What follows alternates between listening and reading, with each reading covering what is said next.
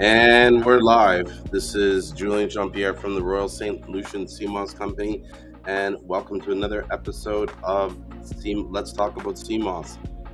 Oh, such a busy day, and still not over.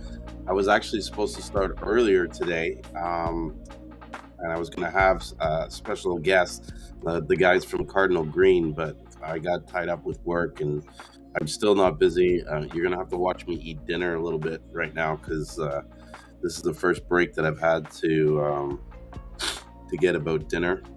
And so, yeah, I'm going to open up the clubhouse talk. Give me a minute to drop in the link if you want to join in as a guest.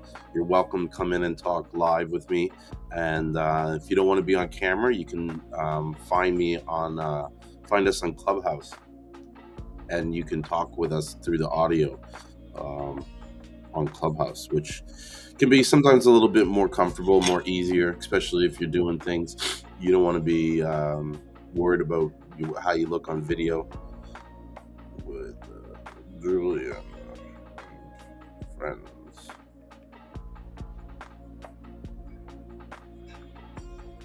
Let's see. Today, I'm just trying to do it tomorrow.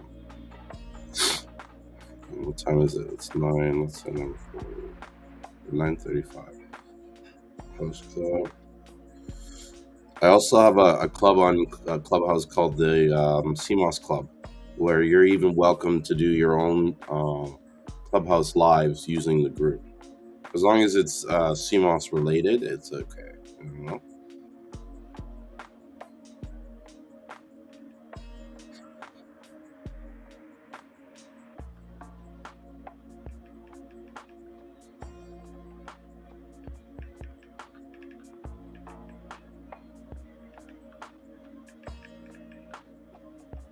Okay, all things related to Seamoss.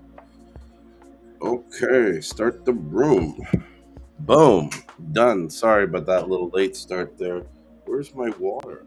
Oh, there it is. Yeah, you get a sip of water. Hi, Shan. Is that? I hope I. Oh, she's gone. Some of these people pop in the room quick and they're out. You know. Oh. So, what do you guys want to talk about CMOS today? You know. Once again, I didn't really have anything planned to discuss. Although we always find interesting topics. That's how I find we find the most interesting topics. Really, is by just having random, like nothing programmed. You know what I mean? Just having it all sort of free flow and be random. Here comes my dog. Ew. What's up, Mason? You know you came down to say hi to me, right? Can't see my dog in the camera. He's there.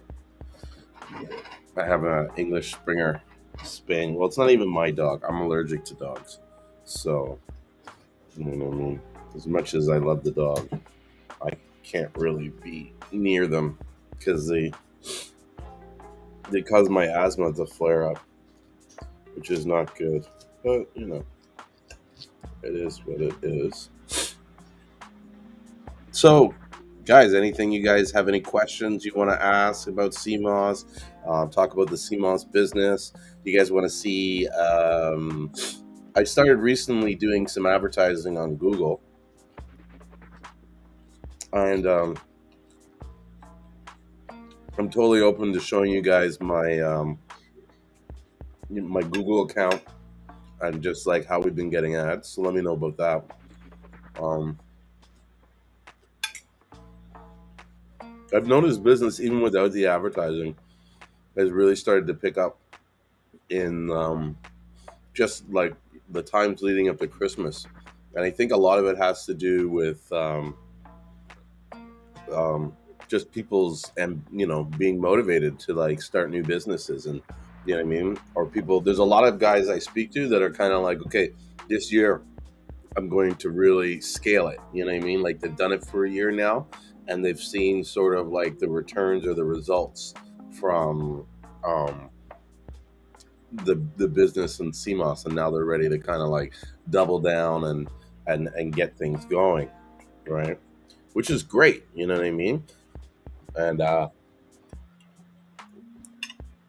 beginning of the year is always a good time to do like a fresh start, you know what I mean? And really sort of like put new plans in, new ideas. I think that was one of the things that we were going to talk about tonight with the guys from Cardinal Green. Or at least I wanted to ask them is, how has their business grown over the years? What things have they changed, or what they do now that they didn't do in the beginning? You know, those kind of questions to kind of figure out, because no one starts the same, when they start the business. They are always changing. I always see business like running a business like operating a ship. You have your end goal and where you want to go, and you plot a course to get there. But all the time, weather conditions or um, physical physical conditions and stuff like that will cause you to go off course. And in your business, you have to be able to operate it in a way that, if you need to change course or you need to adjust your direction, you can do that and still be able to reach your end result, your end goal. You know what I mean? That's somewhat important. Well, I had a couple sales after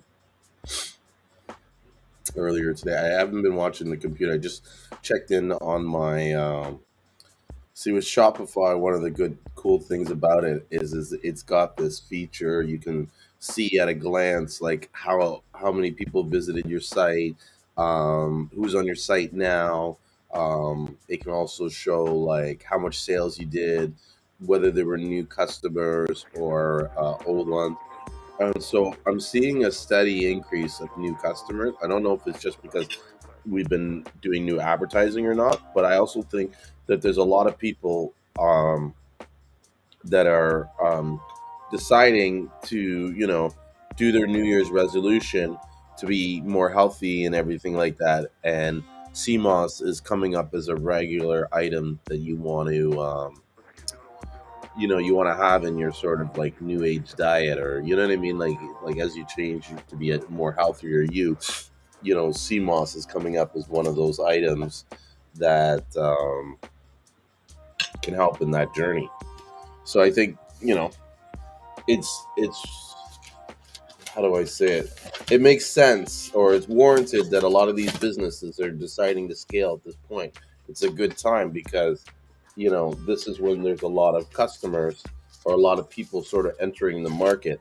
And it really comes down to who's available to service those people as they enter into the CMOS space. And if you're available, you know what I mean, you can use that to your advantage and get new customers and grow your business.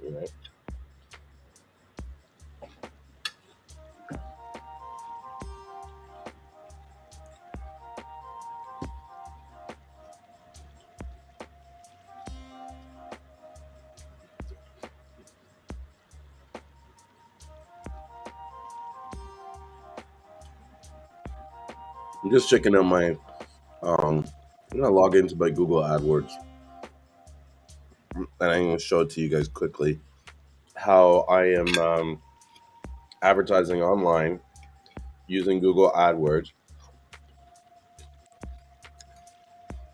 and the kind of results and the costs that I'm getting.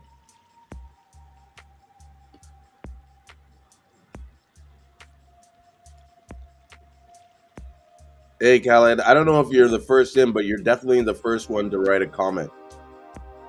You know what I mean?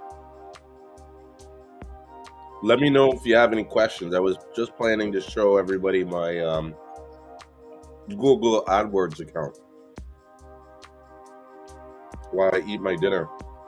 I have a beautiful dinner today. I think it warrants a showing off. This is a salmon dinner, rice. My daughter made these. These are what do I call them?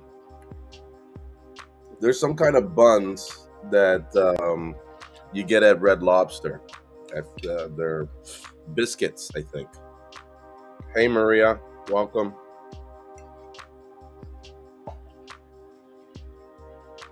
Hey, how's your Sunday night going? Good.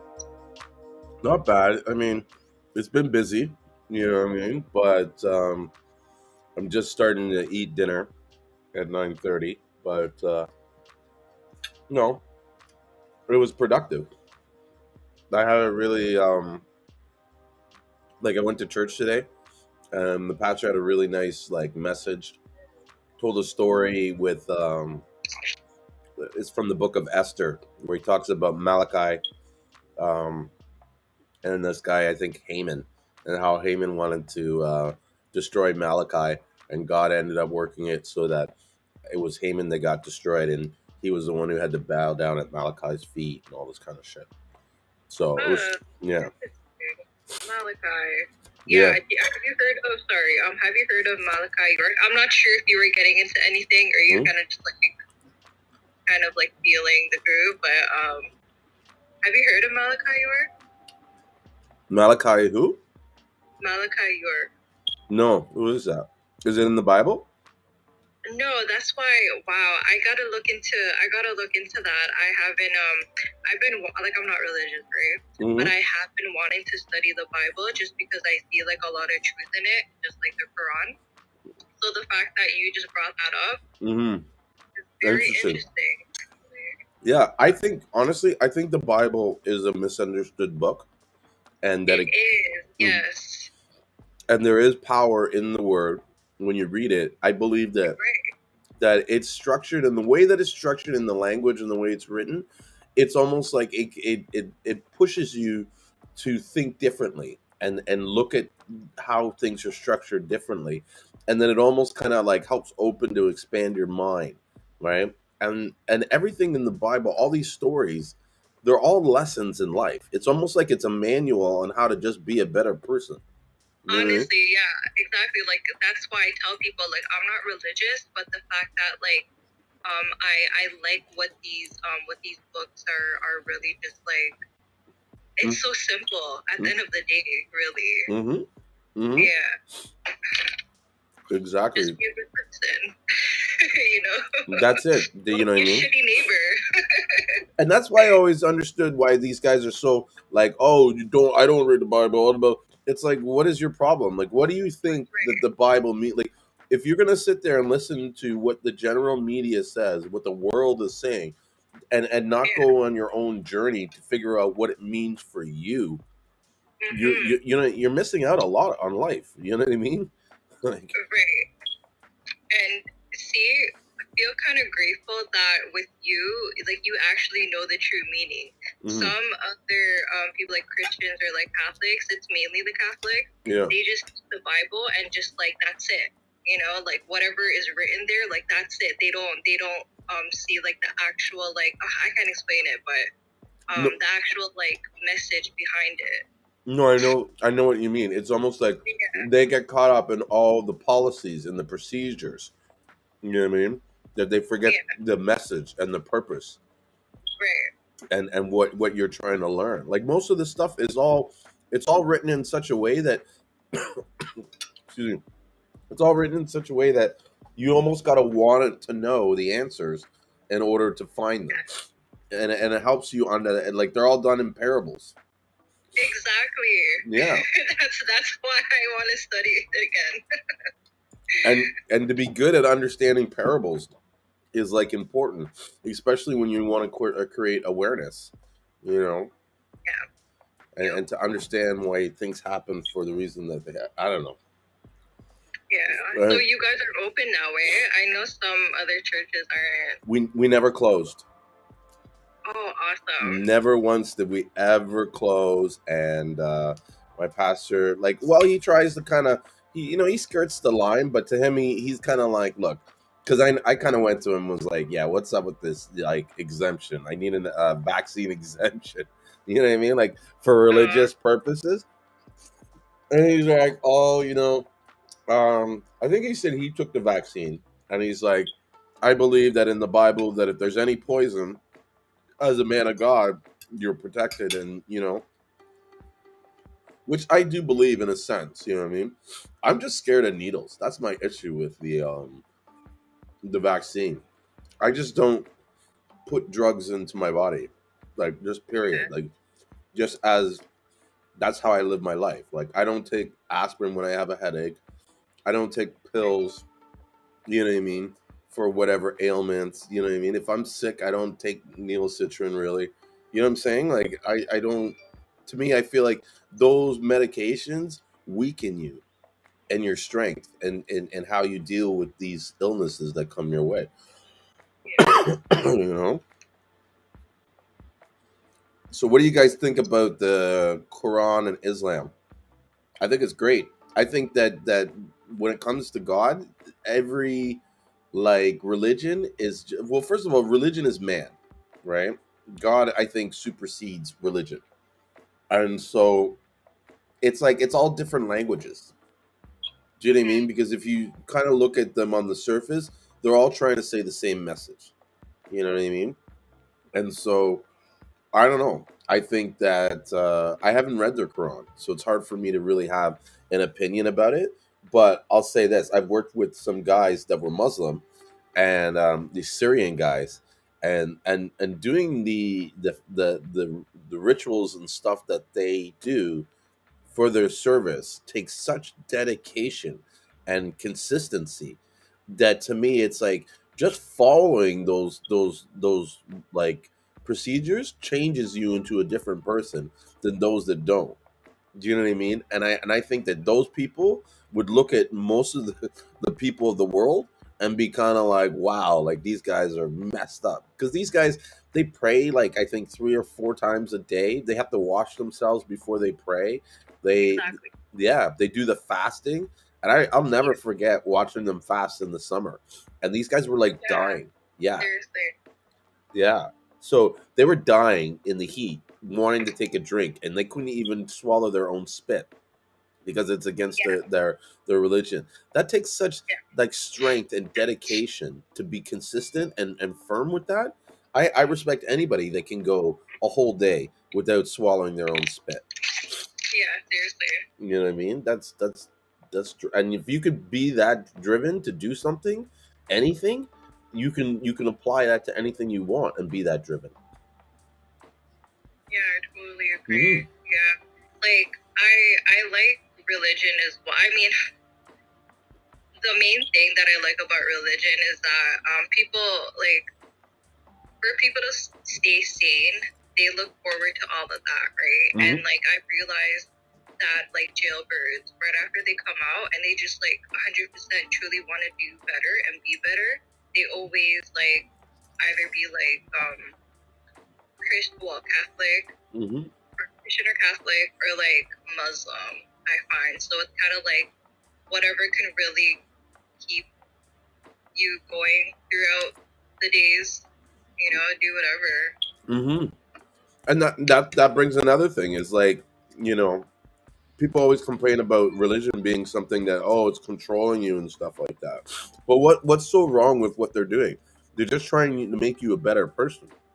You know what I mean? Yeah, Like some of these people coming out of jail, they need the control. They need that savior. They need that correct. that True. structure, and to say you need to do, Exactly. yeah, like you need to like worship God. And I believe that there, when you go into a church, especially a church that I would consider like an alive church. Like my church is an alive church. They're singing, they're praising, they're worshiping. You know what I mean? There's something about the energy that's released by the collective people in the group that are onto the same sort of frequency. It's powerful. Do you know what I mean? And there's a lot of times when I feel the spirit coming into the room, like literally entering itself and saying, "I'm here," and just seeing the collective reaction of the people. Because part of my job in church, I run the social media department, so I do all the live streaming. So I run the cameras. Like I have a team of kids that I work with. And actually, I lie. I should stop saying it because I'm trying to get away from being in the media department. I was managing it. Now I'm trying to pass it on to the kids, right? And getting the kids to kind of manage themselves. That'll be nice for Yeah. Oh no, they're loving it. Like, because now all of a sudden they've given their this. like sense of responsibility and stuff. Like, hey Janine, I just want to say what's up. Oh, But happy born day, girl. That's the balloon. That's what it means. oh, is that what it means? It's her birthday? Hey, hey. But just to finish what I was saying, right? Happy born day, Janine. Hey y'all. Hey. So it's funny, it's actually not my birthday. It's a 1 year anniversary that I've been on Clubhouse. Oh, is that so? Okay. Oh. Oh, I know okay. it's weird. I thought it was my birthday for a second too. They always had you. This clubhouse is getting better and better. Yeah. So much features. But shit, I just forgot what I was talking about. I know it had to do something with religion. The camera, the social media stuff. Oh yeah. So the kids are oh, that's the point I wanted to make, is that sometimes like people look at people and they're like, oh no, this guy can't handle this, he can't do this and stuff. And a lot of times these kids or these people are just waiting for the right opportunity to be put in a position where they feel like they have a sense of responsibility. You know what I mean? Like a lot of these kids want sort of like respect. They want to feel like they're important, and when we don't give them an opportunity to try and like have some responsibility, it's almost like you you cut them down in a sense. Do you know what I mean? And you demotivate them. And I think there's a lot of kids out there that like they could be great people, but just no one wants to give them a chance to show their greatness. So they just fuck around and just say, ah, whatever. Who cares? I'm not important. Like you got to make kids feel special in order for them to be special. Yeah. No, I'm taking notes right now. Like he's still 3 years old, right? But I mean, oh my gosh, you have much more experience than me. Yeah, I have two older teenage girls, and honestly, they turned out really, really good considering what they had faced with them in their lives. You know what I mean? Like things could have been a lot worse. Like now they're just at that point where there's one that's legal. She's 19, and then I have a younger one that's 17. And so now they're just getting into smoking pot and stuff. And I don't know. It's been like a little bit of a thing for me where I'm kind of like I don't want to come down hard as a parent and ban them because for me, I've always smoked weed. Do you know what I mean? And I've never hid the fact that I smoke weed to my kids. So it's almost like for them to kind of come in and be smoking weed, I can't. Well, not to say I can't, but it's not easy to turn around and be like, well, don't do this and this and that. But what I've tried to do is show them the pitfalls of being too wrapped up in weed. Like, like it's good to smoke once in a while. Yeah, but don't let it rule your life and your control. You know what I mean? And so that's like the worst that they've done is smoke weed. And to me, it's kind of like, these kids could be addicted to heroin, meth, whatever. You know what I mean? It's almost like I don't want to push them away and have them go into an area where someone, you know what I mean, could influence them in the wrong way. So I don't know. It's a balance, and that's the thing I think you're going to learn as you grow up with your child. You have to create a balance with them where you're not too hard, but you're not too soft. And you got to kind of explain things so that they understand, because there's so much confusing shit in this world. Yeah. Mm. So, anyways, let's switch topics. I don't want to be talking about my kids and drugs. Oh, Janine left. I was going to ask her a question, but Yeah. that's the one thing that can be sometimes like with this show. We talk about so much different stuff that it's kind of like, for some people they're just okay. When are you getting to the Seamoss? Well, what are we learning today about Seamoss? But yeah, I know. Like I've been trying to like think of questions to ask too. That's why I kind of get off topic as well. But yeah, no. I am trying to get to like at least like the convenience stores to specific ones in specific areas. Like I don't think my area. I'm not too sure about my area actually. Mm. Um, What area are you in? I'm by like Young and Eglinton, Mm-hmm. but a bit more south. Okay. So like exactly where I am, there's a hasty market. Mm-hmm. And there's like other two convenience stores. There's not much on that young strip. Although there is a really good sushi place. I don't know if it's still there. There's a few. I'm trying to think what the name is. Oh man.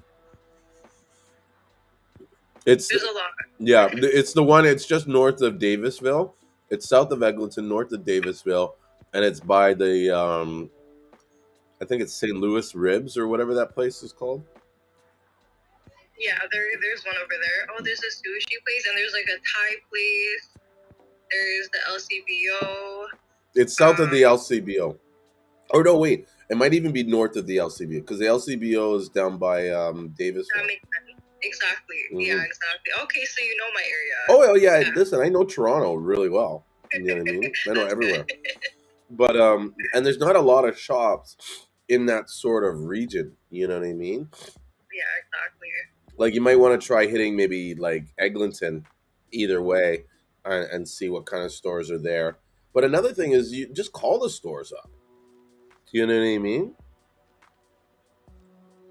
Just hit them up and say, hey, I'd like to, you know, um, make an appointment and speak to someone to talk about my product. I think you might be interested in it. Hey, what's happening, brother? Hey, not much, Dale. Welcome and happy anniversary to Clubhouse. I see you got the balloon on there. Hey, thank you. Yeah, it doesn't seem like a year already, but hey, well, here we are. Yeah, time flies. You know what I mean? It flies really fast, especially this year. It went like a blur. You know, like it was slow but fast at the same time. If that makes sense. Right, exactly. Mm-hmm. All that. Yeah. All of that. So do you have any questions about Seam? I mean, we're just rambling, talking about anything. What was Did you have Man, it? you know what? I don't. I actually I do. I'm trying to. You know, I think you've answered a lot of questions, man. You sent me some info like a while back, man. I've been really, I appreciate it, man. You know, the information and stuff, but Yeah. I really at this time I can't think of it. If I think anything, I'll chime in. Yeah, no for problem. sure. Yeah, those links that I guess I sent you all the links to the research websites and stuff like that on Seamoss, right? Yeah, man. Because I was having a time. I was trying to find out if fake versus real, and all that stuff, man. Everybody was on back then, man. But it kind of helped me to realize, what's going on with the whole thing, No, and it just came a little in depth on the knowledge of the Seamoss, man. But it definitely opens your eyes. I had a Seamoss business, man. It's kind of slow right now. I haven't really been pushing it because I've been doing other things, man. So I've been, just kind of experimenting with it, like making gummy bears and stuff with it, man. But have you tried that, man? Like the gummy thing, man? No, I have not. Although I think it's a good product for people to make. I think for now, for the most part, I'm going to try and stick to just what I do best, and that is just get good quality premium CMOS into North America and ship it around. And I might dabble a little bit in the powder, but I'm thinking about wanting to create examples to show other people, and so I'm going to start like trying to find several people that are good at making gummies, and then start selling their gummies on our website. Like, there's nothing to stop us from selling other people's products, right? Oh, yeah, definitely. So why don't I, and I think that it's important for us as the space grows, this industry, especially in sort of like I don't know, I want to say the black, but maybe the urban or the sort of the home-based businesses. We need to start kind of collaborating and working together so that we can grow our business together. Because Ricky said it before on other talks here. It's only a matter of time before these big conglomerate companies come in, and yeah, exactly. That's a great point. and they're going to come in and have these gummies so low that everybody is going to be selling like everybody's going to be selling the same gummy because it won't make sense making your own gummy. You know what I mean? Because you won't I'm be just able. gonna interrupt you 1 second. And like, what if that ever happens and like the buyers have already gotten a hold of like their product? Mhm. That's it. Like they're just gonna keep continuing to like go to them, you know? So, Yeah, they're either going to go to their product like as a cheap product, but what I see happening is there's companies in like on Alibaba or AliExpress, and if you watch some of these companies that are selling, you'll see it because they all have the same gummy, they all have the same like labeling style and everything. And so what I suspected they're doing is they're going to a place like Alibaba or whatever, and they're getting the gummies made in bulk, which is nothing wrong with it, right? They're probably good gummies. Like I've never tried the gummies to say that they're bad gummies. Why I see it as a negative is because you're pushing the business and the power to all these conglomerates who are then going to be selling us products when we should be really working within our own community to sort of push all of us up. So in some ways, it's like we need to give the opportunity for a local gummy guy, in our community or in our culture, to kind of rise up and be the gummy man, than to go out and try and get to this other gummy, you know what I mean, because they're cheap. And so a lot of people, I think, want to do these kind of things, but there's concern about whether or not it's going to work or not, or how it's going to be perceived or taken. And so I find the best way to get people into something is to just do it, and do it to a certain point where people will watch you do it and say, "Fuck it, let's do it with him." You know what I mean? If like if I do it and I'm okay doing it, then it's gonna give permission for other people to do it, which is what I want. Word. Yeah. Sorry, I know I went on a little bit of a rant there, but yeah, so that's what I'm going to start trying, and I've been wanting to do it for last year. Actually, like put other people's products. I just got tied up with stuff, so I'm not going to be so much making the stuff, but supporting the people that are making it. Because our position, I feel, in the marketplace is to be the supplier of the people that are making these products, and so unless I'm making a product that I'm going to sell to the same people that they can use to sell it, it's almost like I feel like I'm not doing it. I'm doing like a disservice to the people that are keeping me in business. And it's something that I've come to a realization lately is like I need to kind of stay in my lane. You know what I mean? Do what I do good, what I'm better at, and support all the other people to make their products. Because how would you feel if you were buying Seamoss off me and you saw that I was making a gummy and I was pricing the gummy in a way that it was competitive with your gummy? Would you continue buying Seamoss Yeah, off me? You know what I mean? yeah, I get you on that. Yeah, and that's that like one of the things that I try not to do in business. I was a long time ago. I had a computer store where I was working in a computer store. I used to work for Apple Store, and I'll never forget the guy, the owner of the company. He literally closed down the company. And when he made the decision to close down the company, I was like, "Why are you doing this?" And he's like, "Well, Apple's getting into this." At the time, was Apple was getting into their own stores. And he's like, hell no, am I going to operate a business where my supplier is my competitor? I'll never win. He's like, they will always outsell me, and they're going to take so much business away from me. I might as well just close my business now and focus on something else. Do you know what I mean? And so it made me realize that that's what people think. Do you know what I mean? That's what people see. So whether I'm doing it or not, I have to be mindful of these kind of actions that I take that make my customers think that way. Because the truth is, you don't know if the guy's Apple's gonna take business away from you. You don't know any of that shit, but you believe that, and that's almost as dangerous as it actually happening. Like belief is very powerful. People like make crazy decisions on a belief. Do you know what I mean? Which is literally just a thought in their head. There's no proof. There's no backing. There's no. You know what I mean? Like Oh yeah, oh yeah.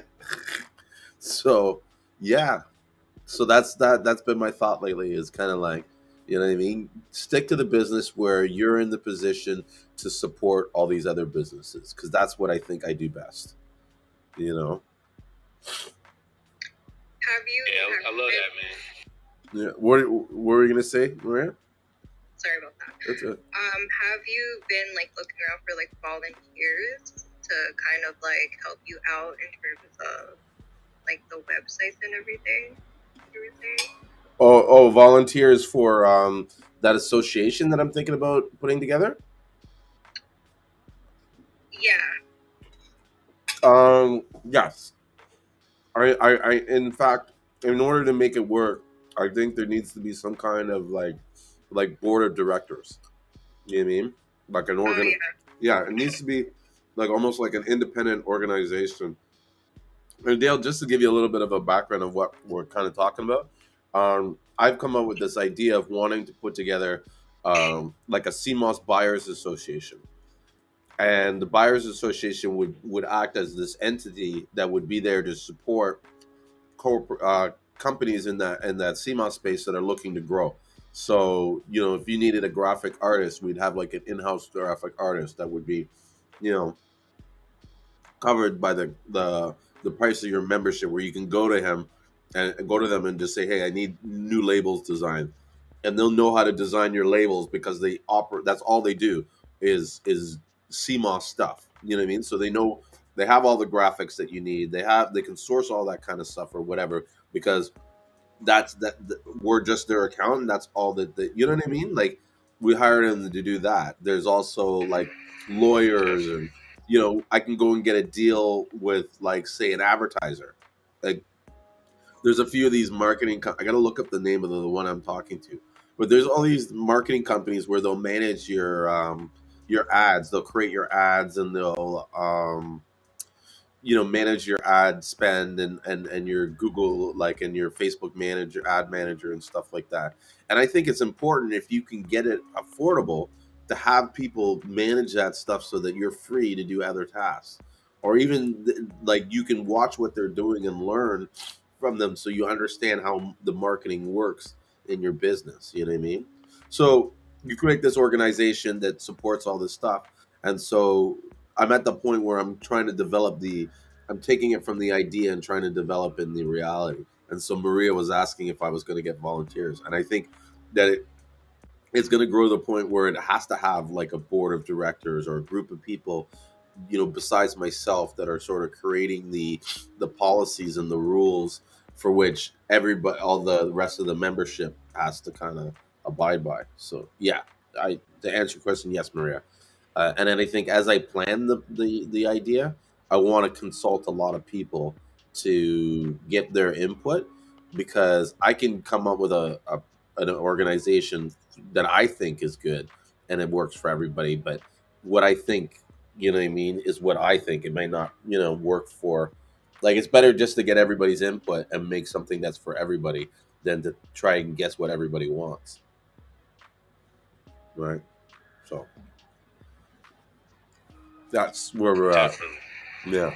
Kind of like a supermarket, man. It's just a little bit of everything, Mhm. all in one spot. Yeah. All in one spot. I like that, man. I love that. Well, and so that's one of the things too that I hope will happen with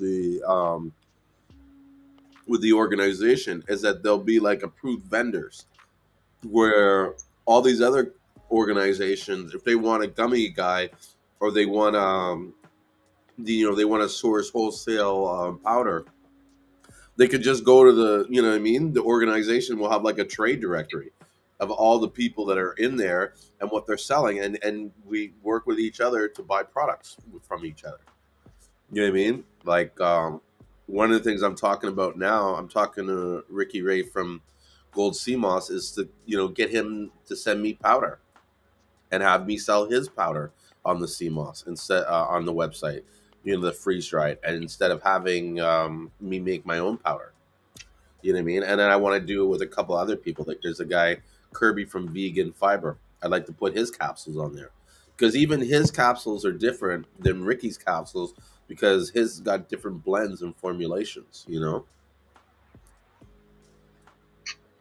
And then imagine you go to the organization and you can almost create your own store without having to buy anything, because you know eventually what's going to get to the point is these approved vendors will almost be like they can turn into drop shippers.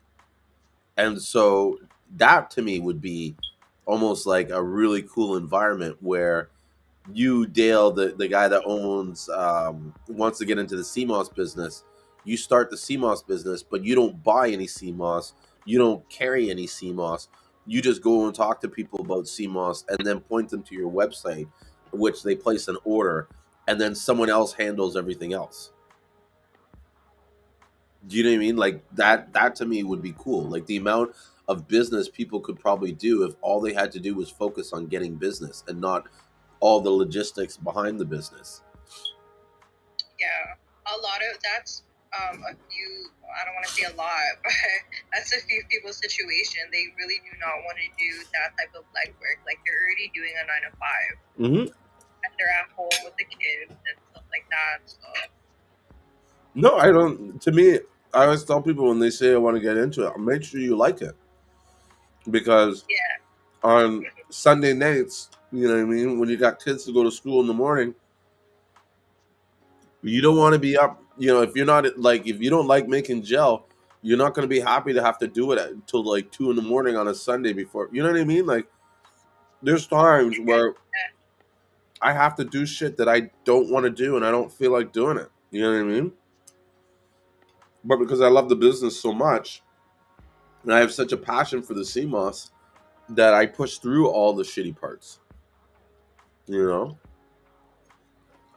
This is probably one of my favorite parts about the industry, like about what I'm doing with CMOS, is this like communication part and connection and networking with other like-minded people in the space and hearing what they're doing and what's going on and just watching. I'm like a people person, or like I'm like a watch us. Like I like watching people's behaviors.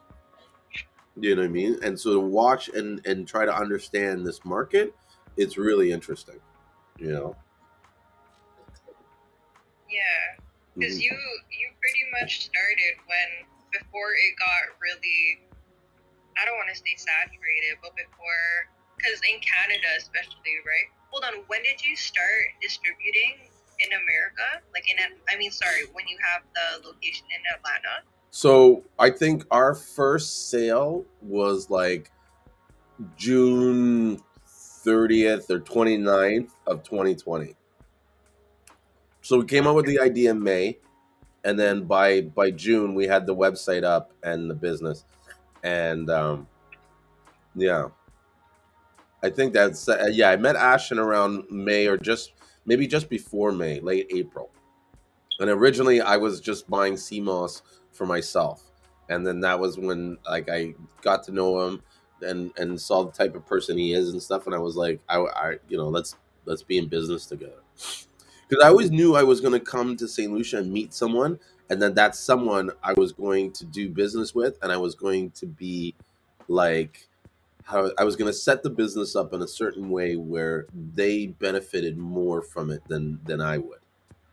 You know what I mean? And so when I met him, I was like, "This is the guy." Like, fuck, we'll do everything, and I have a deal with him pretty much, just like an unwritten deal that like anything I do down there, you know what I mean? We split it 50-50, because for the most part, whatever I do, whether it's real estate or CMOS or any other business down there, I won't be able to make it happen without him. And so even if he's not on the project, I'm still giving him a piece. He he's gonna touch everything I touch. That's I Yeah, always, that's pretty yeah. awesome. I tell him we're Yeah, one. What?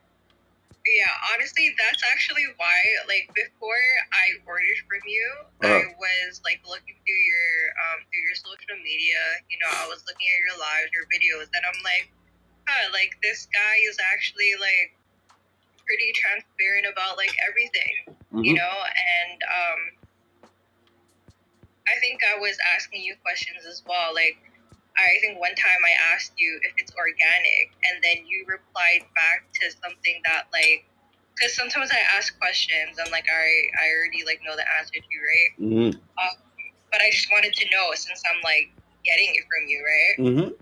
I asked you if it's organic, and then you're just like, every Seamoss is organic. You remember that, right? Yeah. No, and even when you And brought up the believe question, me, I a knew lot of what the. people will not be like transparent about that. So it's kind of like the little things. So that's why I gave you like those like small gifts, you Mm-hmm. know? You know what, too? I would always laugh at guys where they're like, "Oh, my CMOS is certified organic." I'm like, Yeah, "What?" Oh yeah, they get people with that all the time, man. right. Crazy. Yeah, which we could understand, right? But I mean, like for someone to tell you that every CMOS is organic, then Yeah. that's how you know that like they know their stuff and that they wouldn't really like go around like they wouldn't They're not gonna they'll fool tell you you up with what it shit, is. a bunch of shit. Like saying your CMOS is kosher. The fuck? It's halal. Yeah, like it's all. Actually, in order for it to be halal, you have to have The certificate, right? you have to have it blessed, like by Yeah. like it's a pretty serious thing. Because I remember when I was a kid, I grew up in the beaches where like all the kids were rich. So I had a friend whose dad had a manufacturing company, and what they did was they manufactured halal chicken, and this was in like the '90s before halal really sort of like you know what I mean, kind of like became Okay. mainstream where you could buy it in the stores and stuff.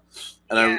yeah, and I'll never forget he had this big like issue where he was in like a lot of trouble because the chickens they were going down a conveyor belt and they ran through some water and the water was supposed to shock the chickens and stun them. And so when they were in the stun state, the rabbi is supposed to pray over them, or the Muslim priest or whatever you would call them, right? He's supposed to pray over them, and it becomes halal, right? What was happening was the chickens were dying when they got the electric shock, and so because the chickens were dead before they got preyed on, it wasn't official certified halal, and so a lot of people were flipping out because he was selling like dead, like unblessed chicken, basically. That's terrible. Yeah, That's yeah, terrible. just Yeah, made me. that's so like did he have his own butcher? Like was it at a butcher or It was like a what? big, like a meat packing company. So imagine like Maple Leaf, Okay. but what they did was they specialized in making halal chicken. Probably for like Indian red. Like there's probably a big halal market before people knew about it, but you had to be into halal chicken in order to find. You know what I'm saying? Like if I'm not looking for halal chicken, I won't know it even exists. So. That's so wrong. Yeah, honestly, like if I ever do eat meat, like I always make sure it's halal, right? Hmm. So I don't even like when I used to buy meat, when I was like transitioning, Hmm. I wouldn't buy it at the actual grocery stores. I would actually go to like the butcher, the halal butcher spots. Like the one there's a really big one on Jade and Wilson. Hmm. That's a really good spot. It's I think Turkish Yeah. or Afghani, one of those. You want to be careful with a lot of those supermarket places because they're all Exactly. profit driven, right? And they'll Exactly. put a product out there that might be 50-50. You know what I mean? And Right. just be like, "Oh, you know what? If it sells, it sells." You know, that's crazy. Yeah. I asked my company, the one for the conscious Christmas. No, sorry, for the bladder rack. I'm like, why isn't it halal? Right? Because Hmm? it's kosher, but it's not halal. And then they're just like, they pretty much just don't want to pay for the. Is it the certificate? Well, you got to have a rabbi pray over it, or not a rabbi, but like a priest. In order for it to be halal, they have to do like a ceremony over it to bless the food. That's what makes it halal. As far as I know, that's the only thing that really makes it halal is the fact that it was blessed before they Yeah. Yeah. The before they seaweed. packed it and stuff. So that's like to me, it's like okay, like halal, I can understand you making your sea moss because it has to be blessed. But to say like it's organic or to say it's kosher and stuff. I don't know. Maybe there is a procedure with kosher to keep it kosher, but CMOS is CMOS, man. Like I don't understand why one would like be like, oh well, this is not organic. I'm not having this. Yes, yes, yes. Yeah. So, anyways, so let's switch topics. So, Dale, tell me, what's your plans? Because I think we started talking about it, but we got switched on it. But what are your plans for business this year? Like you said, you've been starting the business last year. Are you planning to grow? Are you gonna stay? Just keep it moving. Yeah, man. I'm just gonna keep it moving, man. I have so many other irons in the fire, man. CMOS is one of them, health and just in general. But I've always been in the CMOS for years, man. Mm-hmm. So I'm gonna make that. I have it.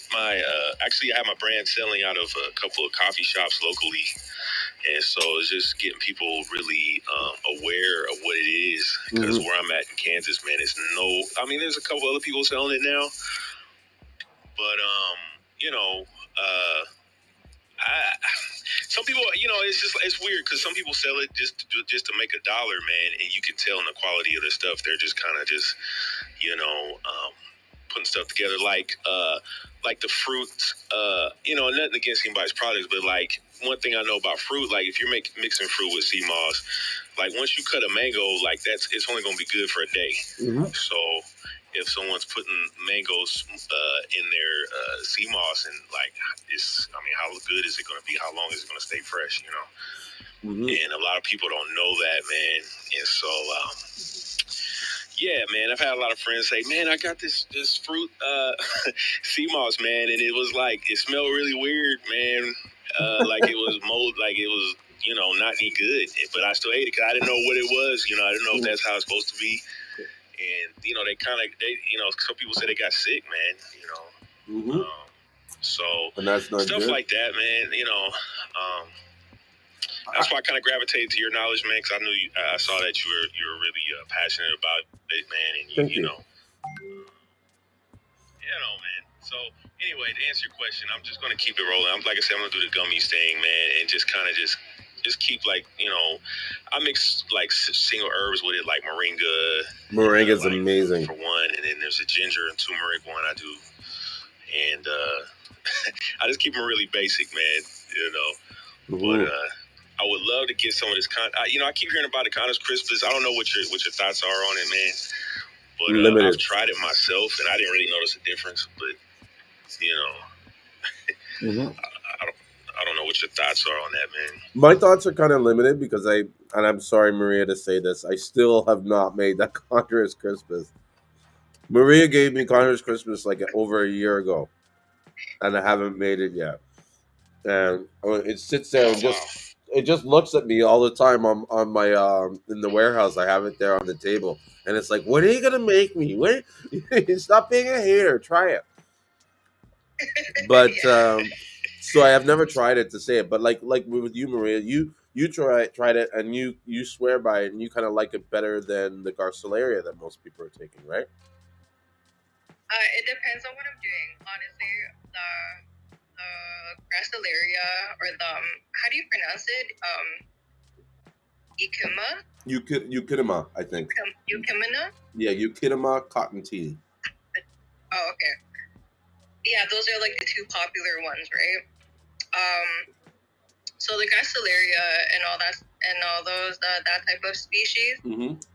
I usually use those when I'm detoxing. Okay, that's when I first started taking, right? Like I started Conjures Crispus last year, right? So when I first, which was like 4 years ago, when I was like constantly taking it, I used to smoke a lot, right? And like I just ate everything before, so I had a lot of mucus, right? And sometimes my sinus would act up as well. So when I was constantly taking it for a month, right?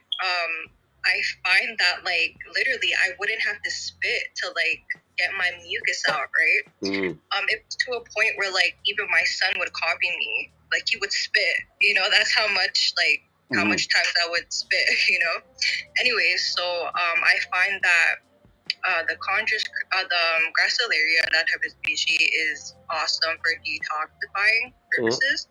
And for the chondrous, it's just more for like the nutrients. Like I personally do believe that it does have more nutrients Mhm. than the gracilaria and those species. Mhm. So when I'm not detoxing, I do take the chondrous. So it really depends on you, but people love it equally. Mhm. Like when I first started chondrous, I didn't notice anything different as well.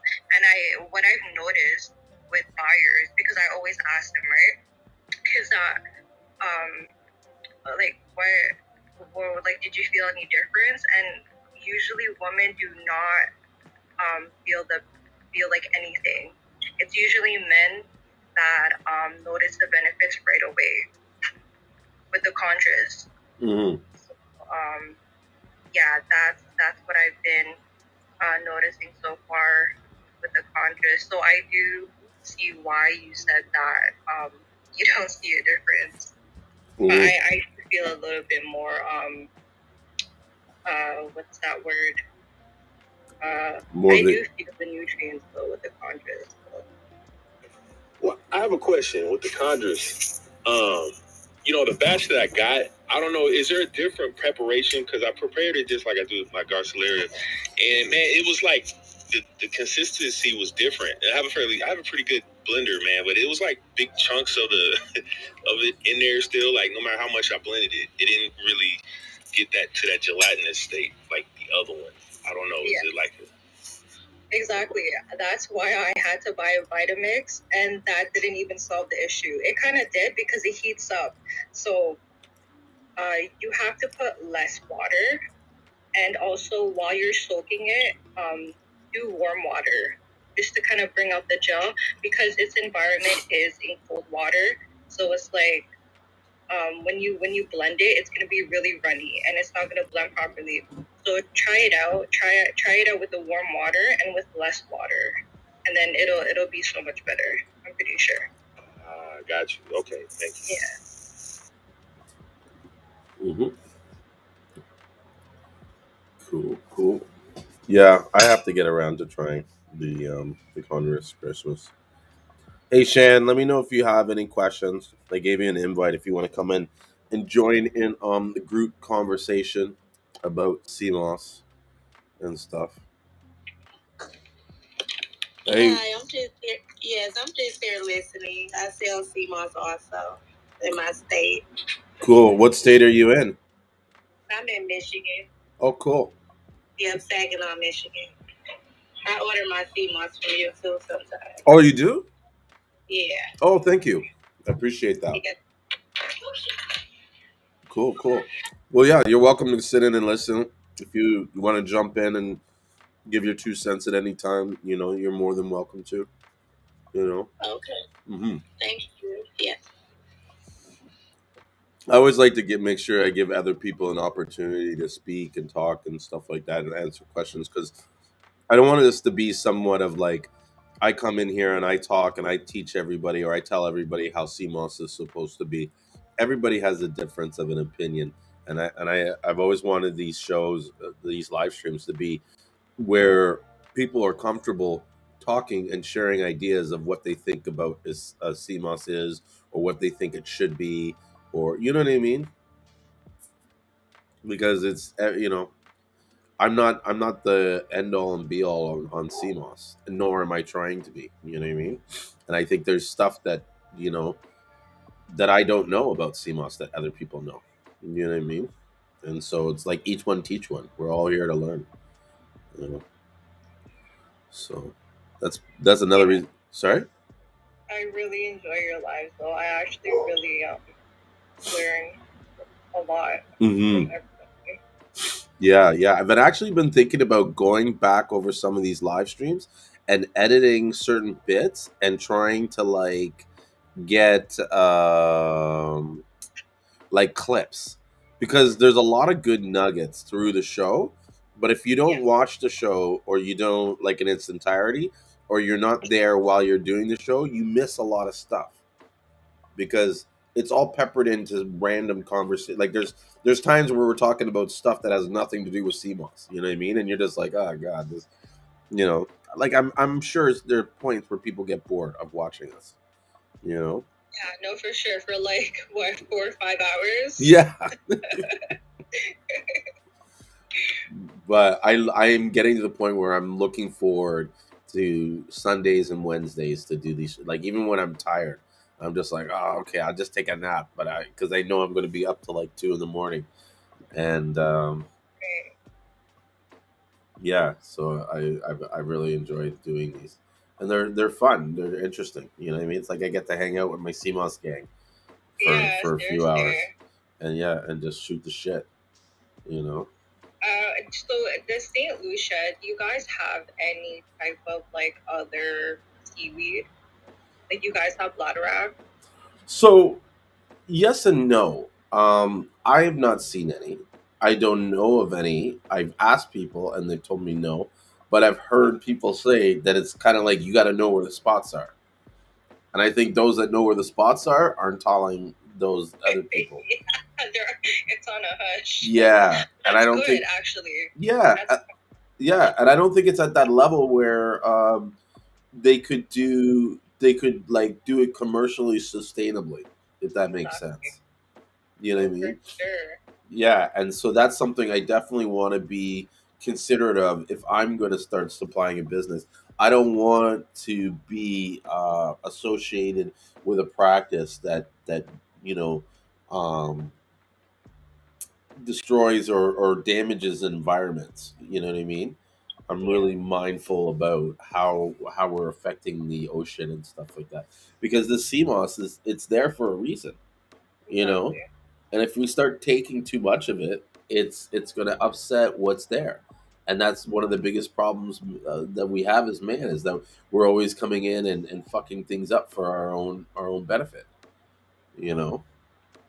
Yeah, it's like what's happening with the fish. There's like a decline now. Yeah. Well, you see how they farm fish, or they're not farm fish, but how they capture fish in the ocean. It's like With all that plastic too. yeah, like they just grab one giant net and then they just, you know what I mean? Whatever gets in the net that, you know, and there's a whole bunch of shit that they don't want that just dies like indiscriminately. Like that's not cool.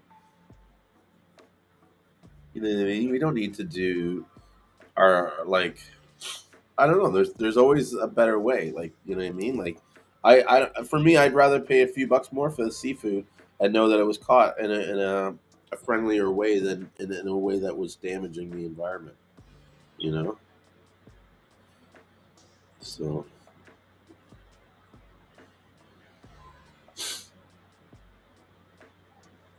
Yeah, it's like happening everywhere now with the sea moss. yeah, the sea moss is you know, and that's like sort of one of my concerns when they talk about the wildcrafted and the thing. It's like, you know, guys, if we all had wildcrafted sea moss, it would devastate the ocean because like the stocks would be all depleted, and you know, um, the environment would just be all like messed up, and 'Cause that's the most the ocean like the sea life is like the most important. Like out of like the trees and stuff like that. Like the ocean life is really like number one. Like, really deep, really. sorry, say that again. You kind of trailed off. Oh, I was just saying. What did I say? Sorry, I just lost my thought. The sea life is like really important. Like maybe probably more important than like the trees and stuff. You know? Hmm. Yeah, it is. It's like yeah, like imagine we clear cut a whole province or something. That's what it's like taking all that sea moss from the wild. Now, mind you, since they had the volcano eruption in St. Vincent, there's a lot of people in St. Lucia, a lot of farmers that have said that the sea moss has been giving up a lot of wild sea moss, and so for the most part, most of them are not. They're not cultivating in their farms. Yeah, and actually, there's a lot of people that are walking away from the CMOS business, which In is, that area. huh? In that area. And just in Like just well, in St. Lucia in general. I've oh, spoken to some farmers that have told me that people have decided to get out of, because last year, when it was sort of like at the height of the mhm.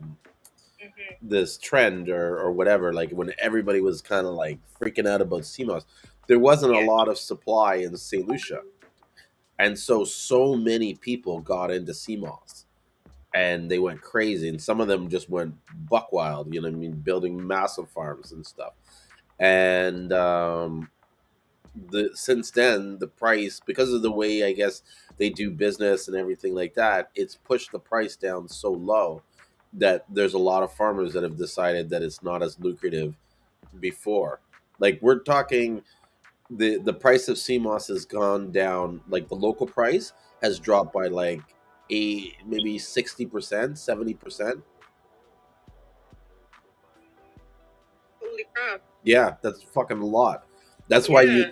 that's why you'll see me on some of these live streams where I'm kind of freaking out on people saying, stop trying to, break down these farmers, stop trying to get the cheapest Yeah. price. Because honestly, like they're not really saving that much. Like unless you're moving 10,000 pounds a month, like that $1-2 is minuscule. It's a few $100. You can make that Yeah. you can make that by selling a few more products. Like don't look at always the cost, like cutting the cost. You know what I mean? It's what you have at the end of the day. You know what I mean? And so, for example, like you could have a good sea moss that's $10 a pound. I could have better sea moss that is like say $14 a pound, right? And because, or sorry, that I paid $14 a pound, right? We're both selling it for say $20, right? You're making $10 off each pound. I'm making let's say $6 off each pound, right? But because my sea moss is perceived a better quality and more people like it, I sell twice as much sea moss as you do, because my sea moss, when people look at it, it just sells itself. They just buy it. Boom. When Yeah. you add in that number, it's like I'm making more money from, like, even though it looks like it's less on paper, because my sea moss is better and I'm able to sell it better. It's like I'm making more money because my sales are higher. And that's something that people, like, I see a lot of people not factoring into their sort of business model, is they're so worried about the cost and how low they're paying for the price, that they're not realizing the quality. Now mind you, if you can get the same quality for, or better quality for a lesser price, it might be worth something to look into. But I see a lot of people just like ready to jump ship and go from one supplier to the next over a dollar, and Yeah.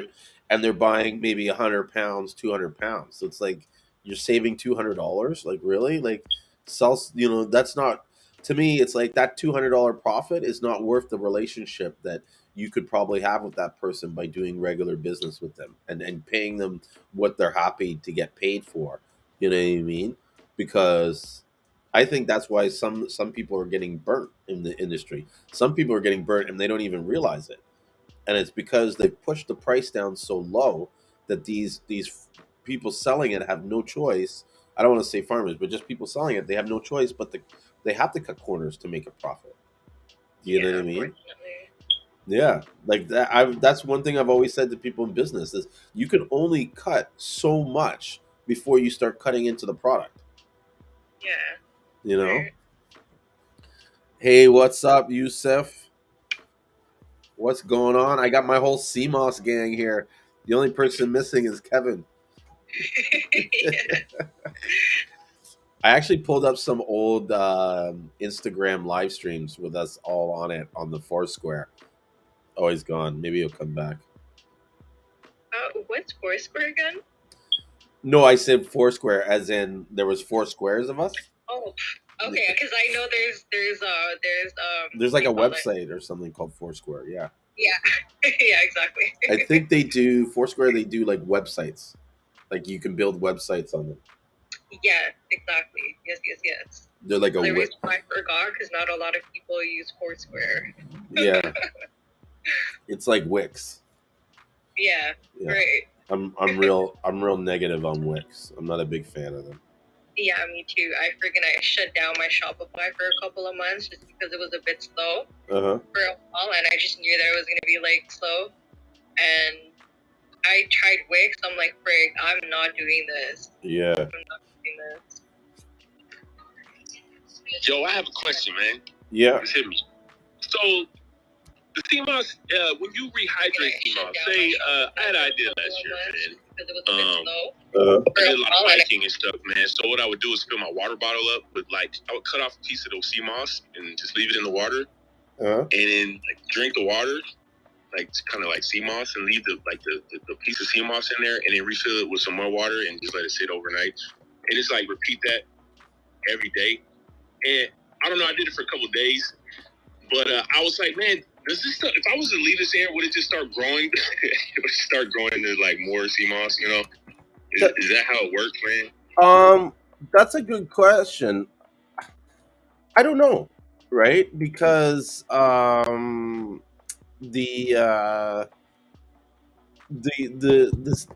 it needs like ocean water to survive. Do you know what I mean? So are you saying that it was growing when you had it in the water, or did it just stay the same?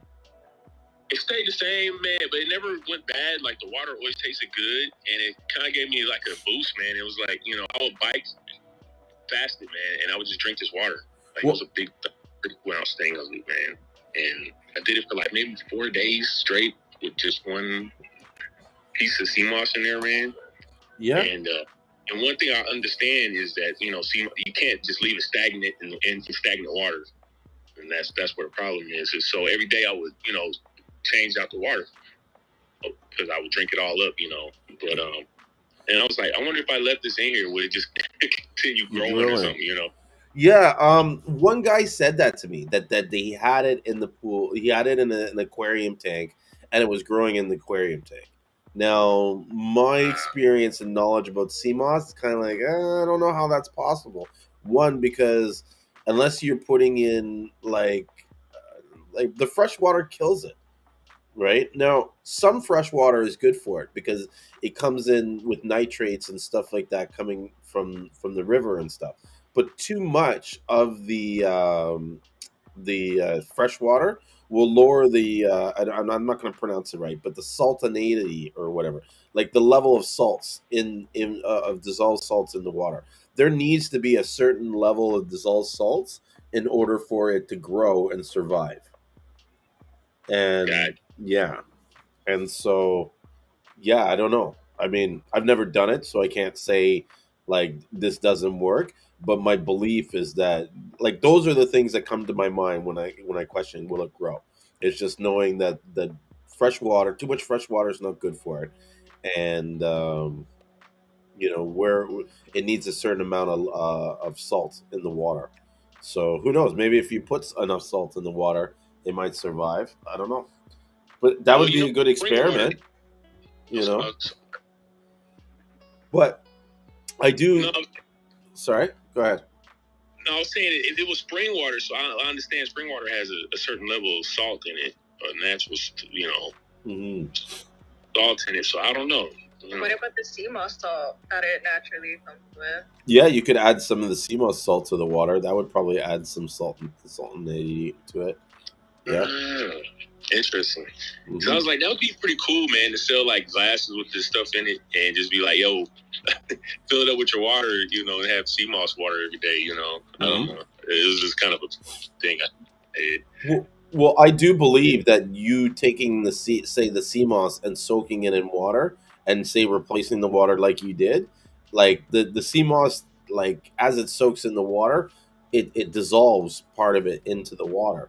So that's probably what you were getting was kind of like the dissolved Seamoss from its soaking, and you know what I mean. That would be pretty cool to try, to make kind of like a Seamoss water, or even like a Seamoss kind of tincture. That's something I started seeing some people coming out with lately, is Seamoss tinctures. Yeah, I've seen that too. I feel like Huh? I feel like it's better. I feel like that's kind of like doing too much. That's my own opinion. I could be totally wrong, right? But I totally feel like that's just doing a little bit too much, and that maybe it's like that's why Asian people they eat it raw. Well, not raw, but after like you soak it, or if it's like freshly out of the The water. ocean. Yeah. Mm. So I don't know. I might try it maybe just for fun, but Yeah. I don't know. I don't think I'd be. I'd rather just do it in gel, really. Mm-hmm. Keep it simple. Yeah. I don't know. It would be a good experiment, and it'd be cool. Like, I don't know. I see soon that there's going to be like Seamoss soft drinks or you know what I mean? Like how they have aloe vera like water or whatever in stores. They're gonna have that, like, you know, Seamoss infused all kinds of stuff. You know what I've been thinking about? Mm. I've been thinking about if you guys have tried the herb sarsaparilla. So they used to back in the day. They used to make that for root beer, right? So I Yeah, actually want to see if I can like come up with something that has like a root beer taste to it. that would be cool. And made with like natural sarsaparilla, you Yeah. know. Mm-hmm. You know, that would be really cool. It would be cool to have like a soft drink or a drink of like not soft drink, but like a drink that you could buy in the store that tasted good, that had good flavors, but also had all the nutrients and stuff packed in it. You know what I mean? Yeah, the water. Maybe the water that we soak the sea moss with. Maybe Mm-hmm. you could use that water. Yeah, you definitely What would have about to filter Seamoss it though. wafers? Pardon? Seamoss wafers, man. What if you like lightly blended it and then put it in a dehydrator, like in cookie cutter things? I don't know. Would it like dry to a crisp, man, and you just eat it? I don't know. Yeah, that It's an that idea. you know what? That's an interesting thing. Like, will it become like you know how they make those nori chips? Yeah. Exactly. Yeah. You know what I mean? That would be an interesting product to have. CMOS like chips that you can eat, and they're just basically thin because you can sort of make like dry the thin like it into a chip. You know what I mean? If you put a thin layer, or Yeah. one thing I'm surprised I don't see a lot more. Like you were talking about the gummies, Dale, but like fruit roll-ups.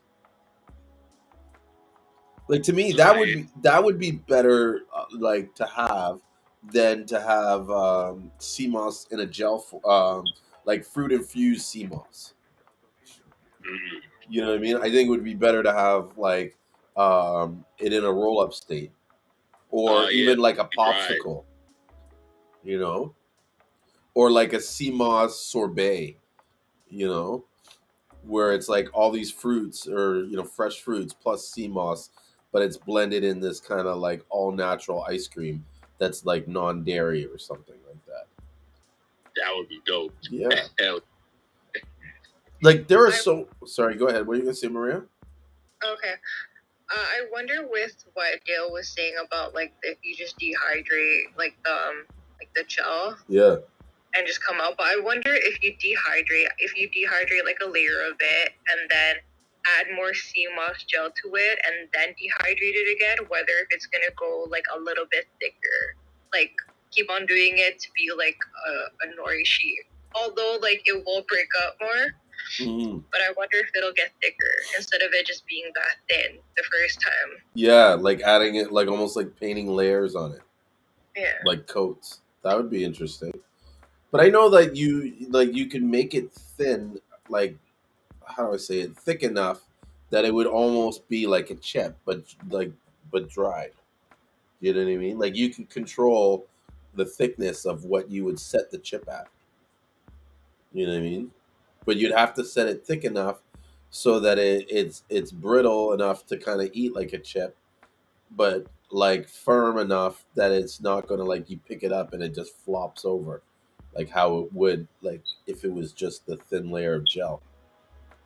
You know, but we're coming up with yes. some pretty cool product ideas.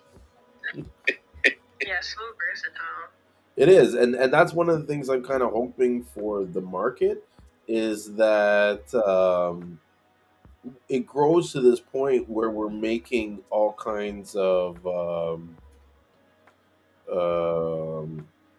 like different products. Like we have an ice cream, we have like a juice or something like that. You know what I mean?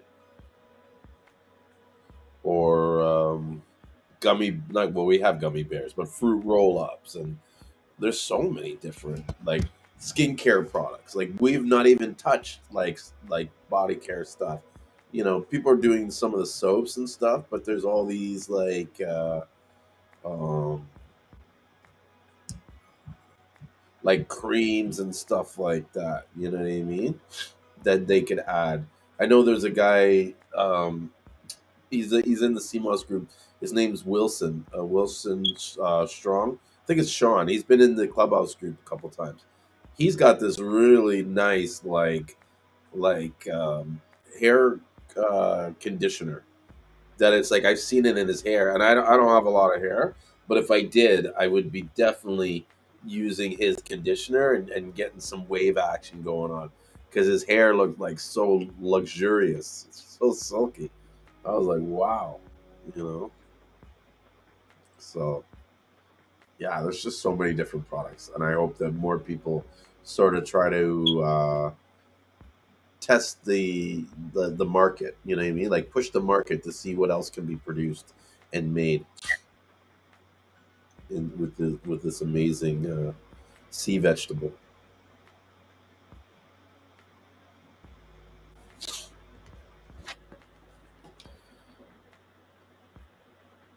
And that was done with my rant. I know sometimes I go on, I just ramble on like crazy. It's needed. Nothing wrong with that. Yeah. Yeah, I see someone on your live. They ask like, how do you make the tincture? It's really easy to make tinctures. Yeah. There's different types too, isn't there? I'm not too familiar with it. I know you can have like an oil based, and then you can also Right. have like an alcohol based. You know, is am I right Yeah. with that, or how do you make tinctures? How are tinctures made? Tinctures is mainly like the alcohol one, the one with the oil. I guess we call it not the extracts. I think the extracts are. I'm like the brain fart right now. I'm so tired. Um,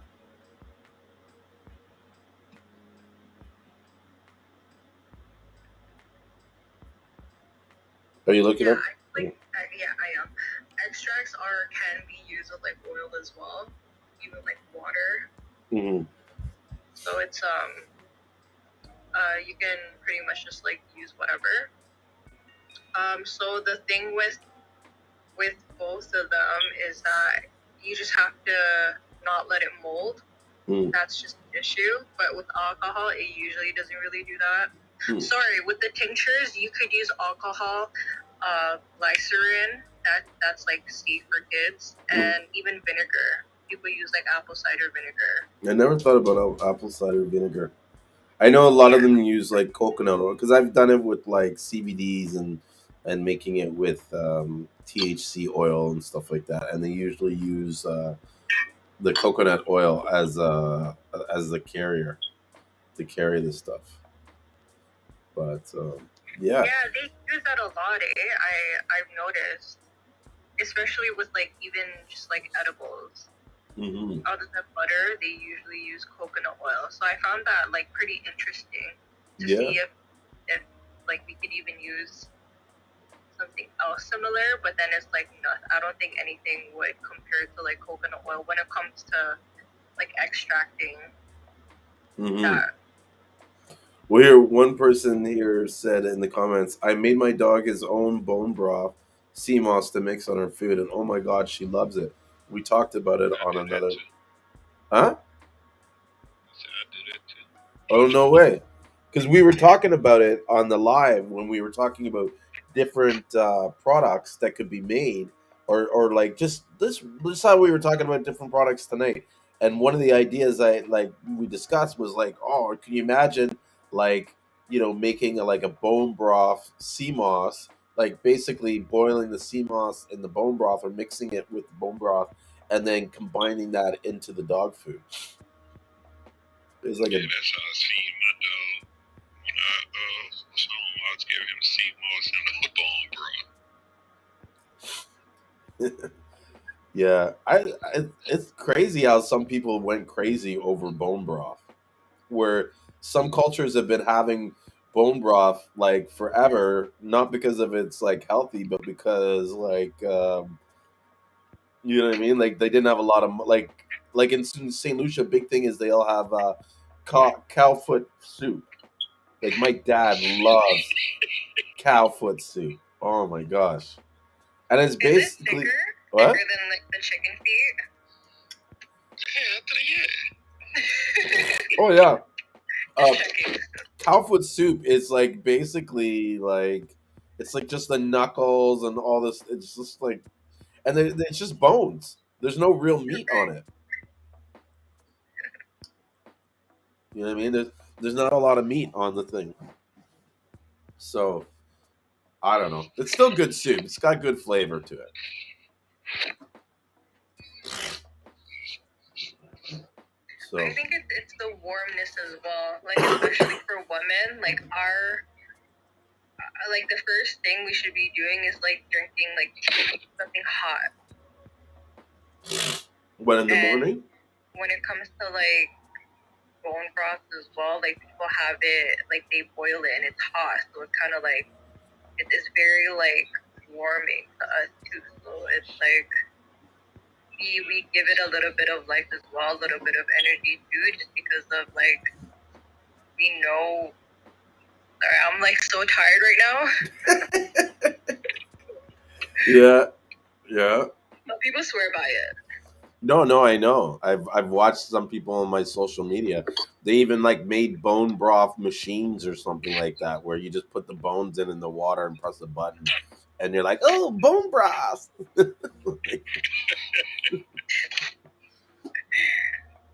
But I've never had it though.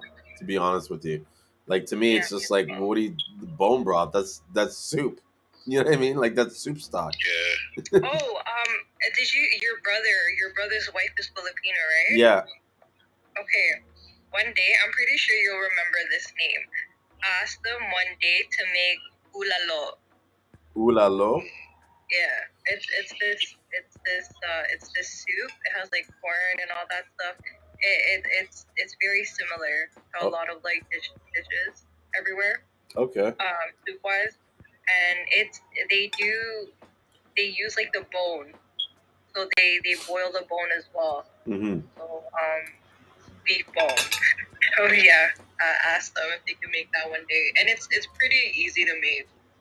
All right, I'll do that. They haven't had a lot of parties lately because of COVID, which Mm. really sucks. Like I can't remember the last time I had pancetta or mango salad, or we made lumpias for Christmas. That was Oh, that that's was good. awesome. That's nice. Hmm. And we made which like she makes them differently. They're not like the traditional lumpias that are like open end. She makes like the spring roll like with the noodles in them. Oh, okay, I know exactly what you're talking about. Hmm. But yeah, we had a big rolling party, and I think we rolled up like a couple, maybe 1,000 of them or something. Like it was like a lot. Really? Yeah, you know what I'm talking about when they have the big rolling party and everybody sits around and talks shit and rolls Yeah. the lumpias. You do not want to do it alone, regardless, though. No, no one wants to do it alone. Seriously. Hmm. Yeah, yeah. So I'll talk ulalo. I'll try to remember that. It's nice. It's so nourishing. So Hmm. warming, Yeah, yeah. I'm actually trying to get my brother to start a business, um, making bacon, smoking bacon. And does he do anything like that or like similar? Yeah, he's into barbecuing, and so like, not to say my dream, but one of my visions is that I see us getting older and retiring and going and being pit masters. So my brother has already kind of like embarked, which is crazy because I never really told him that that was sort of like something that I saw me and him doing in the future. And then he just picked up barbecuing and went crazy on it. And so I was like, oh wow, okay, yeah. It's kind of like it's falling, like the pieces are starting to fall into place. But he's gotten really good at barbecuing and smoking. So he does a lot of briskets, um, ribs, and stuff. But we realized recently that like people love bacon, and bacon's expensive, and the bacon that you have in the stores is not the best quality bacon, and that people will pay more for bacon that they like to eat. You know what I mean? So he makes good bacon. Oh, ask him to try dulse. To Dulce? like, yeah, to make it like a mock vegan. He's not making a mock bacon. If he's married to a Filipina, no, I'm not He's surprised. not making a mock bacon. He look at me like, what? Like, You're why would I waste my time? Like maybe for you know what I mean? Because you're vegan, he can make it. You know. Hey, yeah. what's up, Moss King? Welcome, welcome. What's up, man? Is that your end of the night? You know what I mean? Celebratory wine. Because Yeah, man. Moss King's having a nice like.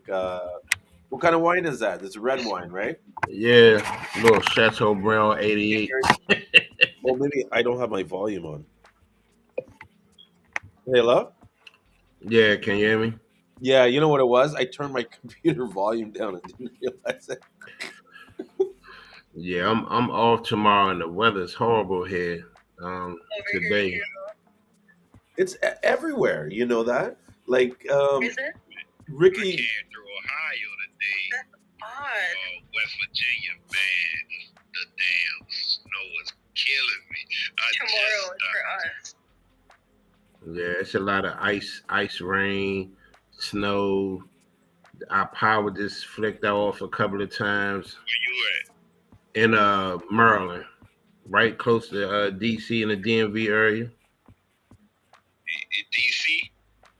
Yeah, I live in Maryland, but I'm just like 15 minutes from DC. It's about to get worse up there too, cause that shit just passed us. Yeah. I just stopped in South Carolina. I drove all the way from Ohio, South Carolina. What is this coming up as? Columbia or something. What's he celebrating? Because he doesn't have to work tomorrow. Yeah, no work tomorrow. Yeah. Yeah. That's So good. this is me showing off, that I can actually come in. I said I didn't have to rush in here tonight. I'm not on no time restriction because I don't gotta get up in the morning. Oh yeah, yeah. You don't have to worry about staying super late. Yeah. Yeah. Wicked. What's going on though? I was kind of peeking in between watching the show with my wife, but what y'all been in here talking about? Not much. I think we were just fuck. What were we talking about last? That's my bad thing. I always forget like my train of thought. No, but it's because we talk about everything in like within like 10-15 minutes. Yeah, it switches a lot of different subjects. But Yeah. I think we're talking about bone broth. That was the last thing. Yeah. And We're feeding, talking about bone broth. and just a And different. also, Sorry, go ahead. Go ahead, Maria. oh, and also like looking for like volunteers with the little community that you're trying to organize. Yeah, with the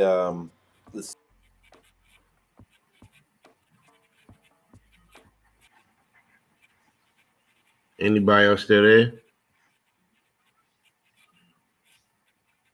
We want to go out, come back in.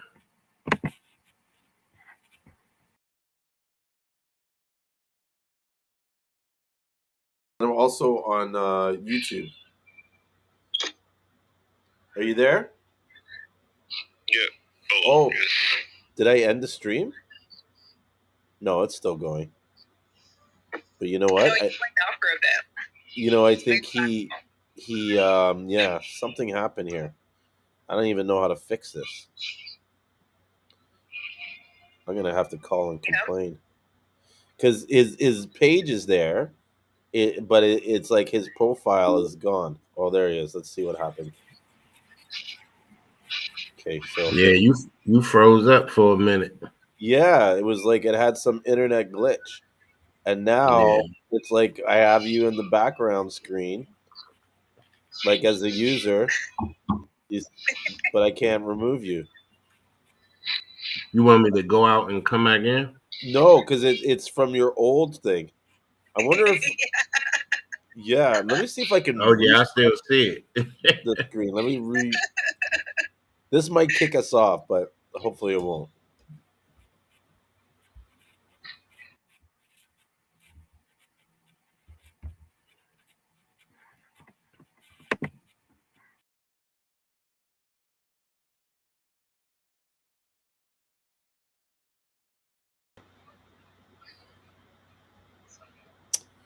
Oh,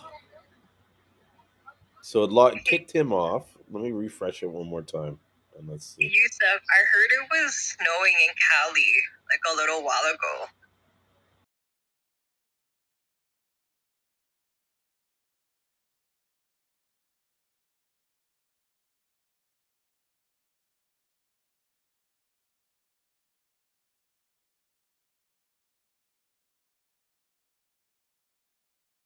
In Ohio, it was like started snowing, and I made it to West Virginia. It was snowing. Virginia, regular Virginia was snowing, and then when I made it to North Carolina, like it was snowing bad. Damn ass out the frame. It took me so long to make it up here. I done lost like 200 miles I was supposed to drive because I had to drive like 40 to 30 miles on the interstate. That's crazy. So trying to send me up to Cali to Utah. I ain't got no god dog on Utah. Damn man. Mhm. Well, Moss King's back, although I can't get rid of that shadow screen. Um, I don't know what happened, and Maybe if somebody else click in, it'll go away. I don't know. uh, Cause I disconnected 3 different times and rejoined, so I don't know why it's stuck there. no, it's a glitch. I think the only way to get rid of it will be to end the live stream and restore it. We'll just keep it there. That'll be our little shadow buddy, I guess. I don't know. Yeah, We'll put a picture of Ricky's face there, but then like I'll do it in post. Pretend I'm like Ricky, you were there, and like look. yeah, man. Crazy times, man. Crazy times. So how was business for you this week? Uh, you know, a little less than moderate. You know what I'm saying? Got a little something off. Um, but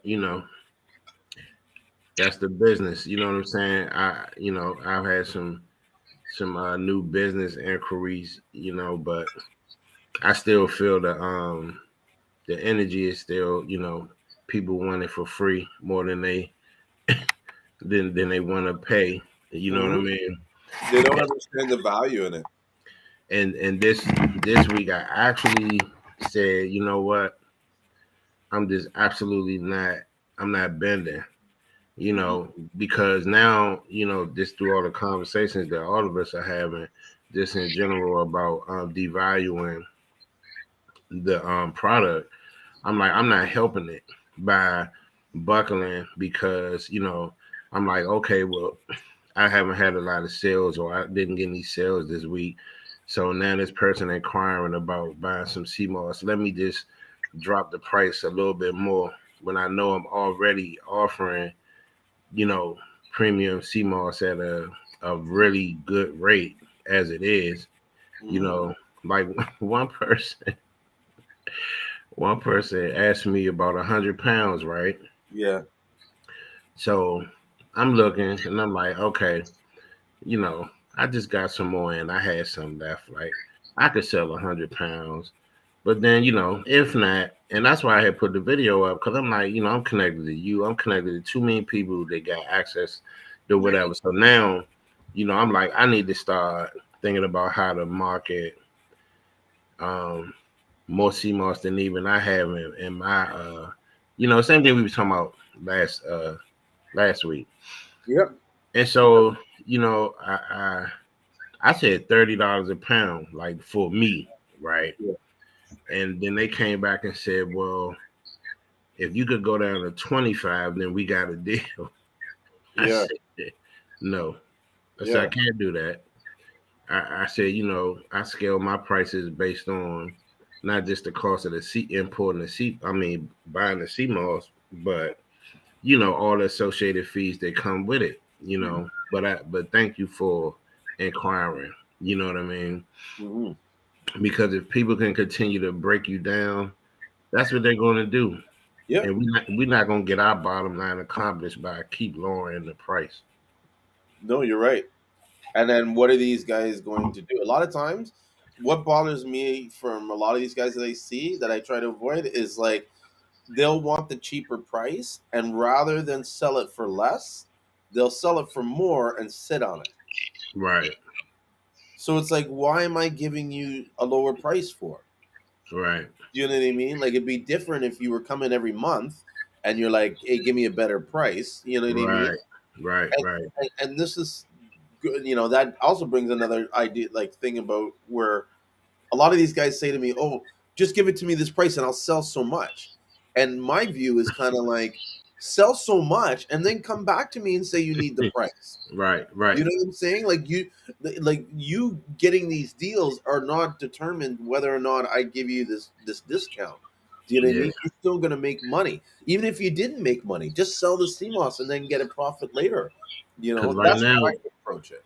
right now, you don't have nothing to stand on to show me that it's even worth me considering trying to figure out if I can lower the prices. Like Rick said, before people asking for these prices, but not realizing that they're not even buying enough to warrant Hmm.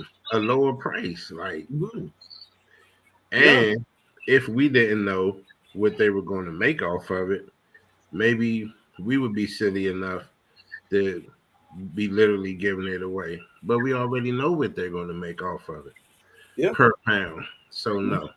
So I said no. I'm not going to. Well, not that I feel like I'm selling it that low, but I'm also not selling it for what I should be selling it for. Mhm. I'm not standing on it. You know what I'm saying? Yeah. So You're not sitting and waiting. yeah, Hmm. yeah. No, So it's a balance. You know what I mean? Pricing is an art form. hmm and I Yeah. do my investigations too, because people come and they'll say, "Oh, how much for this and how much?" Not even an amount, but just, "Oh, how much for purple? How much for this?"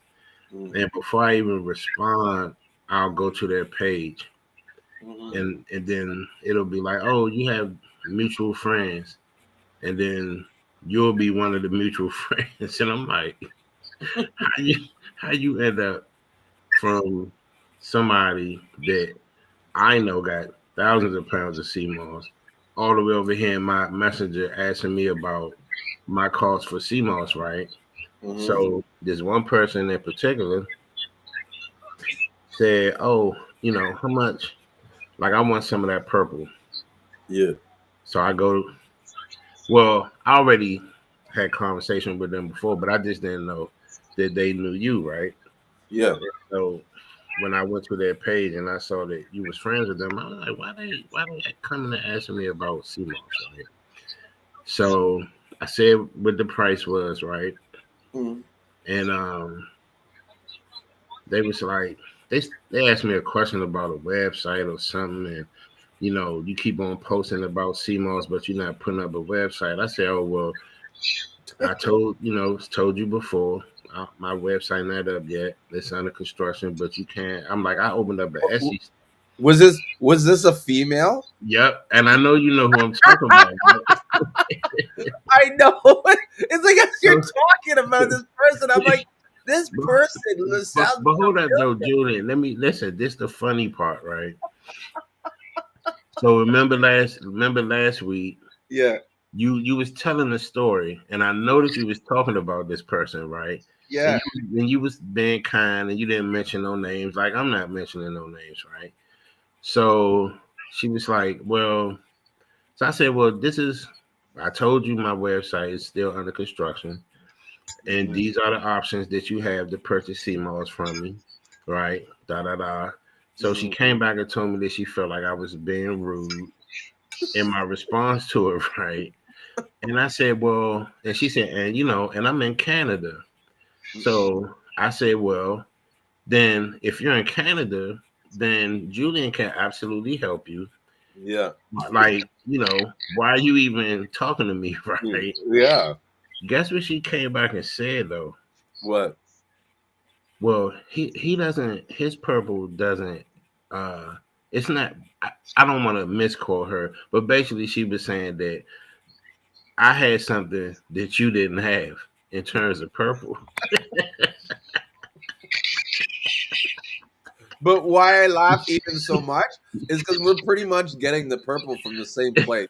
So what the fuck are you Right. talking about? So when she said that, I was just like, I want you to continue to have a nice day. You Yeah, know what I'm saying? I just tried to smooth it out and just go ahead on. But when she yeah. said that part, I was just like, I don't know. She's a I don't know. cool chick though. Your pictures probably look better. Huh? The pictures, maybe. nah, man, nah. That's not. Listen, brother. That's not even in this case. That's not the case. You know what I'm saying? I think Like, she's. Which did she ask you to send a sample? nah, because I'm not. It's not my first time. Like, I gotta be you know, careful. She might even be watching and she'll get mad. that's fine. She can. You know what I'm saying? But you Yeah. know, You know I what? just I Yeah. thought that was funny. Yeah. No, she did. She would call me up, but I'm honest. I would tell her, yeah, I'm talking about you. Fuck It that. It is what it is. is.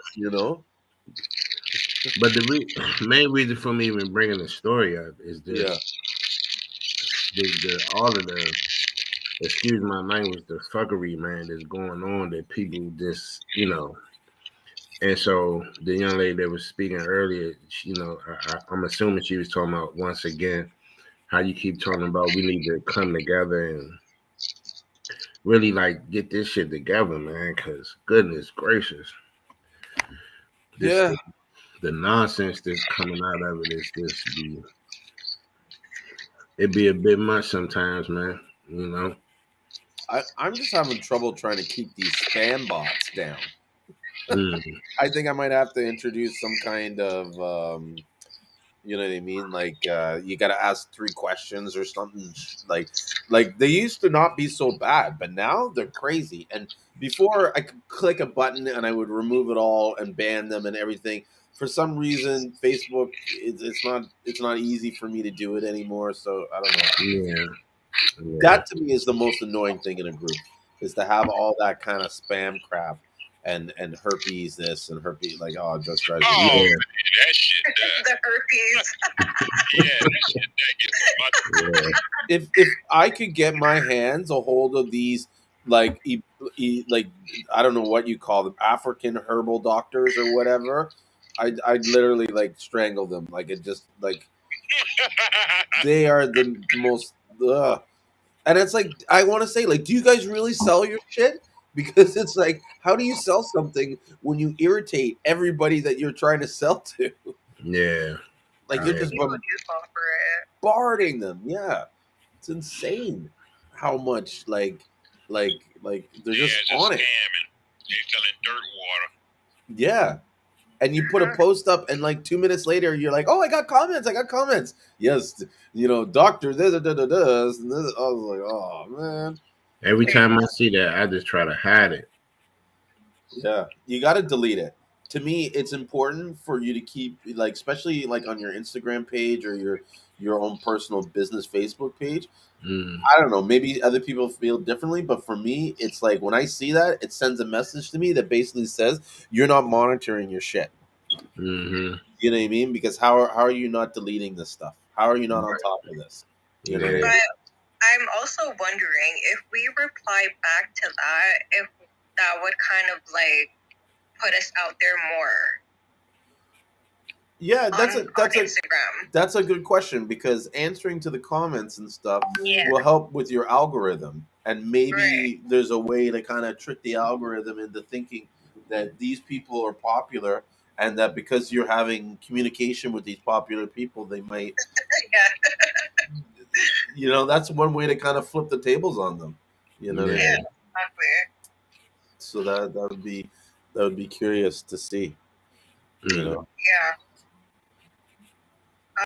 I have a question for the suppliers that do not have a website. Okay. I know a lot of people do kind of complain like, oh, they don't have a website. That's kind of like sketchy to me, type of thing, right? So, wouldn't PayPal be another great alternative? To having a website. Making a transaction through PayPal would Hmm. be a better alternative for the suppliers that don't have a website. Yeah, I Yeah. think it would be good for those, like, mainly in North America. It's a problem for those in the Caribbean that are trying to sell, because Oh, that's great. they the PayPal doesn't, at least in St. Lucia, it doesn't work well in St. Lucia. I think you have to have an American account or a North American account in order for the PayPal to work. So the only real sort of method is Western Union. And some people like MoneyGram, but like the lineup to get into the MoneyGram is like three times as long as the lineup to get like into Western Union in St. Lucia. And you should use what is it called? World Remit. World Oh, Remit. Remit? Yeah, this like that blue one, right? Yeah, the big W on it, There's a company called World Remit. I think.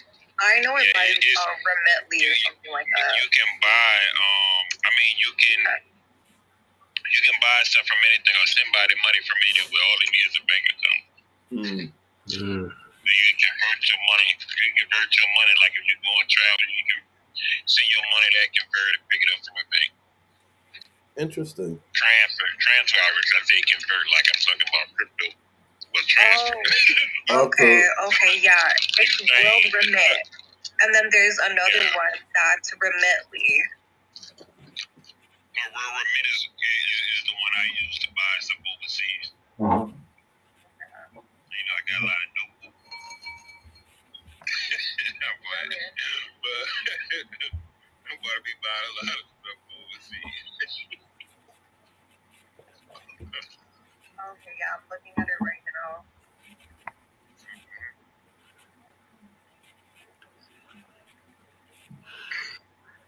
sorry, I'm just messaging someone. Shit.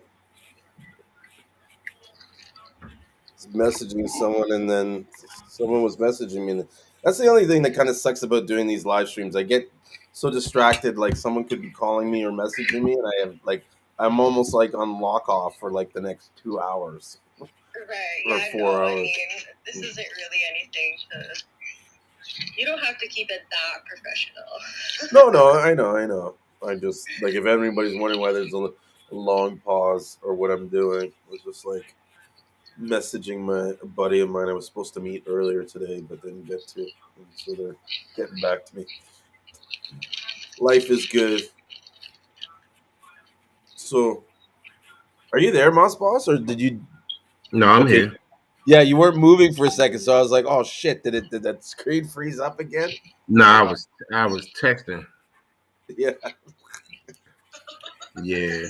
It's like But what you gonna do with this page, Julian? What page? The Seamoss Association. Yeah. What you gonna do, man? Yeah, I'm gonna put something together, or I guess, or about the CMOS Buyers Club. That I'm not sure. Like, I mean, I'm open to discussing it now, but Wait, what's your guys' problem with it though? there's just Or like organization wise, you mean? no. So there's the Seamoss Buyers Club. It's got over 7,000 people in it, but there's just a bunch of like random people like spewing like misinformation or just you know what I mean. There's sometimes arguments about stuff. You know, people are just kind of like there's no real kind of like education component for people. Like so many people there to learn, and there's nothing there to sort of help teach them. And that's what you were kind of mainly talking about, right, Mosque?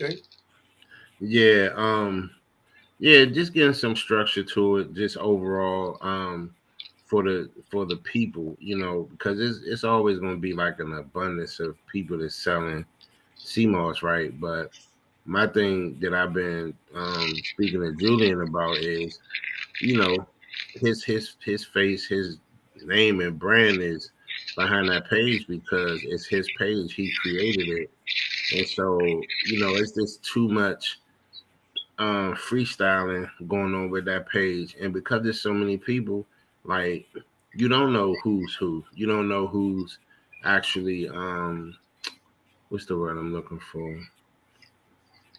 Who's an actual Like valid so. person to like do business with. You know what I'm saying? It's just no real structure to it, and so you know, just as I continue to build a rapport with Julian and just thinking about his character and personality, I just think it'd be a good idea to bring some structure to the page instead of just allowing it to just be free range this, free range that, because that's how people handling it, you know.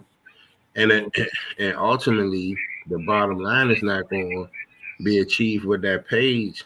The more nonsense that's going on with it. That's why you got people in there now that come in and they like, yeah, like, like I'm getting tired of this page, or, I'm not really feeling this page anymore because it's just too much this going on or too much that going on. They feel like some people feel like they don't know, who to trust.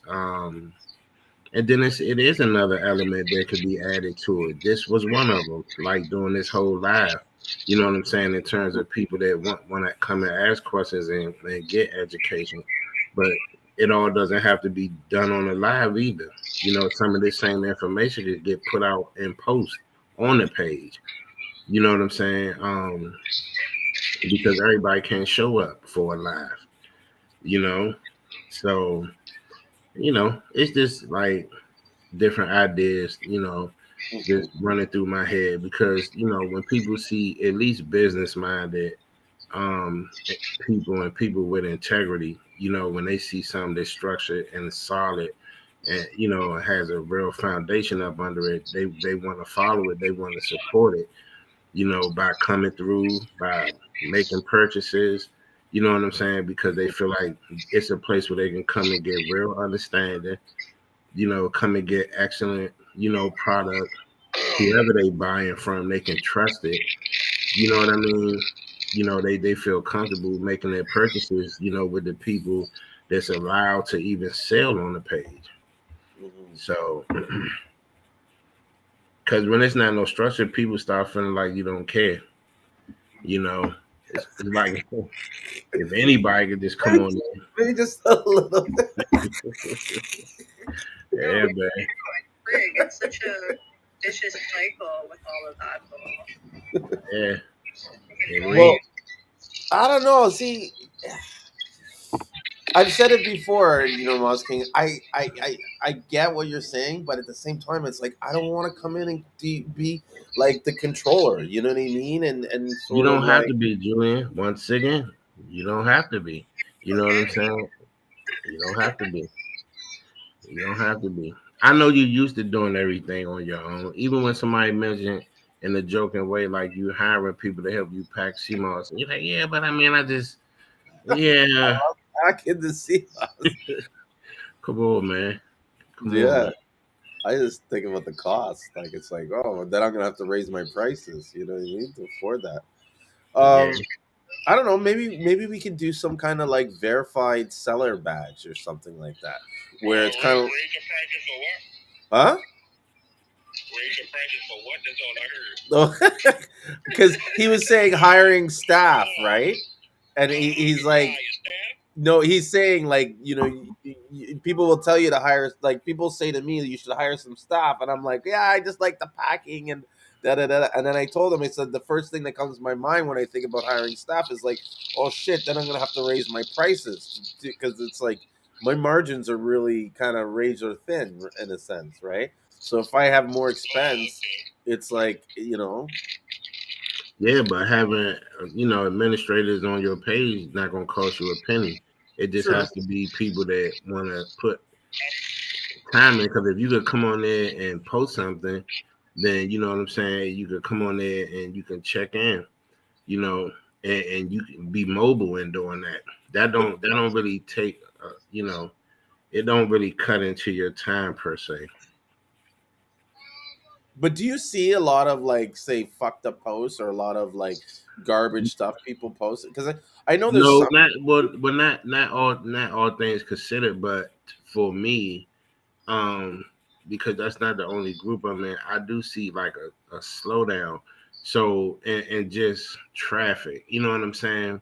Mm, And the only time it seems like there's a lot of traffic is if somebody come on there and say, "I want some CMOS," and then you mhm. got people that just come out of the woodworks that you never even seen before, and it's like, "Oh, I got it, I got it, I got it." You know what I'm saying? That's what confuses me. Yeah, and you know what? Maybe that almost. But see, I can't control people from saying like only these people you can buy from and stuff like that. You know Yeah, what I mean? that's another issue too. Let me Yeah. break it down as well. When I look at other groups of how they handle things, Hey, There what's you What's go. going on? chilling? Hey, Guys, look, Ricky from Ocean or Gold Sea Moss just came online for those in the clubhouse. that's why I was texting. I had to text him and ask him where he was at. Like, man, you need to get in, slide in here, man. No, I was finishing up some grinding, so I had to finish that up real quick. I'll be on a schedule, and Yeah. so yeah, I just finished it up. So now I'm like, okay, let me hop back on this live. I was listening, but I just couldn't say nothing. What's up with you, man?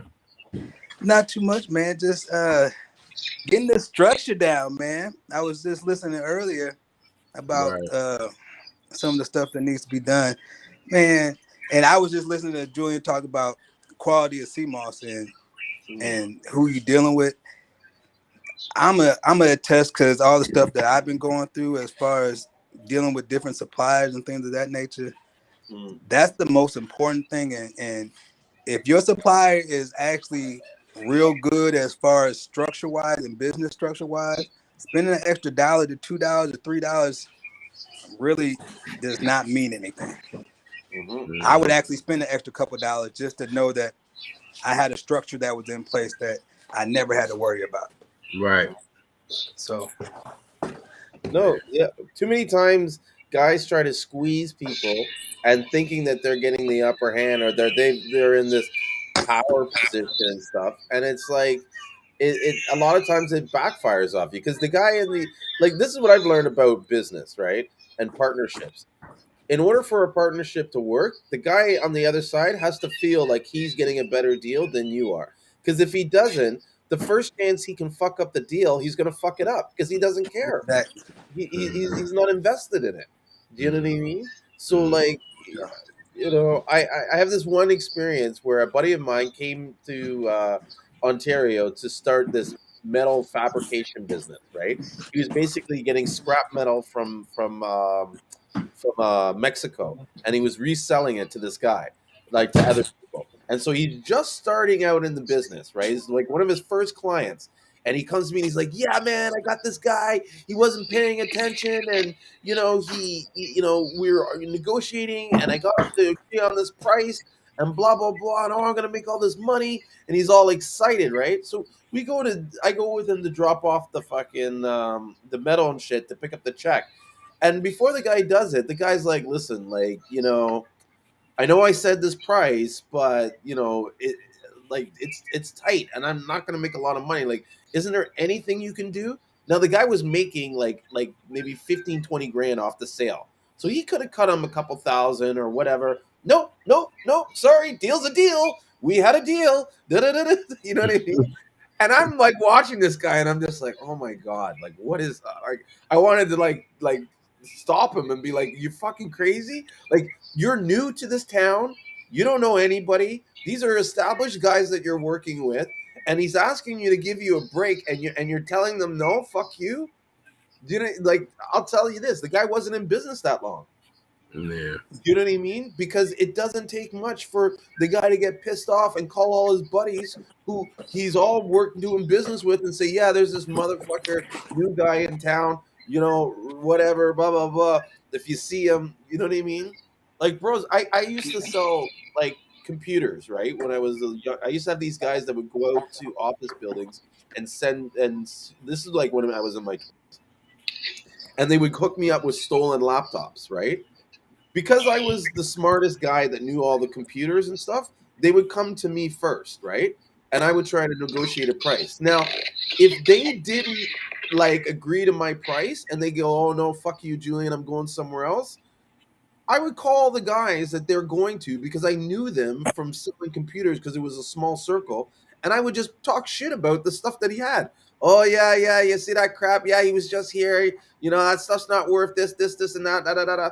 And then he would go around to try and sell the stuff, right? And because these guys need to flip it like that night, like they need to get it out of their hands, because I talked to all these guys, no one would do the deal. So he would come back to me knowing that I had a price. Oh no, no, that yesterday's price is not today's price. You know? And I would fucking squeeze them even more. And it was cause you know what I mean? It was like, don't fuck with me. So my point in telling the story is like you don't know who these guys are. And if someone like if you can give someone a break, just give them a break and have good business. It's the relationships that matter. Right. Right. Do you know what I mean? Because the first chance this guy has to fuck you over, I do. he's gonna fuck you over if he can. But if you gave him a break, he's gonna be like, you know what, Julian's a cool guy. I could really stick it to him, but I'm not going to. Yeah. Those are the relationships I want. Rather than, oh, that guy, that Julian, he's a greedy mofo. You know what I mean? I can't wait to take him out. You know, Mm-mm-mm. the streets are watching. All the time. Hey, oh, another thing, I was just listening to you as well. Speak about kind of what's going on with the page. Yeah. You know what I think? Truly, what happened is that a lot of people are looking for Julian to be a follower of Dr. Sabi. Like, I think after you did that post, a lot of people went the other way because Good. like you know the scenarios, you know how people are. Like they like what it is, if you have your own way of thinking and if you actually stand on your research, then it goes against some things that they're actually going for. So a lot of people would just say, you know what, I'd rather not be in this group because it doesn't go with like with what I'm with. Right.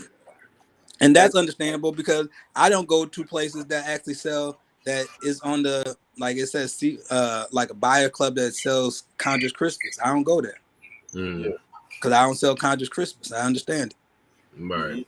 you know, and I have no issue with it. It's just that I don't sell Conjures Christmas. Mm-hmm. So it's understandable. I I think the right people are on the page though. yeah. Well, that's why I put the post out there. It was to kind of clean up house a little. Plus, I know that those are the posts that get the most engagement. Do you know what I mean? Like that's the one that gets everybody fired up. And sometimes I want to see what happens when everybody gets fired up, what they say. What post you put up? This post about Dr. Sabi and like is he a fraud and all this kind of stuff. And what's crazy is I didn't say anything about my opinion on the article. I was like, this is an interesting article. What are your thoughts? And if you read the comments, these guys put so much like they put so much words in my mouth. It was ridiculous. Like, oh, you're a hater this and you're this and that and that. So what it is that even that they got mad because you even posted it. Yeah, Like yeah. what it is that they don't want to have any conversation because what happens is that when somebody gives you a fact of what on Dr. Sabi and it's going against what you know, Mhm. then you have to backtrack. A lot of people don't want to backtrack Yeah, because the only thing they didn't do research, they just were fed something. Mm, And so when you just were fed something like and somebody's giving you factual research and putting it in your face, some people can't take that. Like you see what we're dealing with right now. We deal with coke all the time. hmm, Like we're seeing the exact same situation happening. Is that people don't want to deal with it. right. yeah. Hey, Matthew just said, Ricky, a lot of people don't sell Connor's Christmas, but they think they do. That's the thing that Exactly. drives me. And Hey, so when you tell them that they don't have conscious Christmas, guess what? They get mad at you. yeah, They should get mad at the person that told them that they were selling conscious Christmas and they're not. Like, but that's the issue. Is like, okay, when you tell them, hey, look here, I think you need to do some more studying. You know, what you have is not what you have. You know, Right. they get mad at you. Like, why are you telling me what I, bro? Because I study this. This is what I do. So what happens is that, like, I can tell somebody that studies more than me, yeah, and when I can tell that somebody studies more than me, that I listen. Or I ask a question that I may not know, and I think that they might have a little bit more information than me. yeah. You see Um, what they got to say. so, but you gotta understand something. Like a lot, I would say, majority of these people aren't here to study; they're here to make a dollar. Yeah. And so that's where you come into the difference is who's here for who's here to learn and to educate themselves and to really understand what CMOS is and who's here to capitalize on CMOS being popular right now. Yeah. Yeah. But here's the thing: there's nothing wrong with capitalizing CMOS and making a dollar. I'm in it for making a dollar. Do you know what I'm But you're saying? also studying though. Well, You're because I also know in order to make the dollar, I have to show the. yeah, Sorry, what you're were you also saying, Rand? studying, you're also doing these certain things that actually constitute you making a dollar. Well, because Like if I wake up and don't do no work, I don't expect to get paid. mhm, So if I'm studying and I know what I'm talking about, then you can go on these platforms and express yourself and give facts yeah, because you studied to back them up. Like a lot of these people haven't studied to even back up the facts that they had. They just went to a site and regurgitated somebody else's information and didn't really go through it and do the proper study. So Mm, you're supposed to make money. mhm, Like when you're studying, you post like okay, like I used to work in the hospitality field. When I first actually got into the hospitality field, I worked at a front desk. Like I mhm, had to study so I knew exactly where to guide customers, um, yeah, so they have a good stay. Like I was the first line. And so if I didn't do my job, then most of the time the customer had a bad experience. mm, true. So what my job was to do was to know my job in and out. So even if we had an issue at the hotel, Hmm. you wouldn't see what's going on my left hand because I'm having you focus on my right hand. mm, So when I know what I'm talking about, if if there's something that like I can have you focus on whatever I want you to focus on. I can guide you wherever I want you to guide you, so I can make the sale. Yeah. mm, Like if you don't know what you're talking about, then guess where you're going to? You're going to go to the sale, straight to the sale. Hmm. mm. No, I Um, I agree with that. So and I get making money. Everybody has to make money, but like if you're gonna be a CEO or anything, you have to know what you're doing. You gotta know your field. Yeah, your craft. Yeah. Well, what I see it is you have to be able to provide a service. Do you know what I Yeah. mean? Like that's part of the business that I'm doing. I'm providing a service. That is the knowledge that comes with the product. You know what I mean? And especially me being on the that level of like say supplier distributor, it's important for the people that I'm teaching or that I'm selling to that I'm able to answer their questions like it's almost like I need to stop the misinformation that everybody is getting already. You know what I mean? I know that's what I appreciate about your platform, really, because not a lot of people are doing it, especially in Canada. In America, for sure, they're very educated, but over here in Canada, but what I wanted to say was, yeah. So what I tell my audience is that I always tell them, like, I challenge you to talk to these and the suppliers, because we always follow each other, right? Mm-hmm. It said, like, I challenge you to talk to these divers, to talk to these harvesters, right, and ask them questions from everywhere, you know. Yep. So that gives you information, and that also tells you, like, what their knowledge is, as long as they have, like, what, more than 2 years of an experience, Mm-hmm. you know.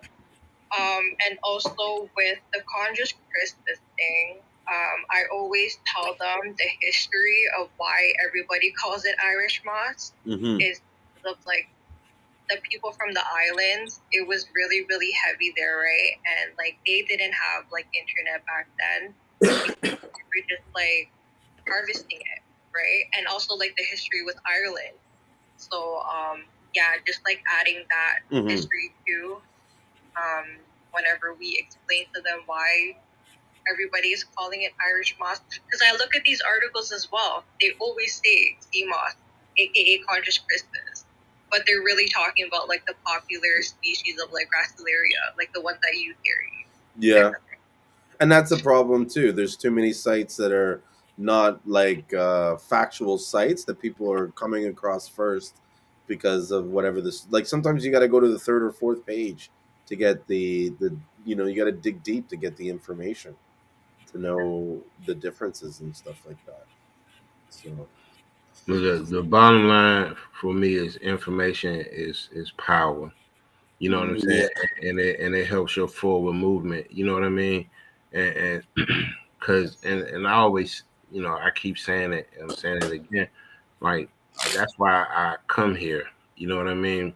Like, some people might come on and they see the people that's actually on camera and think, oh, those must be all three experts or all four experts. You know what I'm saying? And I'm like, nah, you know, I'm fun. Diligent. Yeah, because and listen, I was talking to one of my partners the other day, right? And he was asking me some questions about the business, my business specifically, right? yeah. So we was having a conversation, and he was like, he was giving me some business advice. But one of the things that he told me that stood out, and he said, and it was the first thing that he said, man, you need to go and you need to find guys that like, or people, he didn't say guys, people that know they've been in this business for a long time, that know what they're doing, know that, and just, sit down and just listen and soak up all the knowledge from them and watch everything they do, right? So, And you're like, been there, done that. yeah, and I'm like, Every Sunday, Wednesday. yeah, and I told him, I said, I'm already doing that. You know what I'm saying? Mm. Because it helps you to understand. And what I've learned, like my transition was on my own. Then the guy from Philly that came in my message like, hey, you selling the wrong thing, to me finding Rick, you know what I'm saying? And then Julian, you know what I'm saying?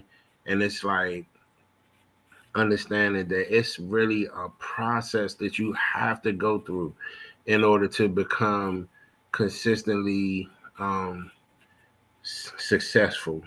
Yeah. And when I say successful, I don't mean in terms of like a certain amount of money, but it's successful in understanding this business and how it works.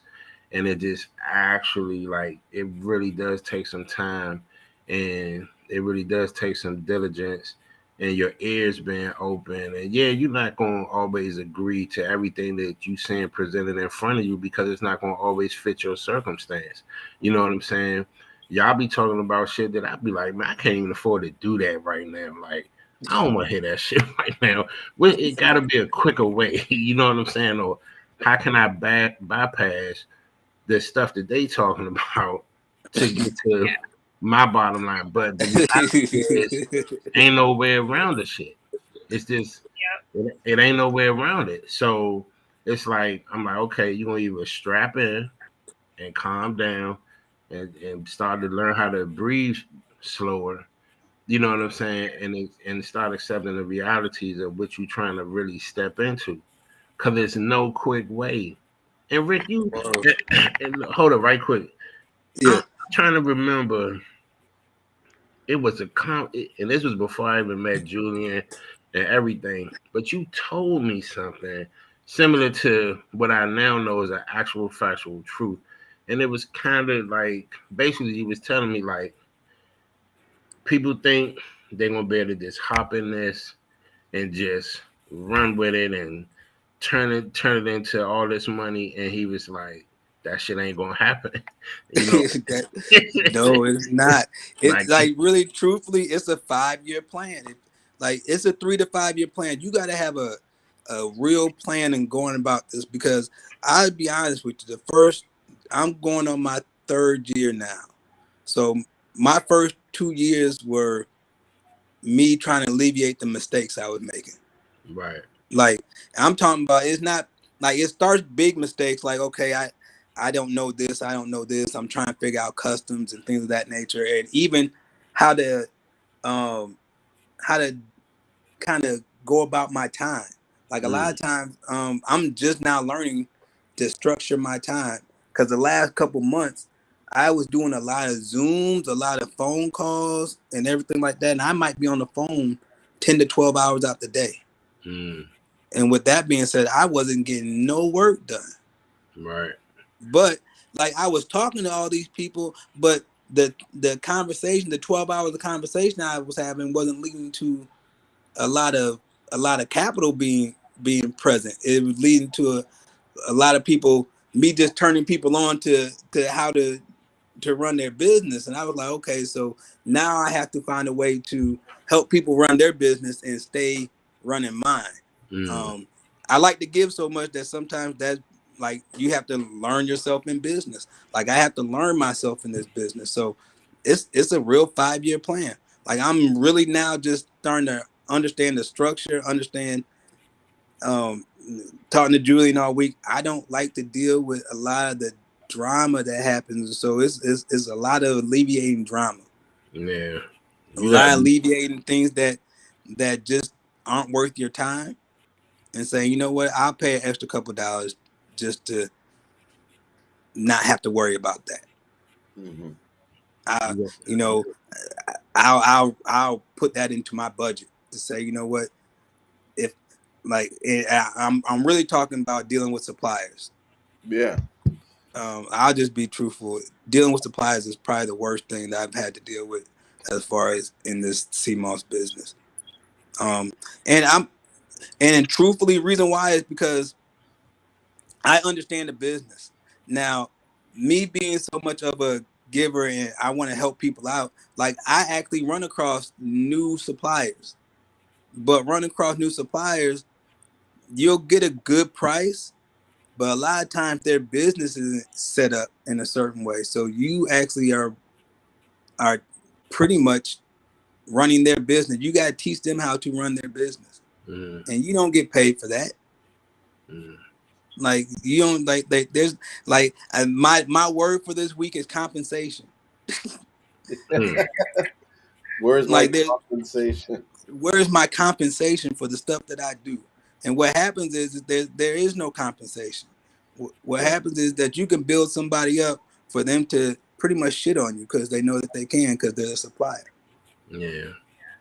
Mm, So um that's and really right now I'm to the point where I I don't really want to deal with suppliers because I don't have somebody on the ground in St. Lucia to say, you know what, that's my guy, that's my person on the ground in St. Lucia that I can deal with. Hmm. yeah. That's my representative. Like if you don't have a representative, then you Shit might can as go well go all do kind some of ways. yeah, you And might as well go like this and I'm telling you because like right now, I'm partnering with Julian right now because he has like his company has somebody on the ground, and so I've understood that. Okay, so the structure works where I can get it from Julian and his people because I know I'm getting the best moss.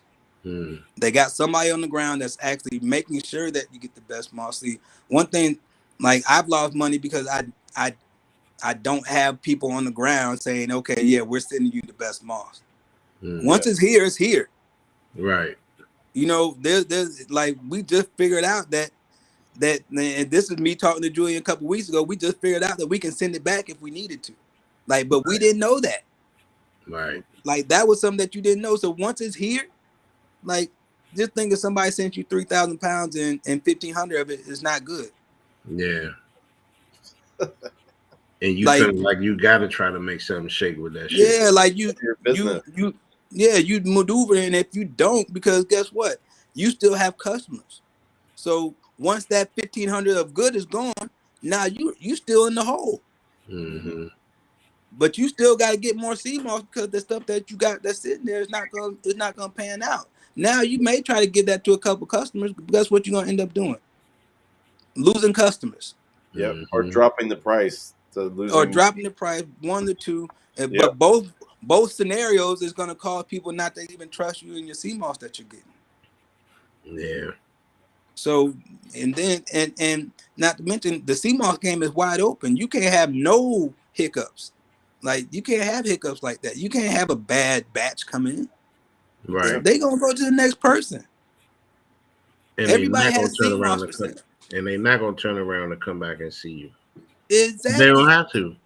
They don't have to. They're like it's Too much. everybody has CMOS now.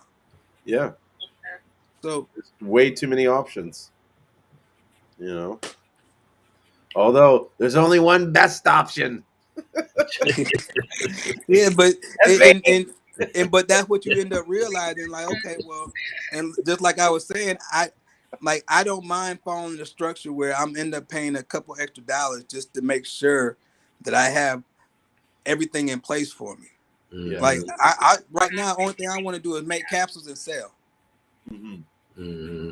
That's all I want to do. I don't want to have to worry about uh my supplier and having and making sure that the CMOS is good. Like I shouldn't have to look at every box and go through every box for hours and hours and hours at a time, making sure that every box is consistently good.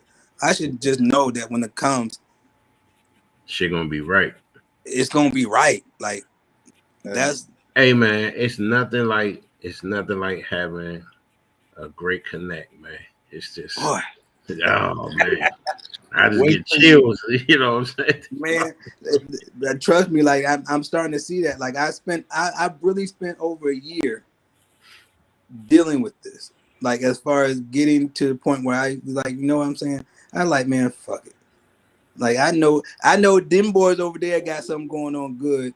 Like let me stop. Like is you know how you say, man, I'm not competing with them boys no more. They got the structure. I'm just gonna go over there and get money with them. Yeah. Like And it make no sense. wait till you see the CMOS that I have coming. Oh my god!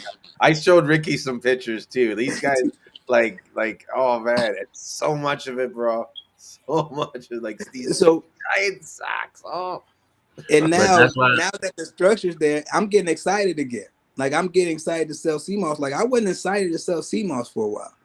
yeah. yeah, Like, you know, that's why I got into powder and everything. Because the CMOS game, it just kind of wore me out. Like, you know, going through boxes and trying to figure out how disappointed. yeah, like you know what I'm saying? Like when you get them boxes, when you go to when you go pick up your boxes from wherever you pick them up from American Airlines, Amerijet, wherever you pick up your boxes from, Mhm. like and you start to open up them boxes, like that's almost like Christmas. Yeah. You know, and it's just Shit. like and you Hey open up man. a box, you open up a box that look like some Jordan box and you get socks in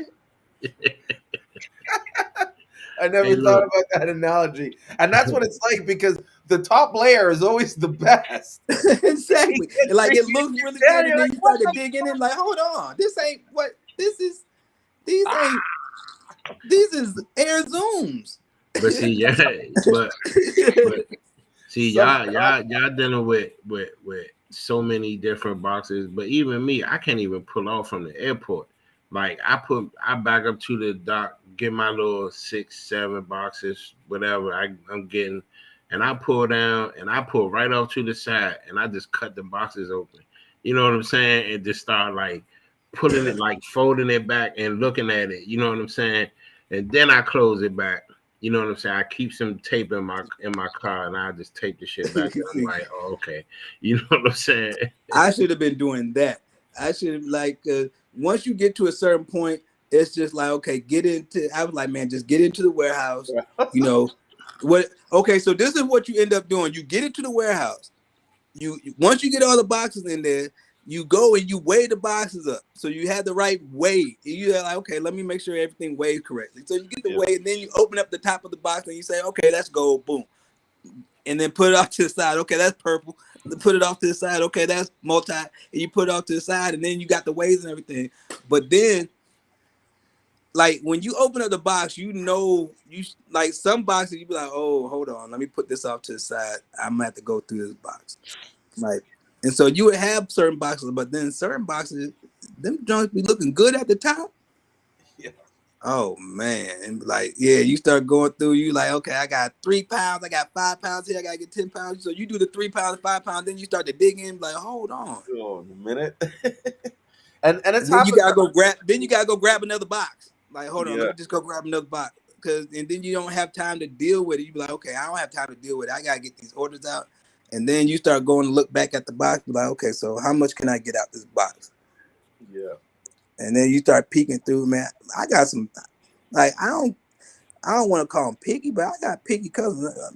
My customers call me with their pinky up. Yeah.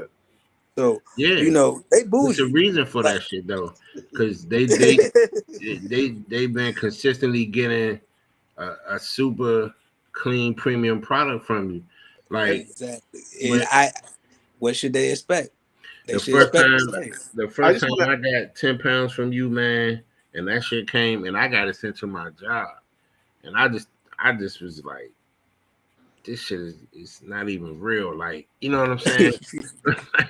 Because even my guy in Philly that had first started mentoring me, you know what I'm saying? Like, and he had his CMOS was good, but sometimes he would have like different like shit that start gelling as soon as you put it in the water. You know what I'm saying? It'd be Yeah, real brown.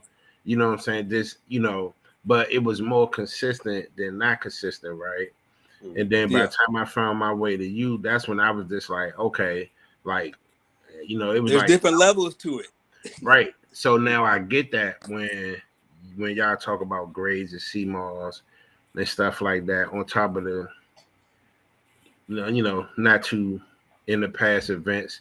You know what I'm saying? So I get it and I understand, but what I wanted to ask y'all was like, when did that shit start getting fucked up? Like, you know what I'm saying? And I'm saying from a perspective of when I used to watch you bag and CMOS up, you would just be sitting there reaching. You know what I'm saying? It wasn't like you was like, damn, well, man, let me go grab a different box because this don't look right. So Man, what's changed with the CMOS business in St. Lucia it's a or just money play. period? It's a money play now. Like, you gotta understand and I'm just gonna go off what I seen when I first started. I know Julian probably has a lot more in depth to it, but when I first started, there was only a couple suppliers, and they were in it for the CMOS. Hmm. Like they were They they cared were about the they team. were really farmers. Like they Yeah. cared about it. And then what happened is that then you start having people that started getting into it or started to re-get into it because there was the money part of it. Hmm. So once the money started getting into it, like and this is what you have to understand about your supplier too. They have to care about the CMOS. Like, you have to listen to them. If they only thing they talk about is money, then guess what? You probably gonna not probably the person that you want to deal with. Mm-hmm. Like, you want to have somebody that talks about how they love the CMOS. Oh, you should look at the CMOS and look at the way instead of, like, when you start having no conversation and they start getting excited about the CMOS that they just picked, Mm-hmm. then you got something. Right. then you got somebody. Like, and what I'll say is that John Baptiste, uh he was a wonderful, as far as he's a Seamoss, he's a farmer. Like, he loved that. He Farmer. loves it. Like, when I talk to Julian, and I talk to people, that you can tell Julian loves Seamoss. Mm-hmm. Well, Like, they consider me, and they consider me a farmer down there. Like they've said yeah, it, like like, "Oh, bro, Julian you're loves a farmer," Seamoss. because Like, I'm the first one in the water, first one out, or last one out when we're Mm. farming. because and so that's what I started looking at. I'm looking at, okay, so what suppliers talk about money, and what suppliers talk about the Seamoss? What Right. suppliers are going to break down the Seamoss to you? Because nobody broke down the Seamoss until recently. And even though I don't think he's a farmer, I think he's somebody that's serious about the Seamoss industry. He just didn't know how to do business, but he taught me a lot. He taught me about grades of Seamoss. He taught me about the levels of the Seamoss and things of that nature. Like, so I knew that he was interested in Seamoss. Like, I'm not sure, and I guess Julian can answer this a little bit more. I'm not sure if St. Lucia understands the benefits of what Seamoss is doing for America, as far as how it's changing the lives, as far as how people are benefiting, especially Black people. Mm. If they kind of really understood it in that nature, I think it would be a little bit different. I think there are some that do. I just think that there's now more people that are in it for the money, and that's not just on the supplier side. That's on our side as well, as far as the Yeah. buyer side. Yeah. Well, I do agree that there's a lot of people in St. Lucia that are like, they're not true farmers. They may say they're farmers and stuff, but they either don't have a farm, or they haven't spent that time doing the hard. Like they're in it more for the money or the benefits from the. That's why a lot of them are leaving, right? That's what I'm being told a lot, is that because of the market prices drop so low. There's a lot of people that are just walking away from CMOS because it's just not worth it for them, right? But I've got guys where it's kind of like, they're like, I don't care how low the price drops. I'll always be, what I mean, dealing with. That's my life. That's what I mean. That's all I know. Mm. You know? And so, yeah, it is kind of fucked, but you know, what are you gonna do? You Hey, gotta be careful about you do. You know what I mean? I don't know. it's the nature, but it's the nature of business, though. Like, this is Mhm. anything that's starting to make a profit. Yeah. You're gonna have a abundance of people that are gonna come through, and then you'll start to realize a lot of, like, I know about a good year and a half ago, around, I would say July 2020. I would say in between June of 2020 and September 2020, I probably sold so much CMOS that probably sitting in people's house right now, and they don't know what to do with it, Yeah. That's true. because everybody jumped on the bandwagon of wanting to be in the CMOS industry, and people were buying 25 pounds, 50 pounds, like it wasn't nothing. Yep. Mm-hmm. Like, it was easy to sell a 25-pound bag back in June, July, August, or September in 2020. Mm. But when I would come with the 25 pounds, 50 pounds, people be looking at me crazy. Like, Mhm. okay, what is all this? And I'd be like, this is what you bought. Lord, yeah. You bought 25 pounds. This is what 25 pounds of sea moss. I'm guessing right now, most of the people probably got 15 pounds of sea moss sitting in their house. It's Maybe funny you even say more that. than that. Yeah. Yeah, because I know a girl that called me the other day, was like, I ordered 25 pounds from you. And I'm like, okay, well, how much do you have left? She's like, I still got the 25. I'm like, what? You haven't sold any of it? Like, that was like They 6 months ago. What have you they been got doing? it and didn't know what to do with it. Yeah. Yeah. That's Yeah. what, and I understood that's what happened to a lot of people. Like, a lot of people on this side started getting into business and they didn't know what to do. Yeah. That shit is true. That's why, you know what? It's funny y'all talking about that, because even myself, I'm like, I gotta learn how to do uh what to do with a little bit before I learn what to do with a lot. You know what I'm saying? Mm. You know, because if you don't have no plan for the little bit, what you gonna do with a lot? You know what I'm saying? Like, what are you gonna do with it? And my point is, like, some people be missing it because they just like, oh, in their minds, at least, I know they're thinking like, I need 100, 200, 300. I need all these pounds, and it's like, what you gonna do when you get it? You know what I'm saying? And I think even that, Rick, you was telling me. Matter of fact, it was you that told me that. You was like, I don't know if you remember when you told me when I was talking to you when I first was thinking about buying more Seamoss, and you was like, if I was you was like, don't get 100 pounds until you got some 25s and 50 pound plays set up. You know what I'm Exactly. saying? I ain't listen to you though. No, But now I understand why. Cause I told you before, it was time. I'm like, oh, man, he hating. He don't want me to, you know what I'm saying, come in and do what I thought I was gonna do. You know what I'm saying? no, But man. I'll tell you off experience. I'm like, bro, if I would just like now, I'm going back to what you're talking about right now. I'm going back to that same motto. yeah, yeah. It's like, I'm really cause when I really think about it, I'm like, if I just stand on my prices and I be patient for the right customers, you know what I'm saying? Like 50 pounds is a lot. You know what I'm saying? You can make a decent profit over 50 pounds of CMOS. make a You know what I'm wonderful saying? profit. Yeah. So, but a lot of people they don't get that. You know what I'm saying? So the fact Well, that from where I came from to now, just in terms of buying, you know what I'm saying? I'm like, I got a whole lot of options, but I just need to hone in on what they are for what I have and then start hammering at those things. You know what I'm saying? Until I get that down pat.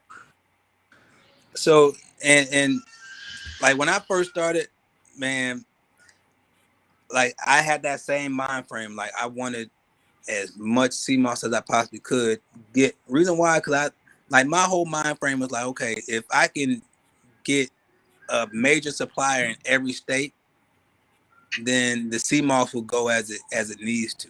So that is my whole thing is building up. Like I would try to go from one state to the next state and find me one person in each state and be like, okay, if I can sell 100 to 200 pounds of this person every month, then really 100 to 200 pounds, truthfully, if you sell 200 pounds to somebody in the state, they can probably lock up the state. Because 50 pounds a week is a lot. And really people don't understand that. Like when I first started, I didn't think that 50 pounds was a lot. Mm. I thought 50 pounds, oh, that's just 50 pounds. No, 50 pounds is a lot, especially with St. Lucia Seamoss. Yeah. Like with the old Jamaican Seamoss, 50 pounds is not a lot. Like when you're dealing with because a lot of times that what we're dealing with is what the Seamoss was before St. Lucia Seamoss. Mm. And so a lot of things changed. Like when we first started, we were actually in competition with Jamaica more than anything, and Jamaican Seamoss was totally different. So what happened is that there are people that were getting Jamaican Seamoss at that time for $10, $12 a pound, and however they were only getting 5 to 8 jars out of their pound. Mm. But we're trying to compete with them. You get what I'm saying?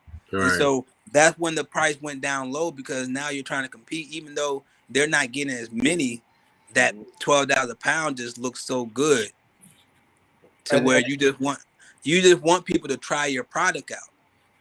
And and it so sorry to interrupt you. And I just go want to ahead. have, and it's hard when these guys are coming to you and they're trying to price the thing and they're like, well, I can go to Jamaica and get it for $10 a pound or $7 a pound, but it's like I never even thought about that, Ricky, until you brought it up. Well, wait a minute, these are like apples and oranges. Like the yield you It's get from Jamaica is nowhere near what you get from Saint Lucia. But yeah, continue. and when you first started out, that was your competition. That's who you were dealing with, and you're like, okay, so let me get you to switch over. And most people that end up switching over did not go back because of the yield that they were getting. Mm. However, you done priced it at a low price now to Mm-hmm. deal with them. now it's to the point where now it's like, okay, so now I got you hooked. I'm gonna raise my prices up. You know what you're getting now. Mm. That's how I'm, and I don't want to deal with 1,000, 2,000 pounds. Yeah, I just want to deal it's with a a lot couple to hundred. store. It's a lot I to just want to deal with a store. couple hundred pounds. Yeah, it's a lot to like. It's a lot of overhead. You know what I It's a mean? lot to manage. It's a lot to like. Yeah, it's a lot. It's a lot of everything. And truly, if you're, I'm gonna leave that to the St. Lucians to deal with that much weight. Yeah, You no know, problem. because there is really more of a situation where, like, I know Julian's connected. I know Julian has somebody on the ground, so his worries aren't my worries when it comes to the Mm. Seamoss. Yeah. And my relationship with my guy is in such in a way where it's like almost like what do they call it? Like mutual destruction. Like if he fucks me over, he's fucking himself over. Yeah. Do you know what I'm So saying? Like if he tries to, jip me on the SEMA, he's just jipping himself. Like it's like you lose, I lose, you lose. You know what I mean? So yeah, it's an once you investment. have a partnership like that, you Yeah, can't go. Yeah, can't go wrong. I'm going I'm going under that umbrella. Yeah. I just want to get the Seamoss out. Like if I can just say, hey, I need 300 pounds real quick, and I can get 300 pounds, and even if I have to pay an extra price, man, I'm with that. I'm Mhm. good. And, The Seamoss is already sold, uh-huh. and And that's that's where I'm at right now. Is that the Seamoss is already sold? I just don't want to have to deal with the issues of getting the Seamoss. mhm. And that was one of the things like you talked about how you guys started in the business and you were thinking about selling this. I actually kind of did it the opposite where I knew I only had so much CMOS, so I actually priced it up higher in a sense to make sure that I never ran out. And I only took so many people. Like there were some guys where I would just be like, no, I can't service you. Like, this is too much. And like if I sell you, like I'm only getting 300, 400 pounds right now at a time. If I sell that all to you, who am I going to sell? Like, what about all my other? Like that's the one thing that we always say whenever we take on a new larger client. How are we going to supply him and continue to supply the people that we're already supplying? And a lot of times we've turned deals down because the price wasn't right based on the fact that we would have to divert too much of our quality to them. You know what I mean? And have, like it's like we don't want our core clients to suffer at the expense of trying to satisfy this guy, and they want it for less. Do you know what I mean? Like sometimes you got to look at it and say, you know what, dude, fuck you. Like I would rather take the money that I lose, giving you the discount, and pump it into my own advertising or whatever, and I'll sell three Yeah, times as much. Yeah. that's that scenario is That's yeah. that's the and you know what, I think that's the scenario that I've been kind of wrestling with because I'm one of them that I always wanted to. I'm more for selling for the people and having people start businesses and get their own clientele.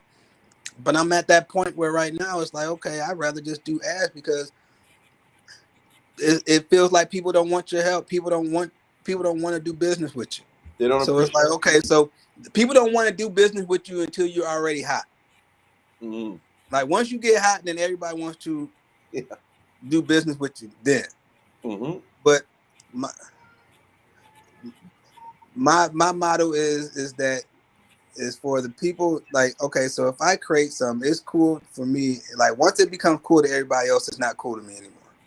If I create something, once it becomes cool to everybody else, it's not cool to me anymore. Yeah, Like it loses that I'm way luster. past it. Yeah. And so that's what you see a lot of times is, and this is what I'm fearing about CMOS is that a year from now it starts to get real cool, and I'm like, man, I'm so burnt out. Hmm. And then it's like, oh man, everybody's making $1 million off of CMOS, and then I'm burnt out and like, man, I don't even want to do this no more. Fried. That's what I'm scared of right now. Hmm. That's my fear. That's my biggest fear right now, that I burn myself out trying to market and promote it and get everybody onto it. And then once I say, man, these people ain't onto it, and I start going on and looking at certain other things, and then everybody starts taking Seamoss. Yeah, then it takes off. I did that with Bitcoin. Mm. Like that's another. I'm like, man, I was on Bitcoin a long time ago, and then and then I got off of it. Yeah, and now it's Now hard to I'm get back into it. and now I can't. Like the way my brain works is fuck Mm. Bitcoin. It's almost on some fuck Bitcoin shit. Like I kind of get like that too sometimes with Bitcoin. so, yeah. I don't want to be like that, and I don't want to be like that with CMOS. So I'm kind of, how you kind of, I'm pacing myself, uh so Burn I don't yourself burn out. myself out. Yeah, I was about to say sometimes you need to take breaks. You know what I mean? And I don't know, or sometimes do what you're doing. You're changing it up. You know what I mean? You went from wholesale, now you're into the wholesale powder, and you know. Yeah. So Matthew says, I think it's a societal shift. People want to do their own thing. They dislike structure and don't want to be told what to do. Some people don't want to be told. Some people, it's like they just want you to tell them what to do. You know what I mean? Like I find there's a lot of people like that. Like just tell me what I need to do, and I'll do it. It's just like, you know, like Mm, the sheep kind of. I don't know. Mm. man, Oh boy. so much. I be on coming on here and have the liquor food and get full. Just hearing all the information, my mind start feeling like it's shit, like it's swelling. It's a lot Yeah. of stuff, So man, to take in. so what y'all got upcoming for the rest of the year or for the next 6 months? What's the plan? What's the course of action? I'm gonna start getting out here, man, going in these stores and just talking to people and seeing. I want to, I'm like I said, I want to figure out how to take advantage of my relationships with y'all, and you Hmm. know what I'm saying, like on a different platform. You know what I'm saying, and just going in these stores, talking to people, and picking their brain and seeing who open for what, and then I can come back and bring that to the table with y'all and say, hey, you know, even if it's like, okay, send me some samples of this, Rick, send me 5, 7 bottles of the powder. You know what I'm saying? Yeah. That I could take into these. And matter of fact, I probably need to do that before I even go in and talk to them, so I can have it on hand. Is it a way that you can do like blind bottles without your brand on it, but still like purple, um, multicolor powder capsules, blah blah blah blah blah. Yeah, so really, like with the white label, is you just tell me, hey, I need purple powder. Hmm. I send you the bottle with the purple powder. Um, Okay.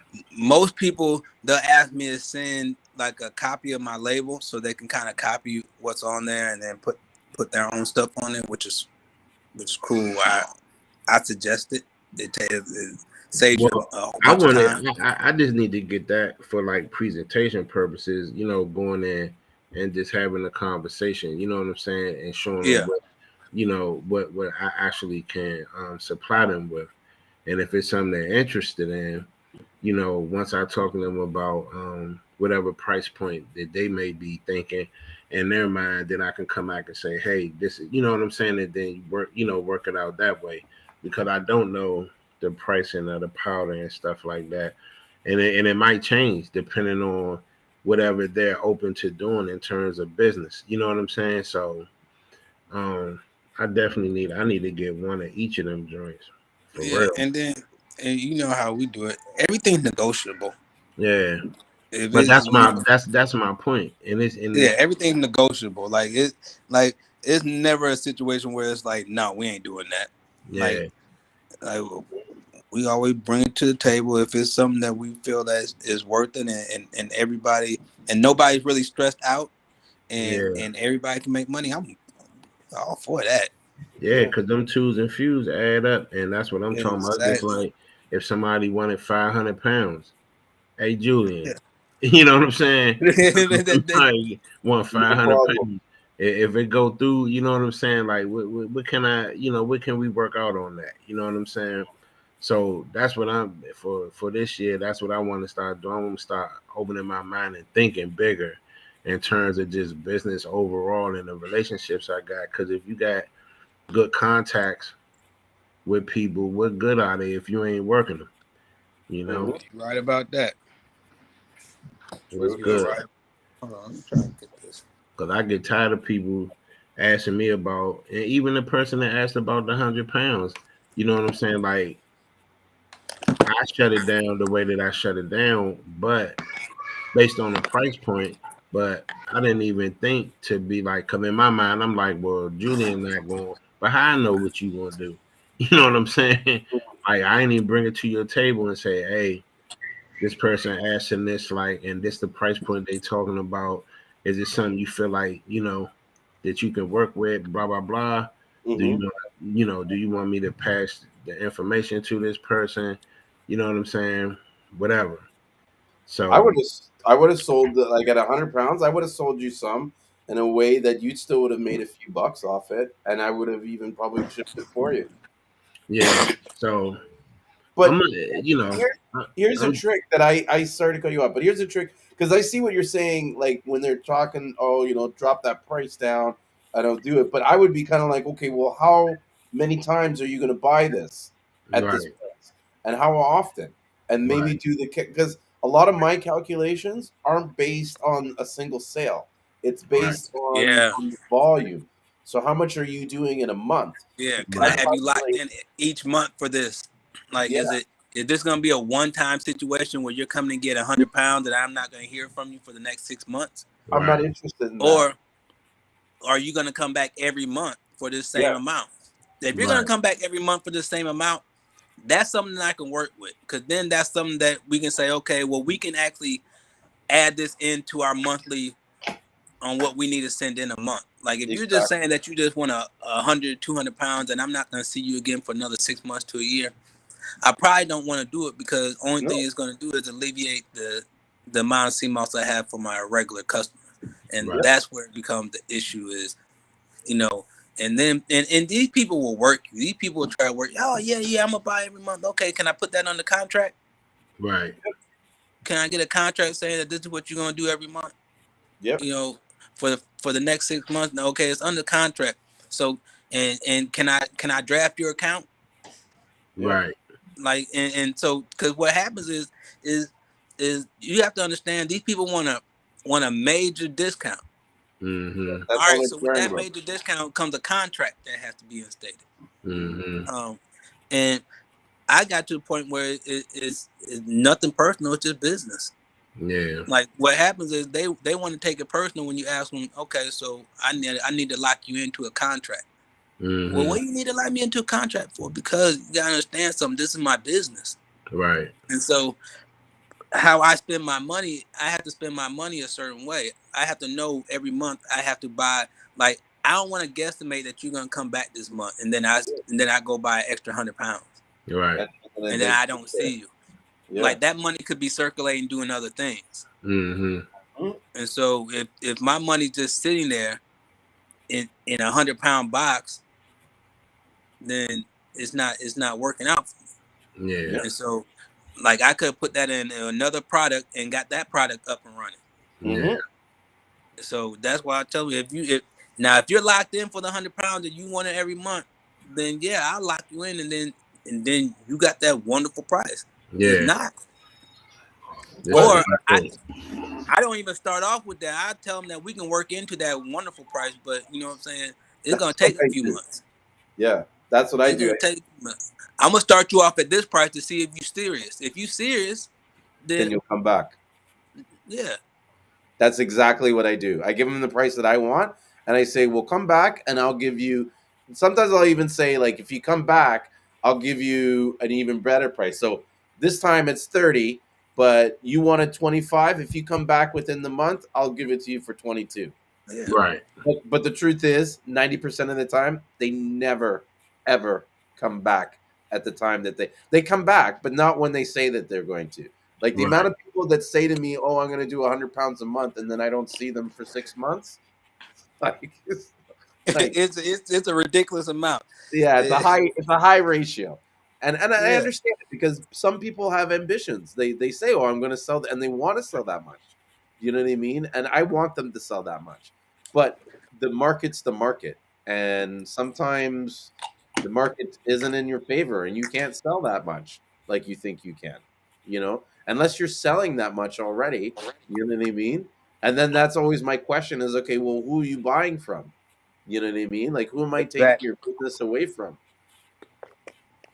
Because Yeah. I don't know. I'm not so much as much as I'm in it to make money, and I feel guilty sometimes when I'm like being competitive with people. But it's like I would almost rather work with the person to increase their market so that they can buy off me and buy off the person that they're originally buying. Right. But a lot of times, sorry. That's a big thing because a lot of times you get with people and like, well, I get it from somebody else, and the price is like, and you be like, okay, well, tell your person that you get it from to come holler at me. Yeah, Mm. People think that's so disrespectful. I'm like, no, that's not disrespectful. Is that you have a relationship with that person? yeah, That person needs me more than you need me. hmm, Mm. Like yeah. your supplier needs me more than you need me. Yeah. I actually did something like that recently where a guy was kind of like, I get mine from a farmer in Labrie, whatever, but it's difficult to get this small amount here, rah, rah, rah. So I was like, okay, I'll help you out, but get your guy to call me because maybe we'll buy the CMOS off him. And he's like, word? And I'm like, yeah. I'm go, you realize that the difference, like what he's selling it to you for, it costs you much because you're only getting 20 pounds from the guy and he's got to do all this shit to ship it and da da da da da da da da. You know what I mean? And it's like we're doing way more volume on it, and so a lot of those costs are mitigated. You know what I mean? They're because of the numbers. So it's almost like we'll throw on the extra. Do you know what I mean? And why not? You know what I mean? Like we need more CMOS. We're gonna sell Yeah. more CMOS. So you know what I Well, mean? what happened with that is that a lot of people don't understand that concept.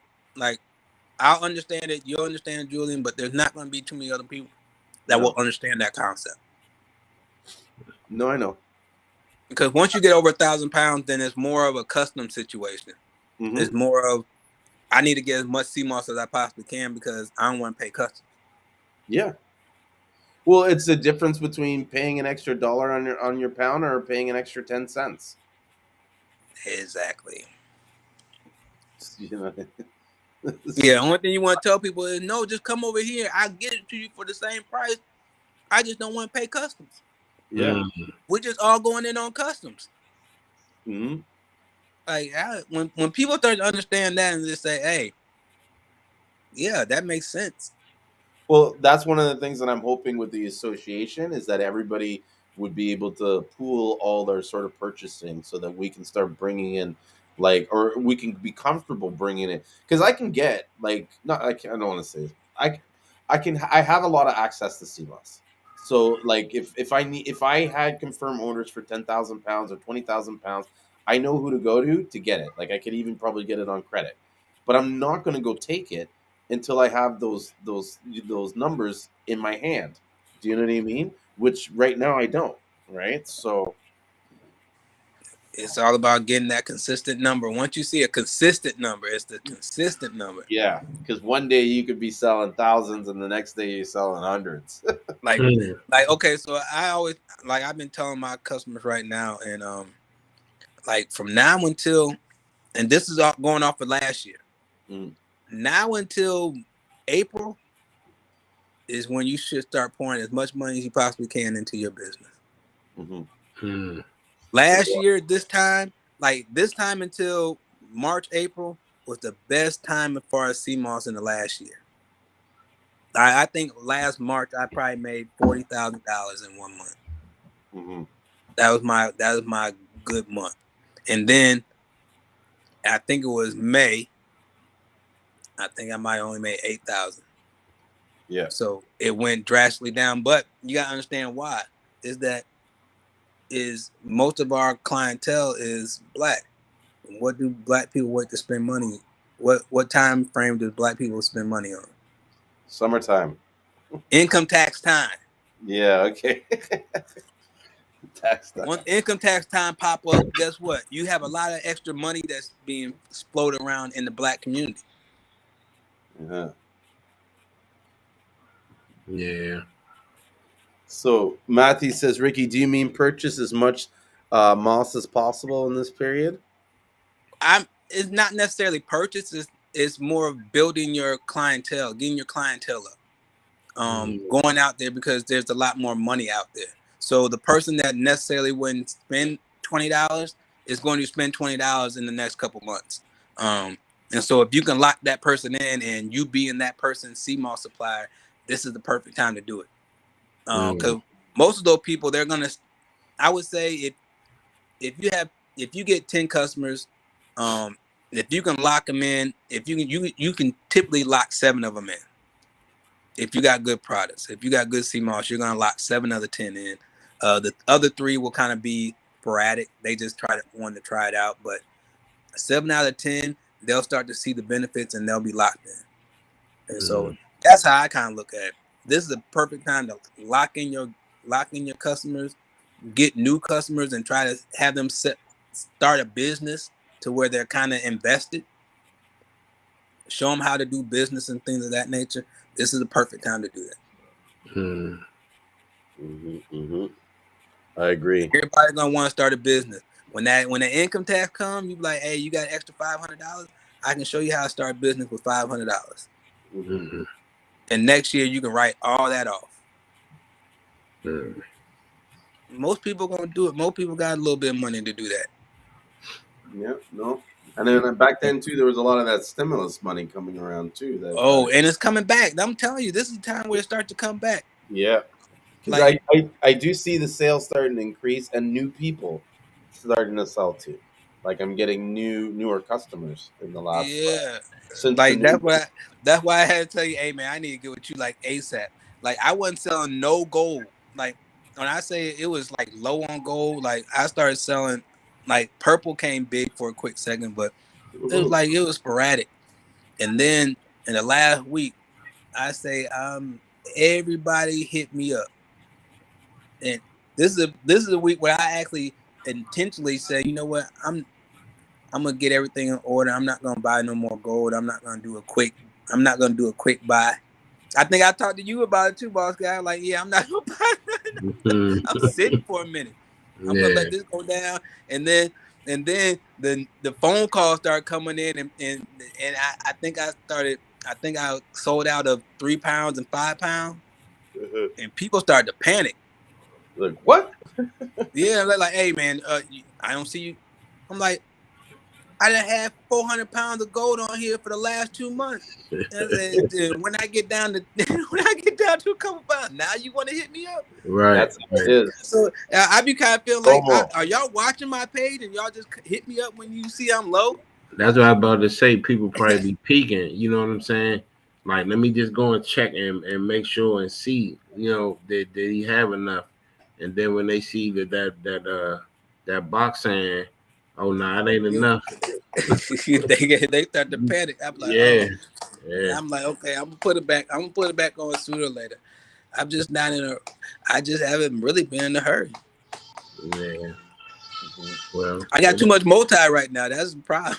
Yeah, it'll come around. I go to I got a whole. I probably have like 400 pounds on top of a desk right now.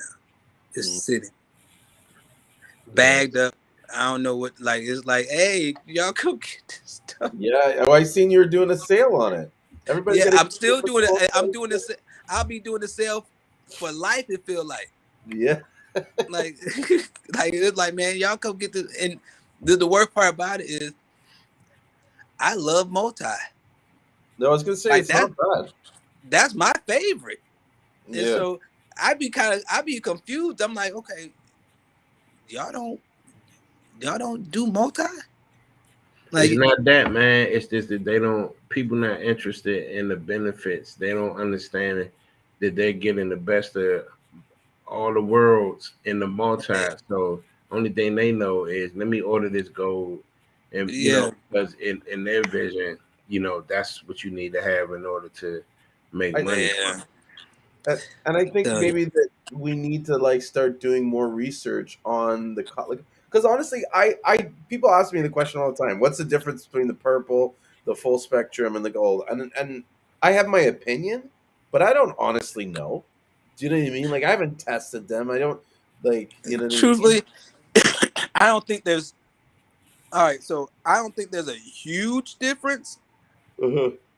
but I do feel okay. So I feel different from when I take gold and when I take purple. Yes. When I take purple, feels like medicine. Yeah. Strong. Gold feels like it's a multivitamin. Yeah. Multi full spectrum, it's like it's a whole nother ball game. I Hmm. don't know. Like, okay, so even when I do the gel, like I like to take the the multi gel. It tastes good to me, plain. Uh-huh. Like I can't explain it. I don't know what it is. It's just that I can take multi gel and and No problem.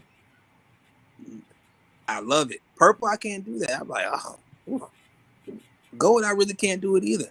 But multi is something about that multi. It's just different. I'll have to try some more lately. It's just different. I always stick to the gold. I've always been a gold guy. Never been really big on the purple or the green once in a while, but like I'm I to me it's like daily is the gold. If you're gonna take it every day, like the other stuff can be too hard, you know? Yeah. Well, yeah, I agree with you on that. The gold is for like that's how I look at a gold as multivitamin.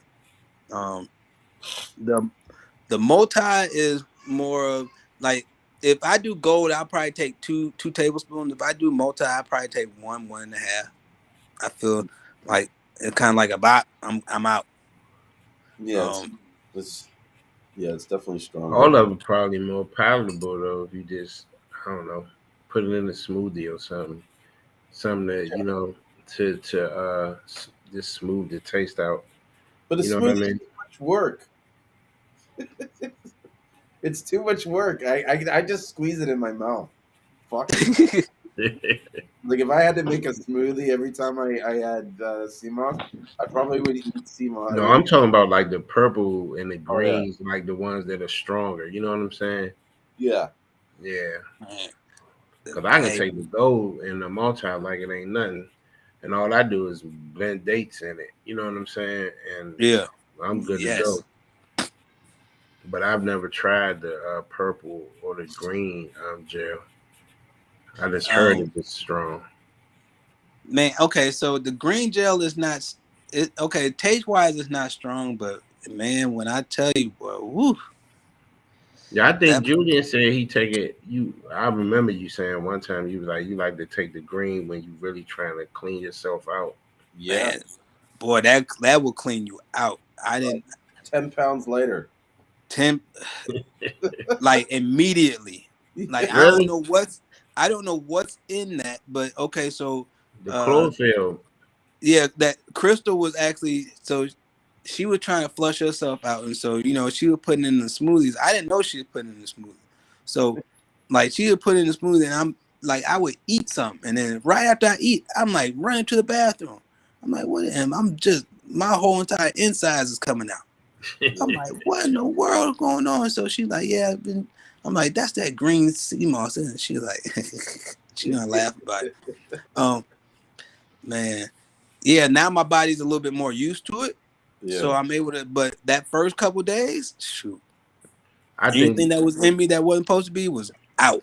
you got to transition to it though. That's why they say start with the gold.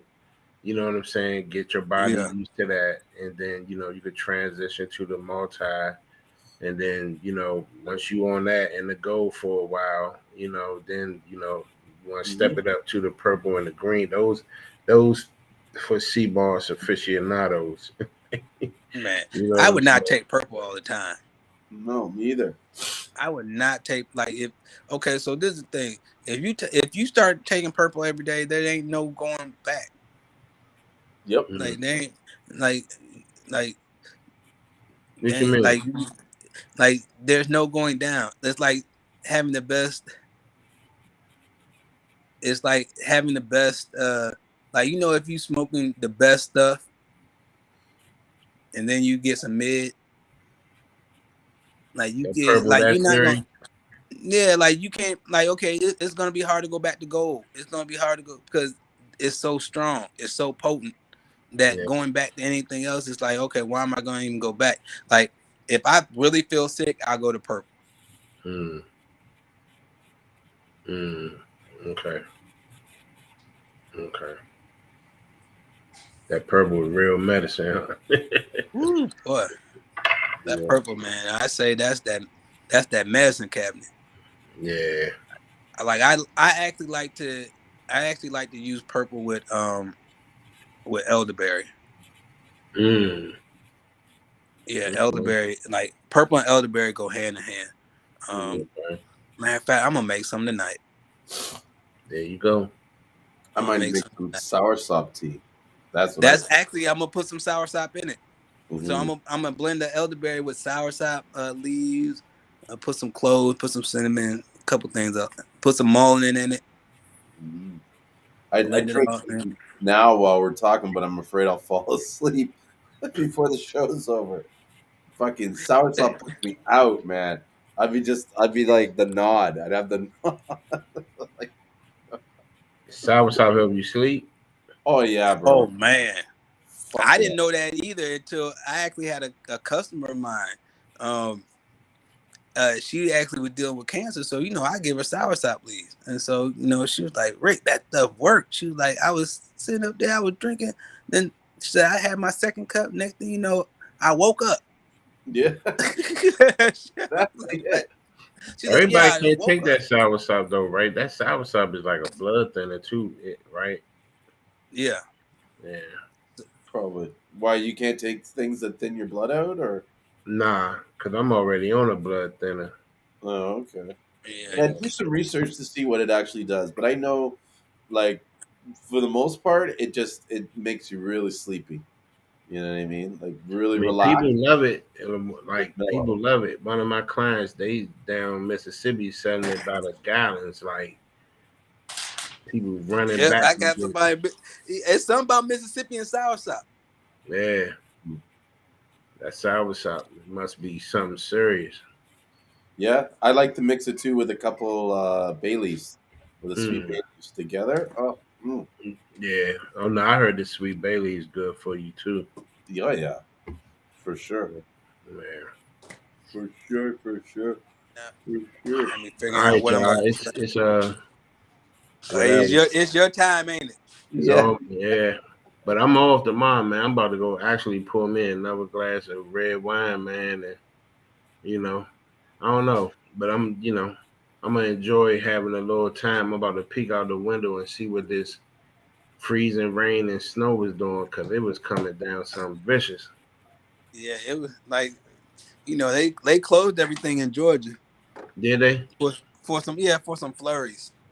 Oh yeah, yeah. Like I just looked outside, they're like, oh, like you, like this is the best time if you had to go do something. It's the best time to go do something. Nobody was on the road. I seen like 5 cars. I was like, what in the world, man? I know. You I go to rode. only thing open Walmart. Everything else closed. I'm like, bro, y'all really closed because of snow? Our But road's it's gonna be Georgia. tore down, man. It's only like 20, 26 degrees here, so it been Uh, cold as shit. And I know them. All that shit gonna be a sheet of ice in the morning. Let me see. Oh, She let's was see. soaked earlier. Well, anyway, man. Pardon me. I'm gonna tap back in with y'all, man. I'm about to get out of here. mm, Hey, Julian, I put them boxes in my car, so okay. I done got them out the corner. And they're getting there. Yeah, I had my sons, man, take I was in here organizing when I had got that other shit in. I had boxes everywhere, but I got them out of here, so they're officially downstairs in my truck. Now I Oh, just gotta print the things out and tape them on there. that was my next question. Is the labels on there? Yeah, nah. But that's the easy part. It was just getting the boxes downstairs first. So, Mm, um, no, it's cool. I'm not in a big rush for it. I mean, we're shipping again this week, and okay. yeah, a lot of CMOS. I think we're probably sending like over 3,000 pounds. But like he sent me videos, and oh my gosh, like I haven't seen the actual CMOS, but I can tell by the way the sacks are shaped and the push, and you know what I mean. It's gonna be nice, light, fluffy, and not too dry. Yeah. Like it's gonna be nice, good sea moss, nice golden, light gold. I'm really like you talk about Christmas, like Ricky. I feel Yeah. like Christmas is coming. You know what I mean? Like that. Oh, I can't wait till it's on the plate. Oh, yeah, yeah. See, I get excited about that stuff. Like I like okay, so y'all be like me, y'all track every couple hours. I What? be tracking everything. Like Mm, when that thing get on the plane, I know when it hits Atlanta. yeah. I know everything. Like I'm really like a kid in a candy store. I'm like, okay, Christmas time, come on. Well, Yeah, I do that. I mean, once I get that paperwork and I know that it left St. Lucia, then I be on it. You know what I'm saying? Yeah. It's, yeah. Hmm.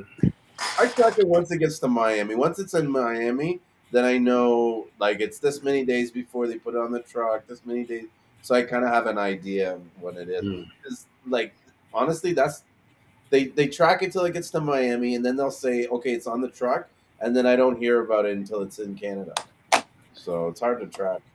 So They you drive don't it. use American? You use Amerijet though. You don't use Yeah, American Airlines. no, but this week we're gonna try American Airlines I because love American Airlines. I'm not gonna lie. yeah. Well, when we did the initial research, it showed American Airlines was more expensive. But lately, we're speaking to other people, and they're telling me American Airlines is better, cheaper, and then also they fly out almost every day, where Okay, American that's once a that's week. the thing. That's the thing. Okay, so American Airlines, like the biggest thing about American Airlines is I forget what they call it, but it's filling up one of those containers. Yeah. So if you know that the container holds like 1,000 pounds, Hmm. and you say you want to do, and you're shipping out 3,000, or say they say that you can put a certain amount of boxes in this container that's going underneath the ship. So in these containers, you might be able to put 1,200 pounds in each container. So you be like, okay, I want to put 2,400 pounds in there. It's going to be a lot cheaper. I won't say a lot cheaper, but it's actually it does get cheaper if you actually are filling up the container to exactly what the capacity is. Yeah. You know what I'm saying? And so like if the container fills up 1,200 and you send out 1,400, you're gonna end up paying more. Yeah, because you're gonna do a container and the You gotta load. do another container. And Hmm. so it's just okay, just fill up this container. Once you fill up this container, then okay, let me fill up another container. You be like, all right. And once you work like that, one thing I didn't like about Amerijet is that it took a week to get the product. Hmm. Like with American Airlines, it's there like the next day. Yeah. Yeah, that's what Like I like about America. so, time wise, it depended on if like I think for you, Julian, just because you have it so scheduled to where you know that you're not gonna run out, Hmm. Amerijet works for you because you know you're not gonna run out. Yeah. Like me, I might sell 300 pounds in one day, and I might only have 50 pounds of gold left. Like Hmm. I gotta get that American airline. I gotta get that American airline one. I can't do the Amerijet. Yeah, yeah. You got to get it So quick because you need it yeah, next. it kind of works different, but um, I say if you're not in a rush, Amerijet is actually probably better. Yeah, okay. Hey, let Well, me ask y'all something right quick before I go. okay. So my customs broker, when I had sent her a payment, right, and I didn't speak back to her, but then she had sent me an email that I had read. It said the single entry bond was issued additional $45. So what does she mean by that? So what? Okay, you have to renew your bond. But she got to do it because I don't do none of it. I don't know nothing Yeah. about So that. yeah, she has to renew it for you. Most of the time, like when you renew your bond, it's gonna cost you. I Couple think it's $100. $400, like Yeah. 400 to 450. But that's for a But year if you're doing like a yeah, year, right? yeah, that lasts a year. And so But really what you have to look at is all right, so this is how I look at it. How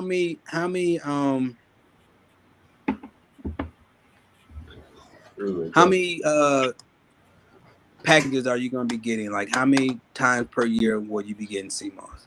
right, I don't have no idea. If it's more than 10, then get your bond. Get the one for the year. Get the one for the year. If not, then just pay the $45 every time it comes in. Right, and that's what I thought I was doing. So that's why when she said an additional 45, I was like, I ain't understand like what she was talking about. Additional 45. So yeah, it sounds like the bond expired. Okay, And so what happened? But she should have told you, "Hey, do you want me to renew your bond?" right. Like, did she ever? Did you ask you about bond renewal? Because that would have been Mm-mm. probably the next thing to do is probably bond renewal.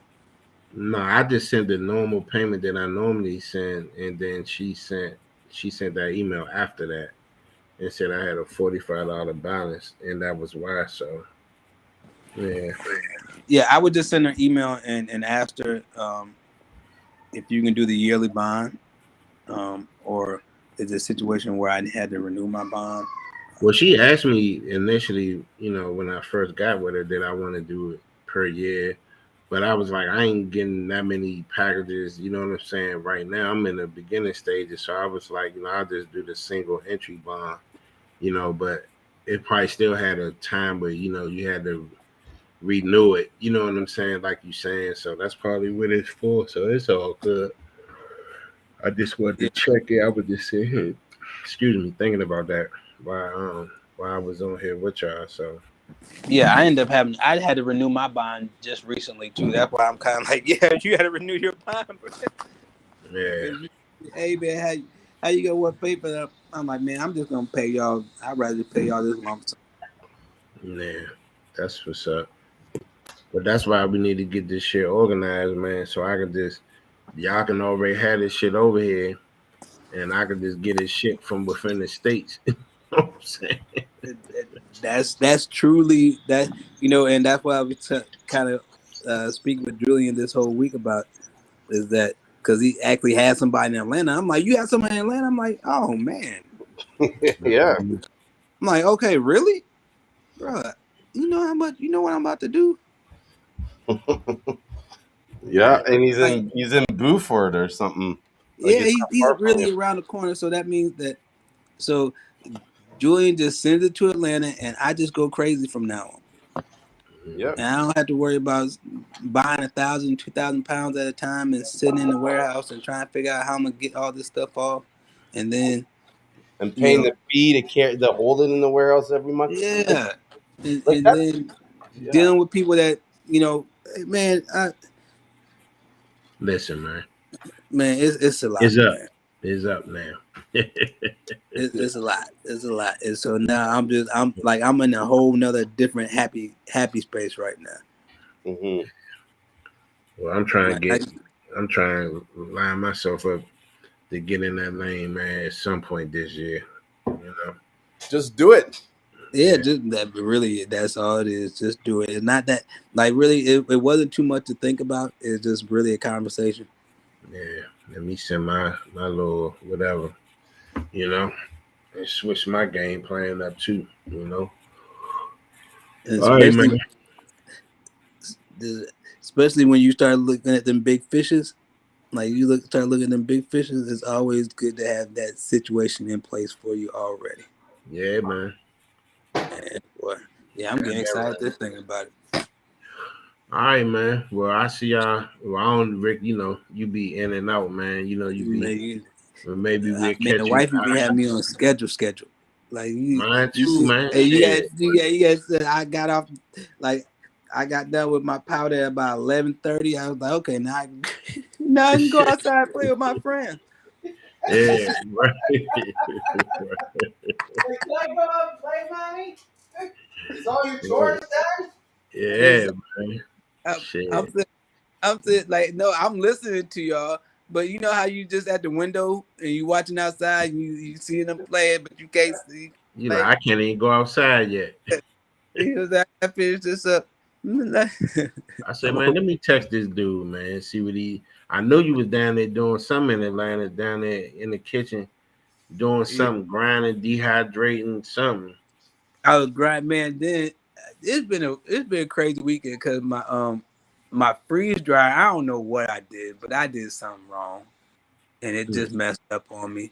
And so the thing was is that the only one I haven't freeze dried purple yet, mm, and so it was the weekend that I was going to freeze dry purple, and so I knew it was going to be a bad weekend because like I had some lighter purple and I had some darker purple. And mm, I don't know why I said, let me mix these up. And then when I washed them and put them on the trays, I'm like, this all look light skinned now. right. I'm like, damn. I'm like, so this ain't gonna be no dark purple. This is gonna look more like bow tie purple. Mm-hmm. But you know, me being me, I said, fuck it, I'm gonna do it anyway. See what Like happens. it's shit. It's already washed, it's already on the tray. I might as well. So did I put it in there? And the machine, it actually uses so much power that it tripped my circuit, and so it was off though. Like I'm just in, like you like I turn it on, I just let it go for 40 hours. Every Mm, now and then I'll go and I'll listen to it, make sure it's good. But I kind of went back there. I'm like, I don't hear this shit running no more. mm, So I look at the screen blank. None. I'm What? so it done tripped the circuit. So I'm trying to figure this shit out. Um, I've been dealing with this shit all weekend. I ain't made no freeze dried mm. all weekend. So you're Matter of fact, saying the machine has to work harder because it's purple? no, I'm saying I'm not sure what happened, but as soon as I try to put some purple in there, it start fucking up. Hmm. Mm. Interesting. And I'm gonna tell you the reason why I start fucking up because I try to do some slick shit. That's why it started That fucking that's always what up. happens. I try to mix some light skin with some purple with some dark skin purple, and I should just went all dark. Hmm. You know, I had some purple that I wasn't gonna use. Leave well enough alone, man. Man, I'm telling you. Do you use it every day? What, the freeze dried machine? Yeah. Do you make freeze dried every day? You almost have to in order to keep on top of it, right? Right. Yeah, Because it's like yeah. 40 hours that it takes to run the machine.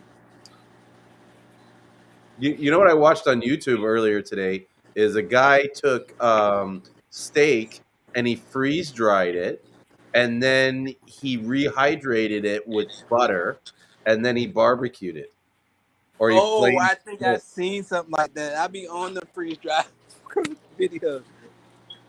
Yeah, Mm, it was pretty crazy, and just the way the steak looked at after they did, because they did the butter through sous vide, right? That's how they vacuum mm, sealed it, and then they put it in a sous vide thing to kind of heat it. Or no, that's how they cooked the steaks. They didn't barbecue the steaks; they cooked it by sous vide.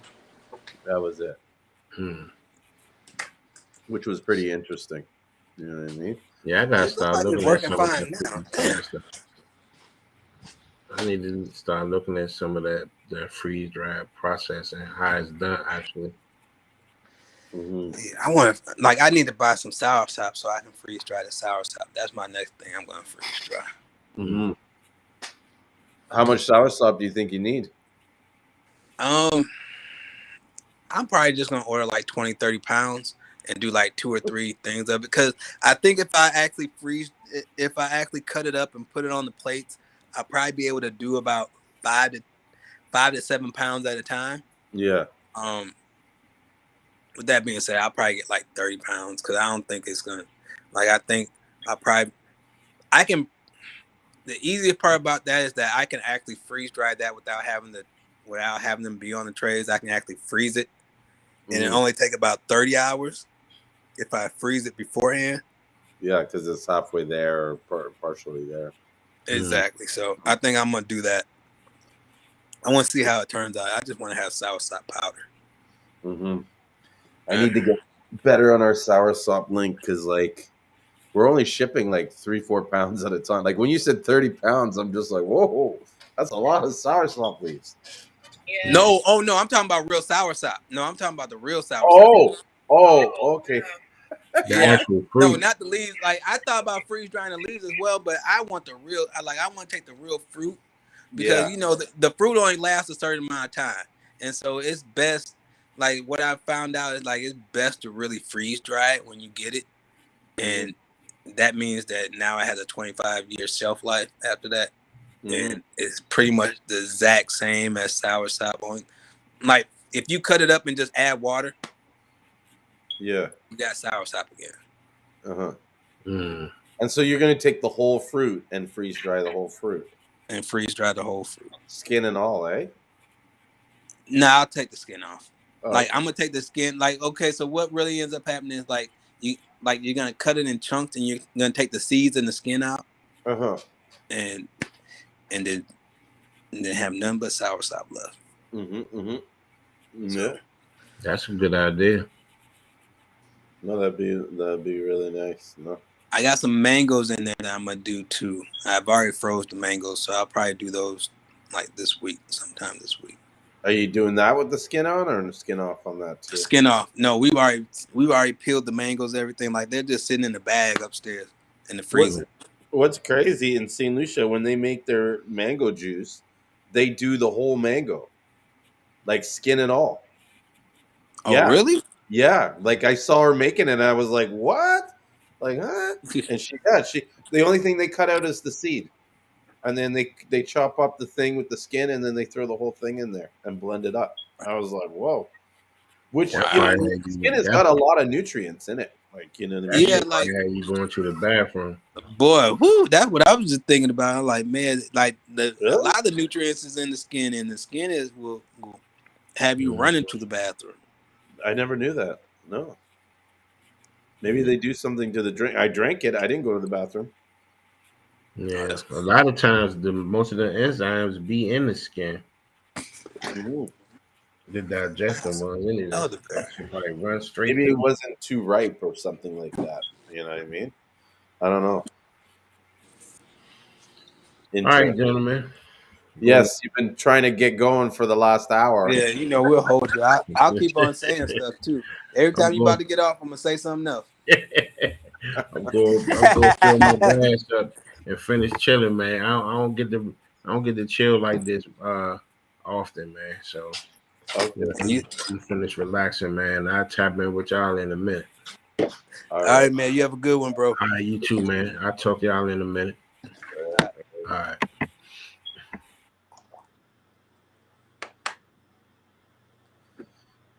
Wicked. Ooh. What are you making there? This is elderberry syrup. Nice. So this has. It's funny that you said that because I'm almost afraid to make it. I'm almost afraid to drink it because it has soursop in it, and I have more work to do. Yeah. So as soon as I drink this, and when you said that, as far as it getting you tired, like I've been drinking this stuff for I've been drinking soursop stuff for like the last 2 weeks, and I swear, like I just crash out. But I don't think it's just soursop. It's the soursop leaves that no, yeah, it is. It is because this, like everything I've been doing now, like I've been boiling soursop leaves. So this elderberry has soursop leaves. I actually made a I took soursop and ginger, and then I added it to some lime, pretty much a limeade.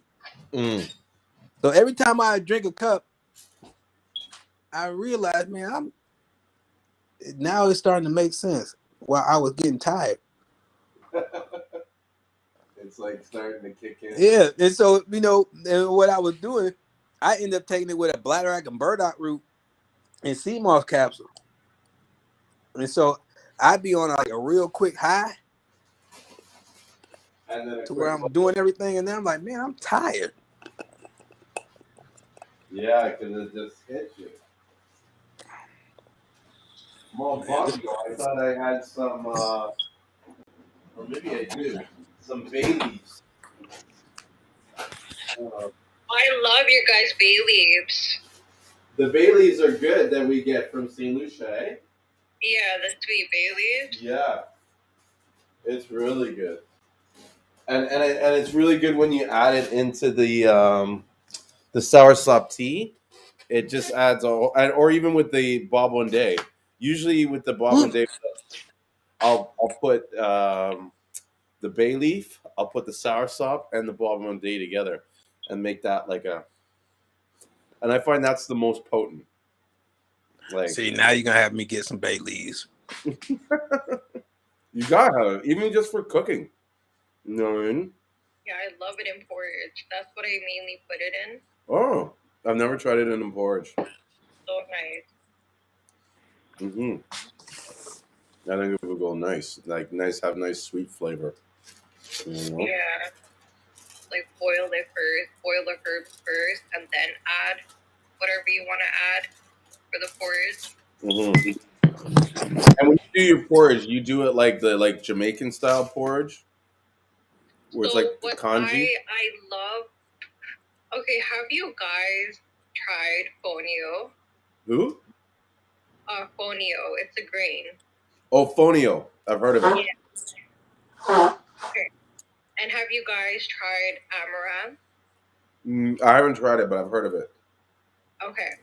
So a lot of people love fonio, right? I don't, but I use amaranth. Like all my porridges, I always make amaranth. Like I don't even eat oatmeal anymore. It just doesn't feel right, you know? But yeah, amaranth. So I would boil the herbs first. So cloves, star anise, the sweet bay leaf, cloves, star anise, sweet bay leaf, and cinnamon. And then after I let it boil, and then that's when I add the amaranth, and it's so nice. It's so nice and simple. But I do blend it after because it has like a grits. It has like a grits texture. It's like little small little Like things. grainies. Yeah. Yeah, exactly. Mm-hmm. No, I want to try this year a little bit more of these herbs and different sort of like I want to start expanding my palette of these different stuff. You know what I mean? I'm not so much like into being a vegan or a vegetarian, but I want to try and add more vegetables or more less meat options to my diet. That'll be nice. You'll feel so much better. I think, yeah, I hope so for sure. So here, Matthew made a comment here. He said, "Back when I was a teen, we would put a big slab of dry ice in a styrofoam cooler, punch 3 holes in each side, put a screen into the cooler that's above the dry ice, fill with shrooms, and close it. And the next day, the shrooms would be dried. It was like their do-it-yourself freeze dryer. That's crazy. Yeah, that is crazy. That's actually something I want to take that I haven't had in a while that I'd like to try as mushrooms. Oh, what the hell, man? Oh, yeah, I was supposed to give you some, but I didn't come see you because my friend got it from BC, and I'm just like, ugh. Like, I don't want to, like, take this right now. It's like, whatever to me. Yeah. I mean, you got to take a little bit at a time here and there, but yeah, I'm interested in if you want to meet up again or try to arrange something to meet up again. You know what I mean? I'd be happy to. Whenever I'm on Danforth, I'll let you know. It's been a while because of winter, but I do. That's where I get my son's gluten-free bread. Like that's the only area that has it. That's closest to me, so yeah, I'll let you know ahead of time. Yeah. Do you get it from what is it called? The Big Carrot? I used to get it there actually, but there's a Healthy Planet in that area on Pape. Okay. And I think theirs is like 50 cents cheaper, so I just go there now. Honestly. Mm-hmm. Yeah. The Big Carrot can get expensive. and stuff. But they got good stuff. I had a friend that like worked there. He was like the manager, and so I would always get like different like health snacks and all kinds of shit that he would get in the store. Have me try it out. Yeah, they have amazing stuff. Like I really love them, but they're just really like Nazi now with like the muzzle and everything. But what was I gonna say? They have Irish moss there actually, and it's from Seamoss, Mm, and it's from Indonesia. interesting. I wonder what the Yeah, quality is like being from Indonesia, and or even not the quality, but more like how dry. I find that a lot of these Asian countries they don't dry the sea moss completely. right, right, and they're more thicker. Hmm. Have you noticed that as well? Yeah, but that also could be partly due to the water conditions and the. I know that from what I've seen, the type of species that they cultivate in that area most is the Euchaeta cottonini. Like Right. Philippines is one of the biggest producers of sea moss in the world. Yeah, it's crazy, and they're getting off you. Yeah, well, those guys, yeah. But the thing is that there is a difference between the sea moss that they're selling and the sea moss that we have in St. Lucia. Mainly the the water conditions on the way it's grown. The sea moss in St. Lucia has a different appearance to it. It's not as bushy and not as thick. Like you said the sea moss was really thick there. Yeah, So it's really thick, and also when they're drying it and they're producing it, it's more for industrial like uses. Like I think they have like an agro processing facility there that will take the sea moss and extract it into different raw components. And so, yeah. We have a lot of like jelly things there. Like we have like in the bubble teas, we have it in like our dessert. hmm It's very it's like all colored as well. So now I could totally see why they do that. for the different products, like Yeah. tapioca balls or something like that. Right. My kids love those things. They're always making Yeah. boba. Is that what it is? Tea, boba, or something? Yeah, tapioca pearls. Yeah, but they put that in the drink that they call boba, Yeah, yeah. which Boba. which Yeah, is the Chinese tea, which is interesting, in, like how it's become so popular. I remember when I was in my 20s, I took this it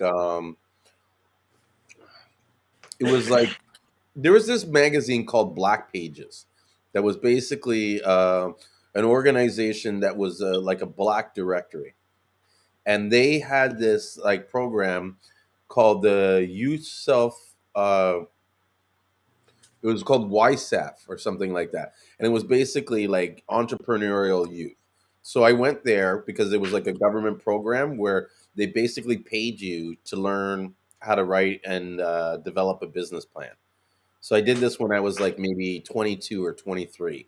I would go every day and just get paid to sit in a room with a bunch of other black. Anyways, the whole point of the story is back then there was a Chinese guy in there, and he was planning to open up a bubble tea store, and we were all confused about the like back then no one knew what bubble tea was. And right. yeah, and so he had the machine, you know how you make the cup and you put the sealer on it and everything like that.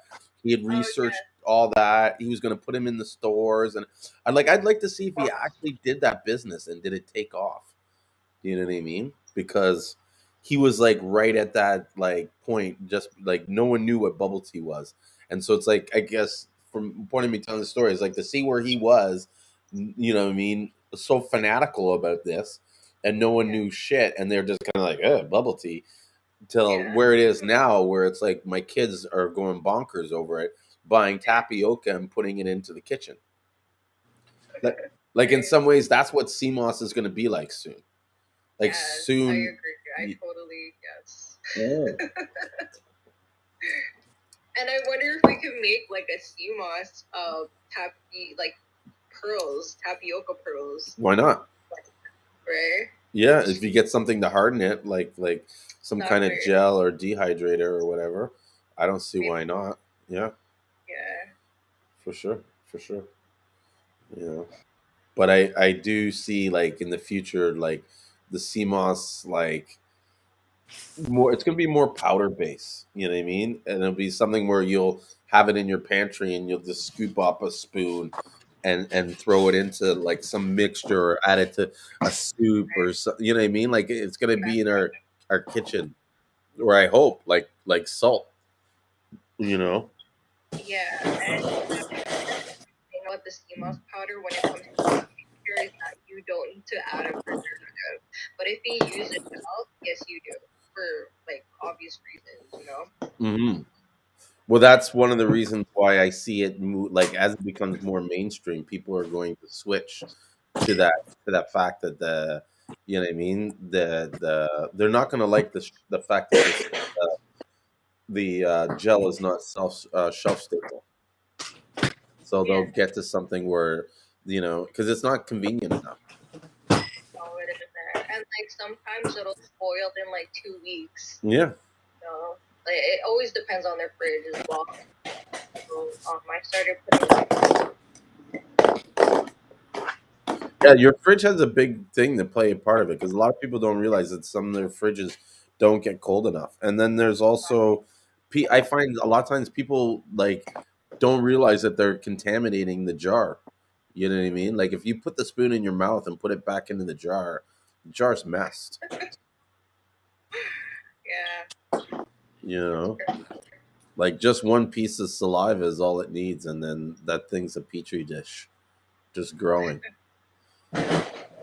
So I've actually seen this YouTube video. I haven't seen it in a long while, so I can't really like go back and show it. But she actually made a sea moss type of like a mock cheese. yeah, Like with the crazy. Seamoss, like a vegan cheese. Yeah, Yeah, I've seen some. I haven't done it myself, but I've seen some recipes where they show that, like how you can, make the vegan cheese, and I don't know if it has sea moss in it. Uh, So usually people do like cashew. yeah, Um, they need to come out with like a serious like. Maybe I'll do that. Spend some time a serious cookbook on ooh, on CMOS recipes. Because I always see like one or two recipes here and there, but you never see like an actual book. You know what I mean? Where someone's taking the time to make recipes. And when they do the recipes, it's usually like ripped off from other sites or something like that. Like it'd be cool to have one where it's an actual like there's pictures in it showing what the meal looks like after it's been made or whatever. You know? yeah, great point. Yeah. So yeah, I think that would be cool, just to have like a CMOS cookbook.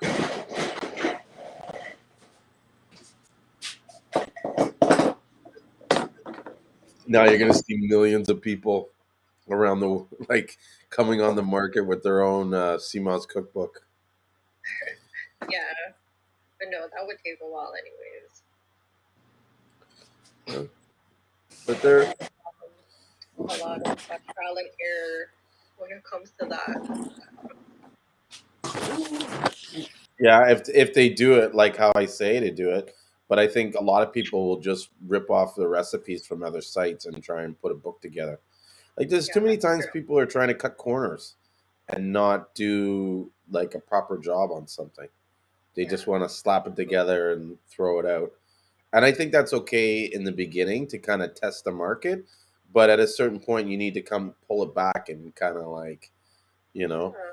This is or your line. This is you. yeah, or you could keep it the same, but what happens is you leave yourself vulnerable to those that will like put the extra effort. Like when I see all these people like sort of not putting in the big effort in the business and stuff, a lot of it I'm just kind of like, like you're almost like you're making my job easy because all I got to do is put a little bit more effort than you're putting in, Yeah, and since you're not putting a lot of effort, It's not much that I got to put more, and I can stand above. That's not the word I want to say, but just separate myself, or you know what I mean. Have stand out from the crowd. Yeah. And I think that's what's important to be like in this business to get noticed is you have to Yeah. be able to, or even willing to, try to stand out or to be different. You know. Yeah. That's exactly what I'm trying right now. It's a little bit difficult, Uh, but yeah, cause I like did the I brought like the Seamoss soap over here like beginning of like 2020, and then now like everyone's doing it as well. So it's kind of like I'm trying to incorporate it on other things too. yeah, make other products and stuff like that. Are you happy with the level of sales that you get? Like, do you wish you had more sales, or is it like, Yeah, yeah, but it's also like obviously it's a reflection of like my work, right? Like how much time or how much work I'm actually putting in. yeah? Um, it's just I'm trying too hard. I'm trying too hard to. So that's why I do want to expand into the stores. So at least I have that, and then maybe focus on other things because I am looking for a 9 to 5 right now. Hmm. Yeah, so it's very time consuming. But yes, of course, yeah, I do. That's going to be challenging. With are you going to put your son into daycare? Or? No, that's the issue as well. So I'm very picky right now with what which job I'm getting, and some of them are asking for proof, even though you are working at home. Wow. Yeah, it's crazy. Like I think Rogers is even doing that. So yeah, he's just gonna be at home with me. I'm up all night anyways, so hopefully I find something in the evening tonight or even nights. I'm totally fine with that. Oh, and you will have it so that it's really a job that you work from home then. Yeah, Okay, then yeah, that wouldn't be perfect. too hard. You know what I mean?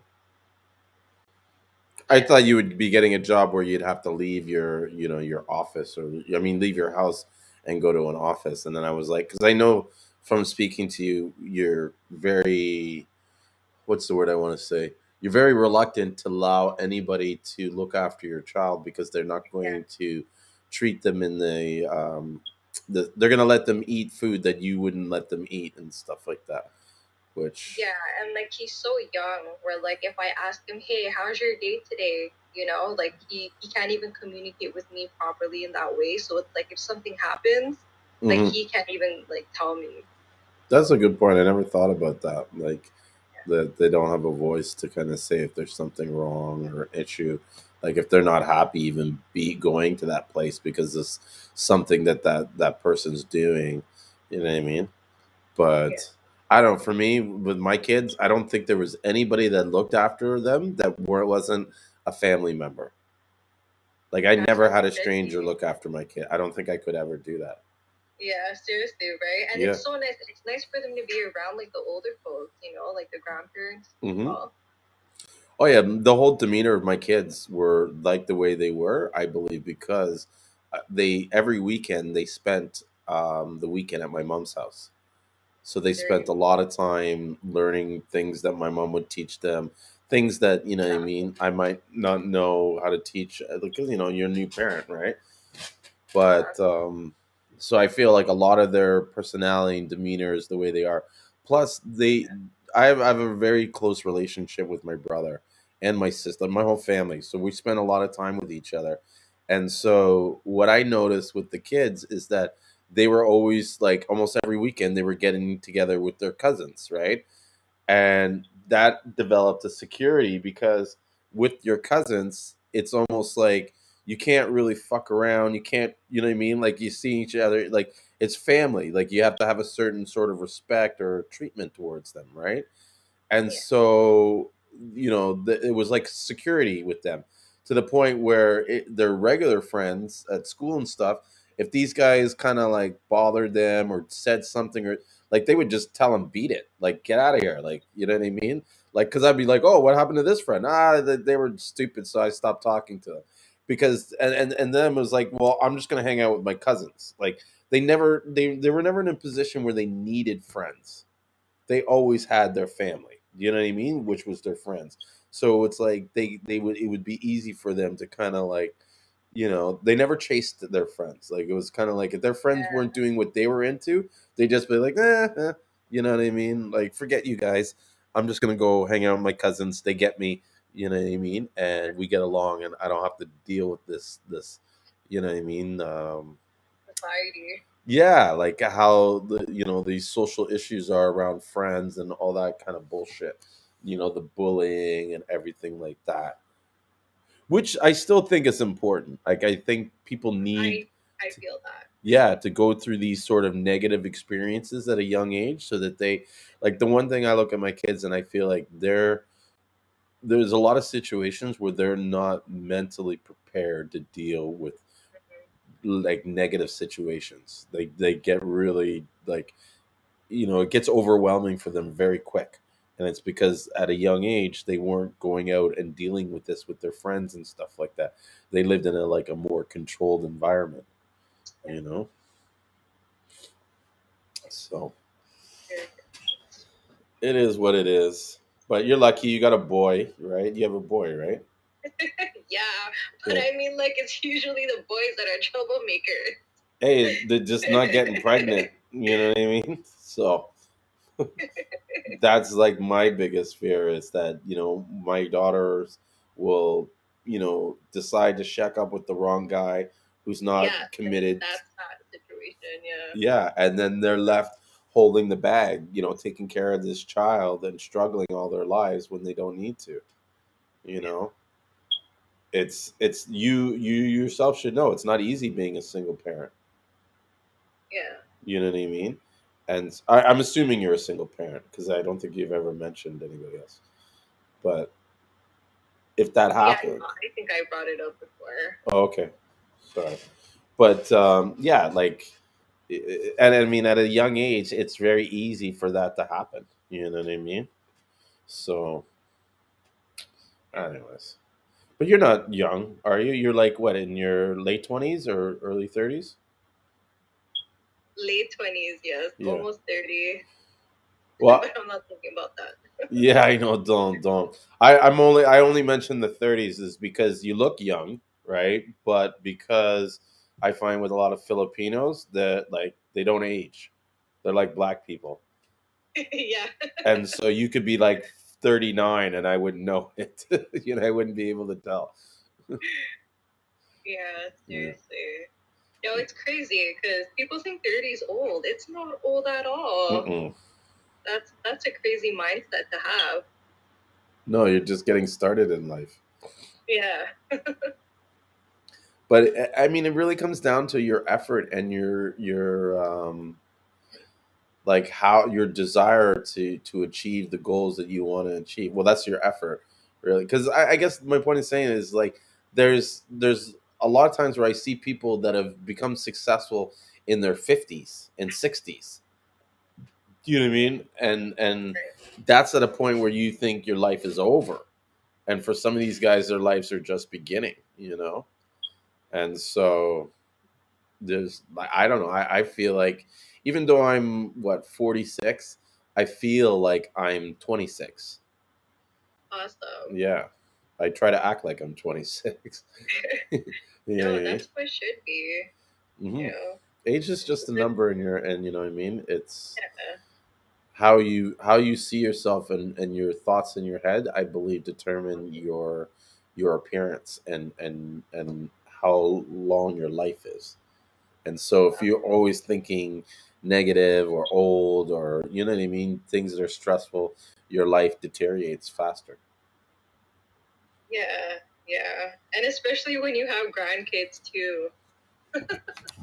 You don't have grandkids. Well, no. No, no, not yet. But no, I honestly, I'm 27, right? And I actually do wish that I was younger when I got pregnant. Not too young, Mm-hmm. but just as a mother, like, your life does get on a pause for a long while. Mm-hmm. And I do want a lot of energy when I have grandkids. Yeah. No, that's true. And if you had them a few years earlier, the grand you would be still younger. Because, like, I mean, what, my mom's a grandma. She's in her 60s. So Nice, mine too. yeah. I'm trying to remember when my mom had, like, she had kids at a young age. Like, I think she was, Yeah, their generation did. yeah, like I think she was 17 when she had my first sister. Oh, Uh, Yeah, and then I have another sister that was given up for adoption. And that was because at that time, being a single mother with one kid was one thing, but being a single mother with two kids yeah. was another. And so it was, deemed by, I guess, my mom's family, that it was kind of like too much for her to handle at such a young age. So they pushed her or pressured her to give up my other sister up for adoption. In So St. Lucia? no, in Canada. My mom's actually Grenadian. She's from Grenada, so she's not from Oh, St. that's Lucia. what you were talking about. Okay, Yeah. the other conversation. I'm like, I didn't know if like your cousins are Canadian or something like that. No, yeah, most of my cousins here, they're all on my mom's side. I don't have really any family up here in Canada on my dad's side. Although recently, what was crazy is this guy called me for Seamoss and turned out to be one of my cousins. And No like, freaking way. yeah, In and Canada or in the like where is States. he? He lives in the States. He lives in Florida. So he called me to order sea moss, right? And he's kind of telling the story about, like, he's from St. Lucia and da da da da da. And I was like, oh, so, and I think he asked me what my name was. And I always, like, I'm fucked up like that. I never say my name is Julian. I'm always like Julian Jean Pierre. You know what I mean? Like, I give my whole Proud. That's what it is. And and so he was like, "What? What? What did you just say?" And I was like, "Julian Jean Pierre." And he's like, "Jean Pierre? You're Jean Pierre?" I'm like kind of like, "Oh, yeah." Like he's like, "I'm a Jean Pierre," and that was when it hit me. Like, "What? You're a Jean? How are you a Jean? Where are you from?" Because there's only one Jean Pierre. So yeah, it turns out that he's like my cousin, and it's like what are the chances? You know what I mean? And so he was just starting on his CMOS journey. Like this is like it was his first order. So I hooked him up, and he's growing on the business, and I love seeing him. Like, Nice. I don't know, like when people ask like what's your why and why you do things, for me, I get my drug or my rush from watching me be a part of something that happened in your life, that someone's life that changed it. Like I'm all about, what I mean, seeing that. So, what I mean, like things that happen that are life changing.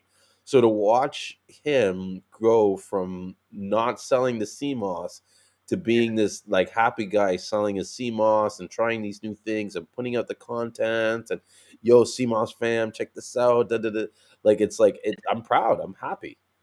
Do you know what I mean? Because I kind of like I was a part of that. You know what I mean? I did what I could to help them get to where they needed to go, and they're successful at it. Like you know, I don't know. There's something powerful in being a part of someone's life that like being able to affect someone's life in a way that changes the drastically. Yeah, it's an Yeah. amazing feeling. And then Hmm. your cousin too at the end. Yeah. That was funny. Yeah. No. And that was even more happier. You know what I mean? Because I wish there was more of my family involved in this. I'll be honest. I try to get all my family into doing this. I even put out like we have a family group chat on WhatsApp. I even said, "Hey, anybody that wants to get in the business, let me know. Let's do it. Let's work together." Da da da da da. And a few people were interested, but a lot of them, they all came at it with this attitude, like, okay, like how can we trust you, and why do you need us, kind of thing. You know what I mean? More like kind of like almost like looking at me like, okay, what is the catch? You know what I Yeah. mean? And I'm kind of like, there's no fucking catch. Like, you Yeah. bought it, you want to sell the CMOS, you make money. You know what I mean? And oh, how are we getting paid? And how are this that? And I'm just like, whoa, like, you know what? If we haven't even started the conversation, and your attitude is coming from a place about protecting yourself to being getting scammed, it's like, I don't need that.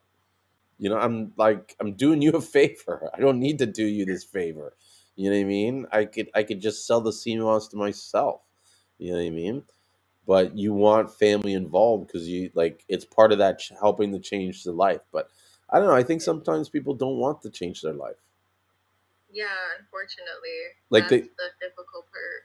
yeah, they like the idea, they like the thought, but when it comes into saying, okay, well, this is the work you need to put in your life, it's like, let's see what's on Netflix. Soap operas. Yeah, it's like, oh fuck, you know. Oh, that's unfortunate. Yeah, no, I totally feel the same way. And I mean, like, they would have the direct support too, and you are the link, you are the plug. So it's like, Yeah. what a great opportunity. No, yeah, but I think sometimes they get like I had one cousin where it was just kind of like, well, what are you getting out of this? And I was like, wait, what do you mean?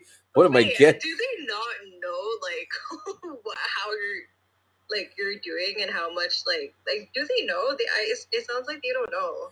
No one knows how big I really am in the CMOS Oh, industry. that's crazy! Well, Wow. at least not like my cousins or anybody like that. My brother does, right? And I guess my mom and that kind of have an idea. You know what I mean? But they're just like, oh, Julian's doing live streams. And like, Oh yeah, no, you don't seem like a person that would just like talk about those things anyways, like quote unquote brag. yeah, Like, yeah, yeah. or bring it up. Yeah, I'm pretty humble when it comes to that kind of stuff. I'm not really throwing it in people's faces and stuff like Yeah. that, you know? So, you're the man, Julian. Who's saying that? I want to say who says that. I think the other day, someone I know tried to troll me on oh, it's Le Jour, um, on YouTube, and I'm pretty sure it was someone I know because it was like the things that they were saying to me. I was just kind of like, no one in their right mind would just come and do that to a stranger. Like I'm like, this guy has to know me, but then he wouldn't show his face. He came on the video, and he, anyways, trolls. Oh, I think I missed that one, but I think I've seen a comment, the German one, I believe. Uh huh. I don't know if it's like a German. The one with the Nazis, he comes on every once in a while. There's a guy Oh, who, okay, that's a different. oh, that's a different one. Okay, I don't know. No, like you're talking about, that's different. Uh, No. huh?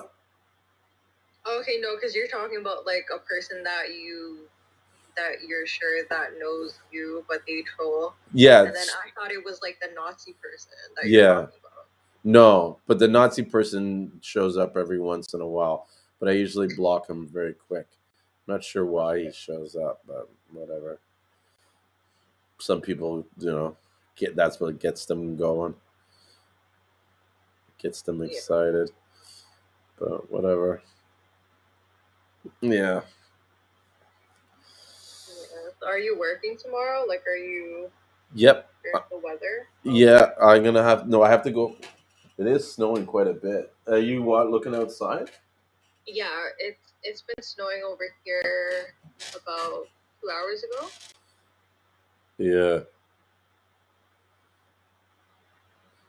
Yeah, it looks like here it's gone like a centimeter or so, but it's just coming down lightly. I find it kind of crazy, like how all over North America it's snowing everywhere. Yeah, that's freaking odd. Yeah, that goes from like Atlanta all the way up to Canada. And I was watching a video clip earlier where they were kind of talking about how the next sort of stage in this conspiracy thing is that they're going to move away from the pandemic and they're going to start talking about these severe weather issues, and that's what we're going to start getting controlled by is these like weather problems that are going to cause disasters and shit like that. Yeah, it freaking sucks for the farmers, when I think about all of that. And I mean, like, that's been going on for like a good long while now. I'm like farmers are kind of losing a bit slowly each year. Mm-hmm. Even like I seen like a lady from Cali. She even did like the story that it was snowing a few weeks ago, which is like really odd as well. Mm-hmm. Well, Yeah, you've heard of the thing called like the stuff with chemtrails and HARP and stuff like that? yeah. Remember, remember what they did to Texas with that all that snow? No.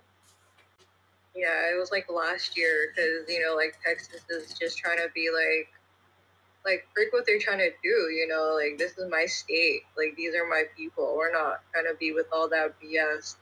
So then like they they put it on him. It was like snowing like crazy. It was like a storm pretty much. I think it was hailing as well. Yeah, I'd I'm be not curious to mistaken. read more about that. Well, they have this thing in the North Atlantic or the North, like it's either in Alaska or it's in the North Pole, and it's this big like antenna array called HARP, and it's supposed to stand for something. But people have speculated for a long time that they're using this device on the top of the world, to control the weather systems using like radio frequencies and shit like that. And that's where Yeah, these chemtrails come in, because they're dropping aluminum fragments in the air, so that when this HARP thing's activated, you can use it to like create clouds or right. snowstorms or all kinds of shit like that. Which is, it's pretty out there, but I mean, it's possible, you know. Yeah, no, it's definitely like that's not a conspiracy at all. But I mean, for the sake of people that like don't believe in anything, Uh, yeah, it's definitely there. And then like it affects everything. hmm Like like we breathe that. Yeah, Like with the aluminum fragments and stuff like that. But I always yeah, wondered, like, like these guys are already rich. They already have a good system in place. Why would they need more? Like, how much yeah, more do you really need? Like, you have control of the world. Do you know what I mean? Like, why would we need to start creating all these disasters and creating all this stuff? Like, let's just enjoy your life. You're fucking mega rich. No one's getting yeah, richer than you. basically. You know what I mean? Like, no one's getting richer than the Rockefellers. It's just, Yeah, frig man, their friggin' history was like big pharma, like the hmm medicine and like the oil industry. You know why though? It's because they're dying off. maybe, Yeah, so maybe. they're just like they're going hard and like they see that doing yoga or like little things like well, I don't want to call it a little thing, but meditating actually like raises our vibrations as well. Like even remember the breath work that you've been hmm doing as well. That's very powerful. That's Huge. very powerful. And they're realizing that we're starting to really, ever since this scamdemic happened, I've realized that like a lot of people are trying to go back to like our traditional ways, just a little bit more modern, and like a lot of technology. But we're really trying to implement like yoga now. We're trying to get into herbs. We're trying to get into our health, hmm um, and all that stuff. And like they fear that they actually do not want that because we're actually capable with like a lot. Like we're just not. We're like we can do more than just walking and running. Oh You yeah, know. there's so much power that we have yet to understand or Yeah. utilize or develop control for. You Yeah. know. So yeah, a lot of people are getting tapped in, and they just really don't want that. And that's kind of why they're bringing in like the whole metaverse shit. Yeah, that So stuff is pretty crazy. The metaverse. yeah, But they've been trying to do this metaverse for fucking decades. Like ever since the internet first came out, there was this talk of this metaverse. They even had it. I used to do it. It was like the game was called like Second Life or something like that. And they had all these like kind of like virtual rooms that you would go into, and people that you would hang out with, and you know what I mean? Like, like Sims. yeah, like The Sims. You know what I mean? Um, it was around the time that just before they came out with this, and I think The Sims came off that idea of this thing called, whatever happened to that thing, because it was like a huge movement called Second Life. You Okay, know, I'm looking at it right now. yeah, I'm googling it up. Second Life, um, internet. Wow, no freaking way. I don't know if they updated it or if it was like this when you were on it. Uh, That's pretty crazy.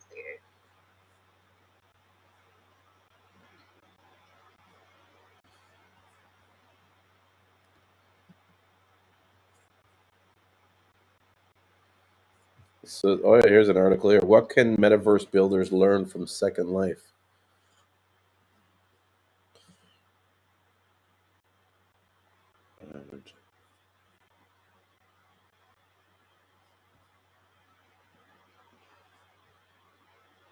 How old is this article?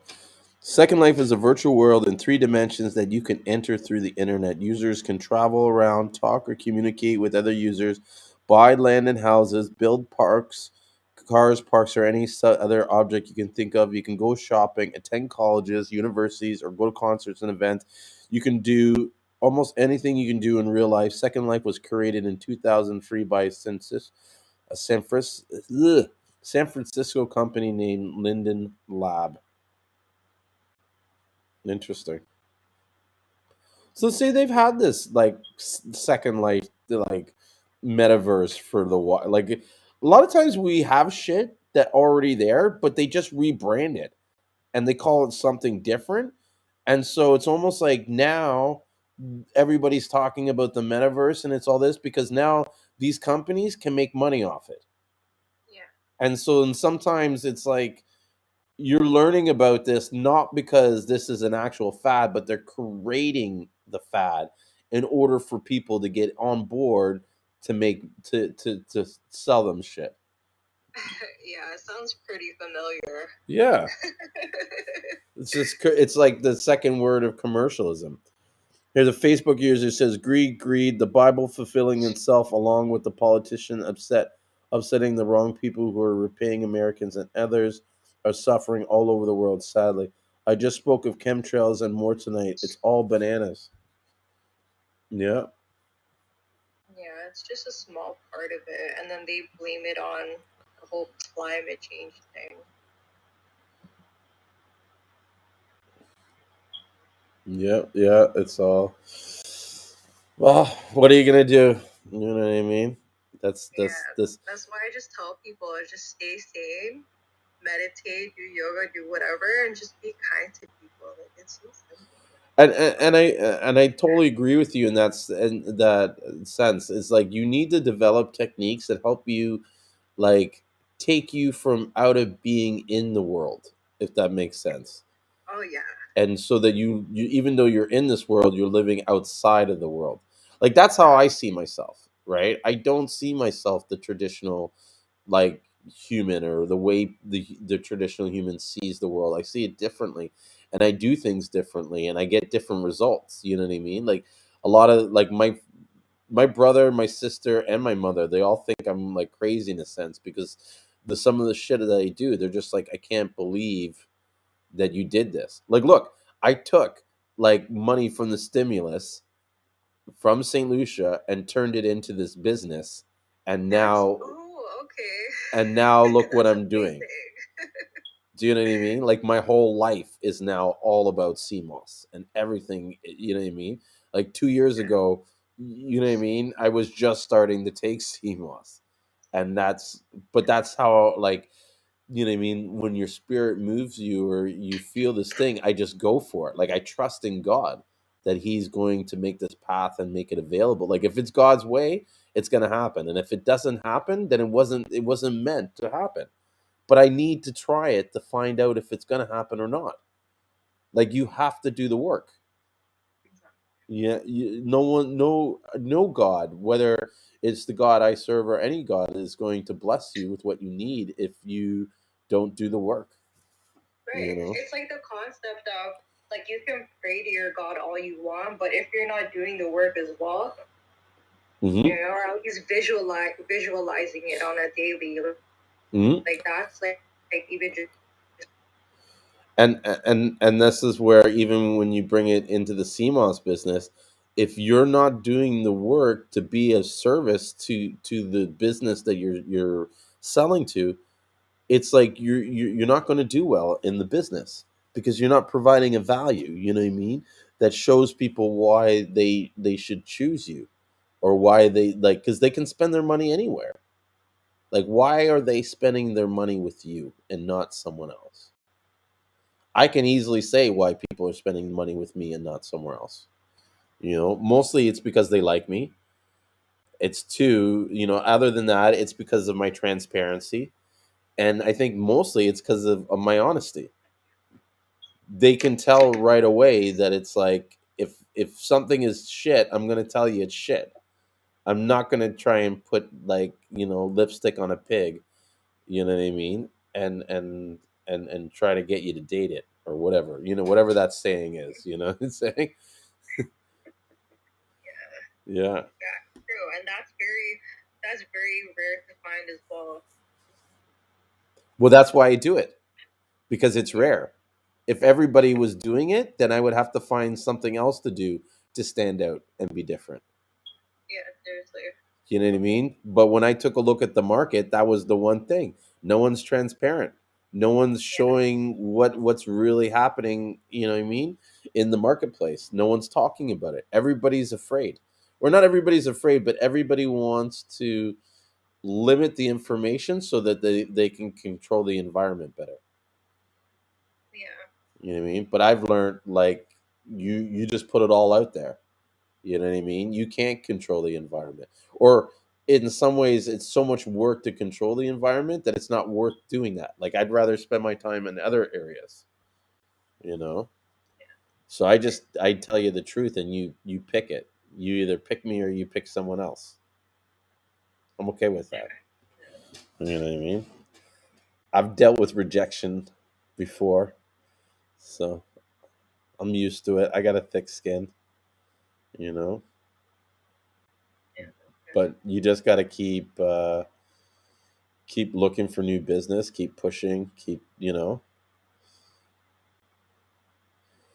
Oh, so someone says, no lipstick on a pig, laugh out loud. You're sincere about your mission, Julian, and I respect you. I have respect for your service. Thank you. Thank you very much. I appreciate that. Yeah, I mean, I've been pretty open and honest about my purpose and mission in being in this space. You know what I mean? So, and I'm happy the way things are going. You know what I mean? Like, my life has changed dramatically, and I'd like to think my partner's life has changed dramatically. You know what I mean? I know I'm way happier now than I was before. Yeah, if there's one thing I think CMOS has given me, it's definitely happiness.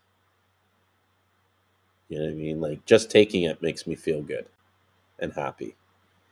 But to see the what's the word I'm looking for?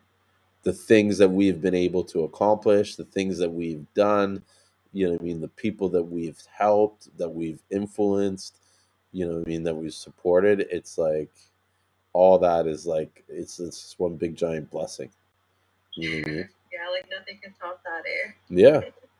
And I feel like the more we keep doing work to help these people of St. Lucia, the more we're going to start getting blessed, and like it's like the blessing is never going to end.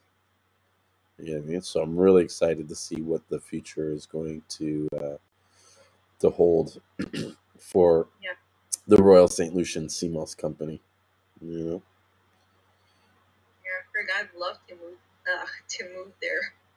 Yeah, you should even come and visit sometime. Right. You know what I mean? You could probably bring your son. You know what I mean? Or would you bring your son, or would you go? You need to get some vacation time on your own, right? No, I'd have to bring him, and I'd love to bring him as well. True. It might be a good experience for him to learn. Like, I remember that, like, my whole entrepreneurial spirit, my whole business like interest in being my own, like working for myself and stuff, all came from my trip going to St. Lucia as a child. My first time being there, I was 10 years old, and it like blew my mind how the world worked there, because I was just so used to the way Canada was, you know what I mean, and how life was in Canada. And then I go down there and it's like, well, in Canada, what I knew was everybody worked for someone else. You know what I mean? You went, you got your skills or whatever. You got a job and you worked for someone and you got paid. Well, down there, everybody worked for themselves. Barely anybody worked for anybody. You know what I mean? And you had your own restaurant or your own this, and you know what I mean? Like they didn't even have to go containers there when I went there. So you went to a restaurant, you ordered the food, you couldn't leave Oh, with the paper food. containers, sorry. Yeah, you had to sit there and eat the food and then leave the plate there. And that was what blew my mind too. Was this they were all takeout places, but they all had plates. You know what I mean? And like Uh-huh. you couldn't you bought a pop from the store, you couldn't leave the store with the pop. You had to go bring the pop back. Even now to this day, like certain stores, you can't you have to like agree to them that you're going to return the bottles to them for the deposit. Like there's no bottle deposit like we have here. Oh, okay. See, I kind of like that idea. Like, let's say if it was just like plastic, right? Instead of like throwing away the plastic, and then because that's what we do back home. Like, if you were to buy Coke, they would put it in a plastic bag, and then they'll just give you a straw. So you just drink it from like the plastic bag, a small plastic bag. Oh, well, that's crazy. Yeah. Yeah. So hey, I heard you guys actually partnered with the United Nations, something about like making sure that your guys' oceans are much more cleaner, like less plastic going out or something like that. Probably what they've done in St. Lucia is they've banned plastics, and so That's all the awesome. takeaway containers are all have to be compostable. Yeah, exactly. Hmm. No, they're pretty good in their environment down there, and even just like their overall like there's areas that are like dirty, or I wouldn't say dirty, areas where people are dumping garbage. You know what I mean? But for the most part, they're clean people. The town is very clean. The oceans and the beaches are fairly debris free. The waters are clean. You know what I mean? It's a good country. Really, like the one thing you'll love is the environment, like the virginness of the island. Like it's very untouched, unspoiled. You know what I mean? There's not a lot of development going on there, and I think that's one of the things that scares them the most. Is this, there's always this talk of investments and people coming in and developing these areas and stuff like that, and a lot of Right. people just want to keep it the way it is. Yeah. Sure. And honestly, like, in my own opinion, I know like they need a little bit of like some sort of like income too for the economy, but it's so much better just keeping it this way. Because look at all the other countries. The more like contracts they do, it's just like at the end, it's not really for the people anymore. Hmm. But I don't see you guys going through that route. Yeah, well, I think it's important for the next few years that St. Lucia puts a lot of emphasis on developing non-tourist related projects. Me personally, Yeah. I feel they invest too much at this point into tourism, and it's sort of like it's not the best way for how do we say it? It doesn't create the best opportunities for St. Lucians. You know what I mean? We become a country of employees to these companies that are coming in and taking advantage of their tourist offerings. Like I think there needs to be more done to develop and support local island base hotels and companies to put them on the same level as a Sandals or I don't know what other big name is on that island. I know Sandals has the biggest chain of, like they have something like 5 resorts on that island. Sandals. It's crazy, you know? And I don't know. I think we spend too much time like trying to support this tourism when we have this beautiful island with so many um like our soil and our vegetables and our food is amazing. Like we have like a great agricultural industry that we could develop, but we got too focused on bananas, and now we're too focused on tourism, and they need to. I believe that they need to move away from that and start focusing more on creating opportunities for like independent. Because the one thing I've learned about the St. Lucian people is they're extremely intelligent.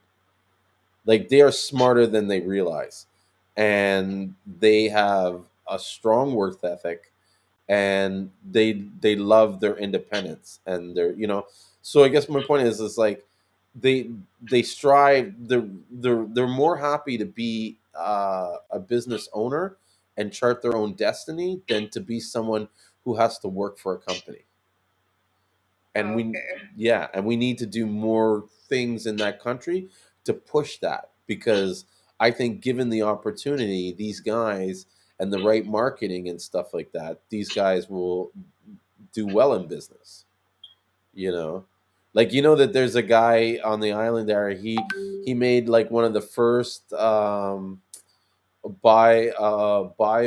like it's the first fertilizer made from Seamoss, or sea like it's made from Sagassum seaweed, and it's like like highly respected, like great product, but not a lot of people know about it because he doesn't have the means and the ability to really promote and market this product. Sorry, what's it called again? It's called let me look it up. I think it's called Alagas or something like that. Alagas. Okay, meet St. Lucia's first indigenous biotech company on Forbes, Yes. 2019. So look at that. Like he made the Forbes list on this tech biochemical company. Do you know what I mean? And these guys have a lot of great ideas and products like that. We just invested in a company, or not a company, but a guy. We're going to form a company on it where he developed what was it, like a biodegradable degreaser that they're currently selling to the government, to use in the situations where there's like car accidents and stuff, and so there might be like an oil spill or a chemical spill, and so because you're on an island and the soil and everything it's like a sensitive, everything's environmentally sensitive. Yeah, Right. that to have this product that's like environmentally friendly and stuff, it's a big deal, right? But this guy had the means and the ability to develop this product, but he couldn't get it to market because he needed a certain amount of money to buy the raw material. Like he had the contract in hand, ready to get paid for it, but couldn't get paid because he didn't have the means to get the raw materials to get it started. Yeah, so we were like, here's the money to go get the raw materials, and you know what I mean. Let's secure that contract, get paid, and let's talk about how we can develop these other products and market them. And so Okay, yeah, I'm looking at his page right now. So they get this seaweed from other places then, or like you guys have it too, the I species. think they get it from and so this company is different than the company I just talked to, that I'm talking about. These guys that are doing the fertilizer with the CMOS, they're Yeah, using Sagassum. yeah, yeah. Or yes, okay. Yeah, and so that Sagassum is like everywhere Okay. in St. Lucia. Like it just rolls up on the beach. It's it's pretty crazy stuff, and it smells like horrible when it decomposes. I'm just going to share the screen so people know what we're talking about here. Oh, okay. So it has like those pot. Well, it's not necessarily pods. I guess you can call them pods, like the circle, like the bubbles, the pockets. Uh-huh. You mean the little pellets? Yeah, Where are you seeing that? on Google, the sargassum. Oh, the sargassum. Yeah, so it has those little air pods or little the thing. Sargassum Like is, black rock. yeah, like bladderwrack. Sargassum is like a stain in the ocean. It's really bad. Um besides yeah, so I'm trying to look it up. Yeah. Besides it smelling really bad when it decays, it it has these big plumes, these big sort of like piles that can like literally choke areas in the water, and so fish get caught up in it, and they a lot of fish die and shit like that. Animals suffer. This stuff is really bad for the sea moss too. Like we try to avoid this getting near the sea moss because it can actually weigh, like if a big bunch of it gets caught up in the sea moss, it can weigh the sea moss down and help break it off the lines. You know. Yeah, I can totally see it. It's like a blockage. That's like their part. Yeah, huge blockage it turns out. And the stuff when it decomposes on the beach, it smells like shitty rotten eggs. Yeah, it's horrible, and it's hard to move and clean.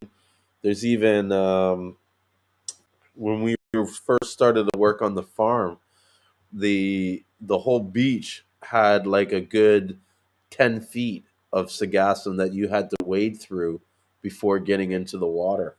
And especially when it was decomposing and stuff, it was all through of like, sand flies and all this other fucking shit, insects and stuff. It was really gross going through it. You know what I mean? And it just stank. Ugh. I'll never forget that. But what was crazy is like 2 weeks later, the water currents just took all the sagassum and it was gone. Wow. Yeah, like one day we came to the beach and the beach was clean, like as if like the sagassum was never there. And imagine it was like a 2 foot pile that was going out, 2 foot high pile that was probably about 10 to 15 feet wide, and then one day it was all gone, like every trace of it. Mother Nature doing its work. Mm-hmm. Mm-hmm. And that's something that I've always pointed out with the water currents in St. Lucia. They're always removing debris from the shoreline and taking it away from the island. You know, so Yeah, no, this is really good information because a lot of like my buyers, like they don't really know St. Lucia like that. Well, I mean, like they know that you guys have clean waters, but like for you to tell me all of this where I can like explain things more in depth and like why you guys have clean waters, it's pretty good. But you can also Google it and get more, because I'm giving you sort of like the Coles notes, but there's lots of documentation that talks about the waters around St. Lucia and the volcano, like and it's like another people don't realize is that we have like in that volcano we have like a spring that's constantly spewing out mineral rich water into our ocean. You know what I mean? That's something I think a lot of people don't realize. It's like we're like it's so much minerals on that island. That island is like so fertile. You know what I mean? Even in the like the the like you could throw a seed anywhere and shit would just start growing. Like that's how fertile the land is. Even in the most crappiest like you know check this out. fucking guys. I got this guy on. I don't know how to delete the comment, but you know those herpes guys. Yeah, I see it. This Abraham one. Yeah, like what the. And what confuses me, like I was saying this earlier, like, do these guys actually like sell their product? Like, how many people go and buy from Dr. Oregon? Yeah, it seems like it's just the affiliate type of thing. Like referral. I mean, they probably don't even use it. Well, that's a good point. I never thought about that. That these are actually referral, because I've never clicked the links. Right? I'm not clicking those fucking links. Like, Yeah. you know what I mean? But now you've made me think. Like, maybe I should click the link and That's why it's going so hard. see if it takes you to the same thing. Because I never thought about that being like an affiliate link and how that would differ. Well, I mean, like them just like promoting it. Like, let's say we do fall for it, and we're like, yeah, okay, I'm interested, and they probably get like a little bit from the sale. True, true. And I mean, honestly, it's a numbers game. That's why these guys are flooding, the everywhere they can. It's like if they put 1,000 links out, all they need is 5 people to respond. You know what I mean? And they've made some decent money. Yeah. At least that's the thought. So, what happened here? Something's wrong with my computer. I hate when this happens sometimes. The mouse not working. Are you actually clicking it?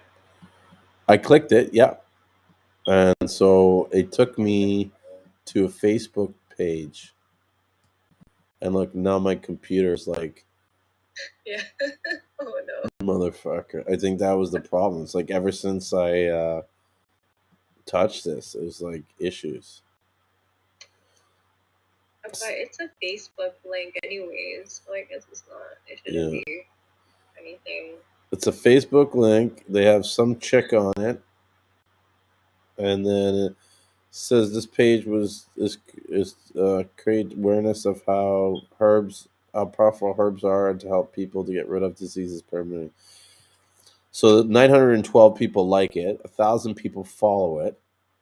They're really responsive to their messages, and I guess that's it. Like, it's a numbers thing. They get so many people seeing it that you know they get a buyer. Someone buys it.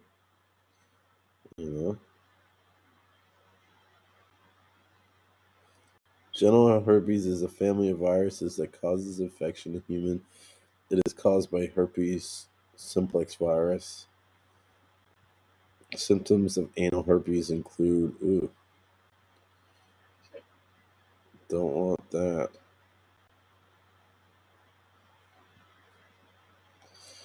Yeah, I guess some people probably do have herpes, and they're probably like, shit, like what can I lose? You know what I mean? No, it's true. You know that lady that I sent you, the iridologist, Heal with Ginger DeClue? Yeah. Yes, most of her clients have herpes. Really? Actually, yeah, herpes, cysts, fibroids, yeah, you name it, and they pass parasites, they pass their fibroids, they pass like their these bumps that we get on our body, and yeah, and the thing about her client is that like they would share, right? Mm-hmm. It's their partner. It's like they have a partner, and they're just like giving it back to each other. It's either they got it from themselves or like they got it from their partner, Mm-hmm. and it's like they're currently like still like sleeping with each other, right? Like being intimate. So it's like never ending. So going back and forth with each other. Well, I think once you get it, it's there. Like once you Right, have herpes, you have herpes for life. That was my understanding. Some of them say that it does go away, like for like a year or something, and yeah. I always thought once you have it, you have it for life, and it's like having a cold sore. You know what I mean? It just comes and goes depending on how stressed out you are or whatever. Yeah. Yeah. But, yeah, it is what it is. But you're really a night owl, eh? You like when do you get sleep? Frig, man, I can't do anything during the day. Like whenever I write, like whenever I get orders, like local orders, and like let's just say like I'm so tired, I'm falling asleep early tonight, which is like once in a while. And then during the day, I do all of my stuff. Sometimes I write on the back of my business cards to put in the orders. And holy frig, this guy is just constantly jumping on me. Like I can't do shit. A lot of attention, yeah. Well, that's going to be the hard part when you go to separate yourself from him. There's going to be a lot of separation anxiety and stuff like that. Like I had another girlfriend of mine who was like that with her kids. She was always with them to the point where if she left the room, like she couldn't leave them in one room and go into another room, they would lose their mind. Yeah. Yeah. So, but I guess she's always got company when she wants it, you know what I mean? But she can never go anywhere or really do anything because like you, she's very apprehensive about who she leaves her kids with. Yeah, exactly. I'm not sure if it's more of a diet, but I know it's a lot about how she wants to control like what they learn and how they learn, and she wants to make sure she reduces like any sort of situations of trauma that could give them a bad experience, like I don't know, something that they could carry with them when they're adults and stuff like that. Yeah, exactly. I feel like it's more for what, like, especially that it's when they're a little bit older, when they're like, I don't know, probably like 8 years old, 9 years old, to really look out for that. That's just my opinion. Interesting. Yeah. So It's just the stages, the different stages. They just grow out of things so quickly. I feel like right now, this age, yeah, they move quickly. Like you're in the threes before you know it, the kid's gonna be like 5. Yeah. And then excuse me, then after a while they you start getting dissed. You know what I mean? They just like get away from me. I like we're like I guess it's different for mothers and their sons, but as a father with a daughter, when they started hitting puberty or like just before that, they became very like don't touch me, don't come near me kind of thing. Like I couldn't get hugs, I couldn't get kisses, none of that, So Yeah, I hear that a lot. Yeah. So someone here is saying, "Good night, you two. It was a pleasure. See you in a few days." I should actually start winding this down soon, only because I have a lot of orders to do tomorrow, and I'm just starting to get caught up on all. I'm just taking a quick look at my orders now, on all the orders that like I had a lot of backlog from Christmas, and there was a lot of unhappy people because their orders were taking longer than expected. And so I'm just starting to get caught up now. And yeah, I need to get rid of, clear a lot of these orders out and get them on top. So I think I'm going to wind down and, or maybe call it a night now because it is 2:30. And I was, Yeah, I'm kind of surprised, because I'm just gonna be here.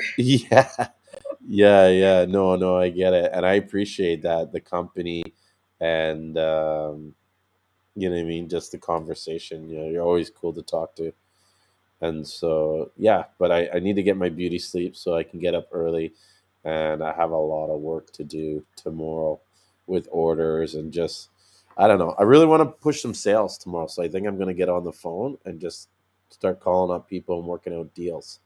So if you're watching this video and you know you're going to buy some CMOS soon, I really suggest you hit me up because now's the time to get good pricing. I'm feeling really generous in my life nowadays. Mhm. So yeah, I think I'm gonna get going. Thanks, Maria, for hanging out, and hopefully you have time on Wednesday to come back, and we'll continue this conversation. Alrighty. All right.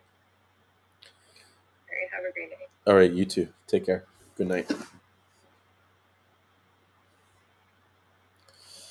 Oh, I hate ending these shows. Like I always feel like, oh, I give it 5 more minutes, but I really need to get consider my health and the amount of sleep I get because it affects my productivity if I'm too tired during the day. So thank you all those that stayed like so late. It's 2:30 in the morning. Well, we've done this almost 5 hours of talking about CMOS. And so, thank you so much for coming on the journey with me. And I look forward to seeing you guys back again on Wednesday. Please try to bring some questions or even a topic to talk about. You know what I mean? Um, from those who've watched our previous lives, you know that there's no I don't want to say no topic that we won't talk about because I'm sure there is, but like we just go all over the place. There's no sort of boundaries that we have when it comes to talking to CMOS and um there's I'd really like to see what people's thoughts are, what information they're looking to learn or want to know. And it doesn't just have to be directly centered around CMOS. It could be related to the business of CMOS, the marketing of CMOS, um, all that. That's one of my sort of, I guess, skills and strong points that I had. I'm very good at building and developing markets, and so I'm happy to answer questions on how I see, how I feel is the best way to develop markets in CMOS, or even to look at your business and kind of critique it and say, okay, this is what I think you should change, or yeah, have you thought about adding this and stuff like that. That I'd love to see more people come on and allow me to sort of discuss their, just kind of brainstorm on business ideas and stuff. Even tonight, we were supposed to have the guys from CGI, Cardinal Green Institute, to come in and talk about their business and what they're doing, and just hear the different perspectives of like different suppliers. Fortunately, that didn't happen. Not because of their fault, mainly my fault, which I'm going to try and address in the future. See, in the Caribbean, the time is about an hour ahead. So even right now, it's like 3:30 in the morning, whereas here, my time, it's 2:30. And so I was supposed to try and start the show earlier so that he could be on it and it wouldn't go too late for him. And I unfortunately I got caught up with too much work and I wasn't able to finish it on time to let him know. So, CGA guys, I'm really sorry that you couldn't come on today, but let's try to reschedule it and have you guys come on next Wednesday. I think it'd be really valuable to those um, that tune in and watch the show to see how your business runs and how you see the CMOS industry from your perspective, you know, and yeah, and maybe you get some business out of it. You promote to some people and they might see what you got and how you do things and want to do business with you. So yeah, let's end it now before start talking about something else, which is typical of me. And I will see you guys next Wednesday. Thank you so much. And don't forget to take your CMOS. Have a good day.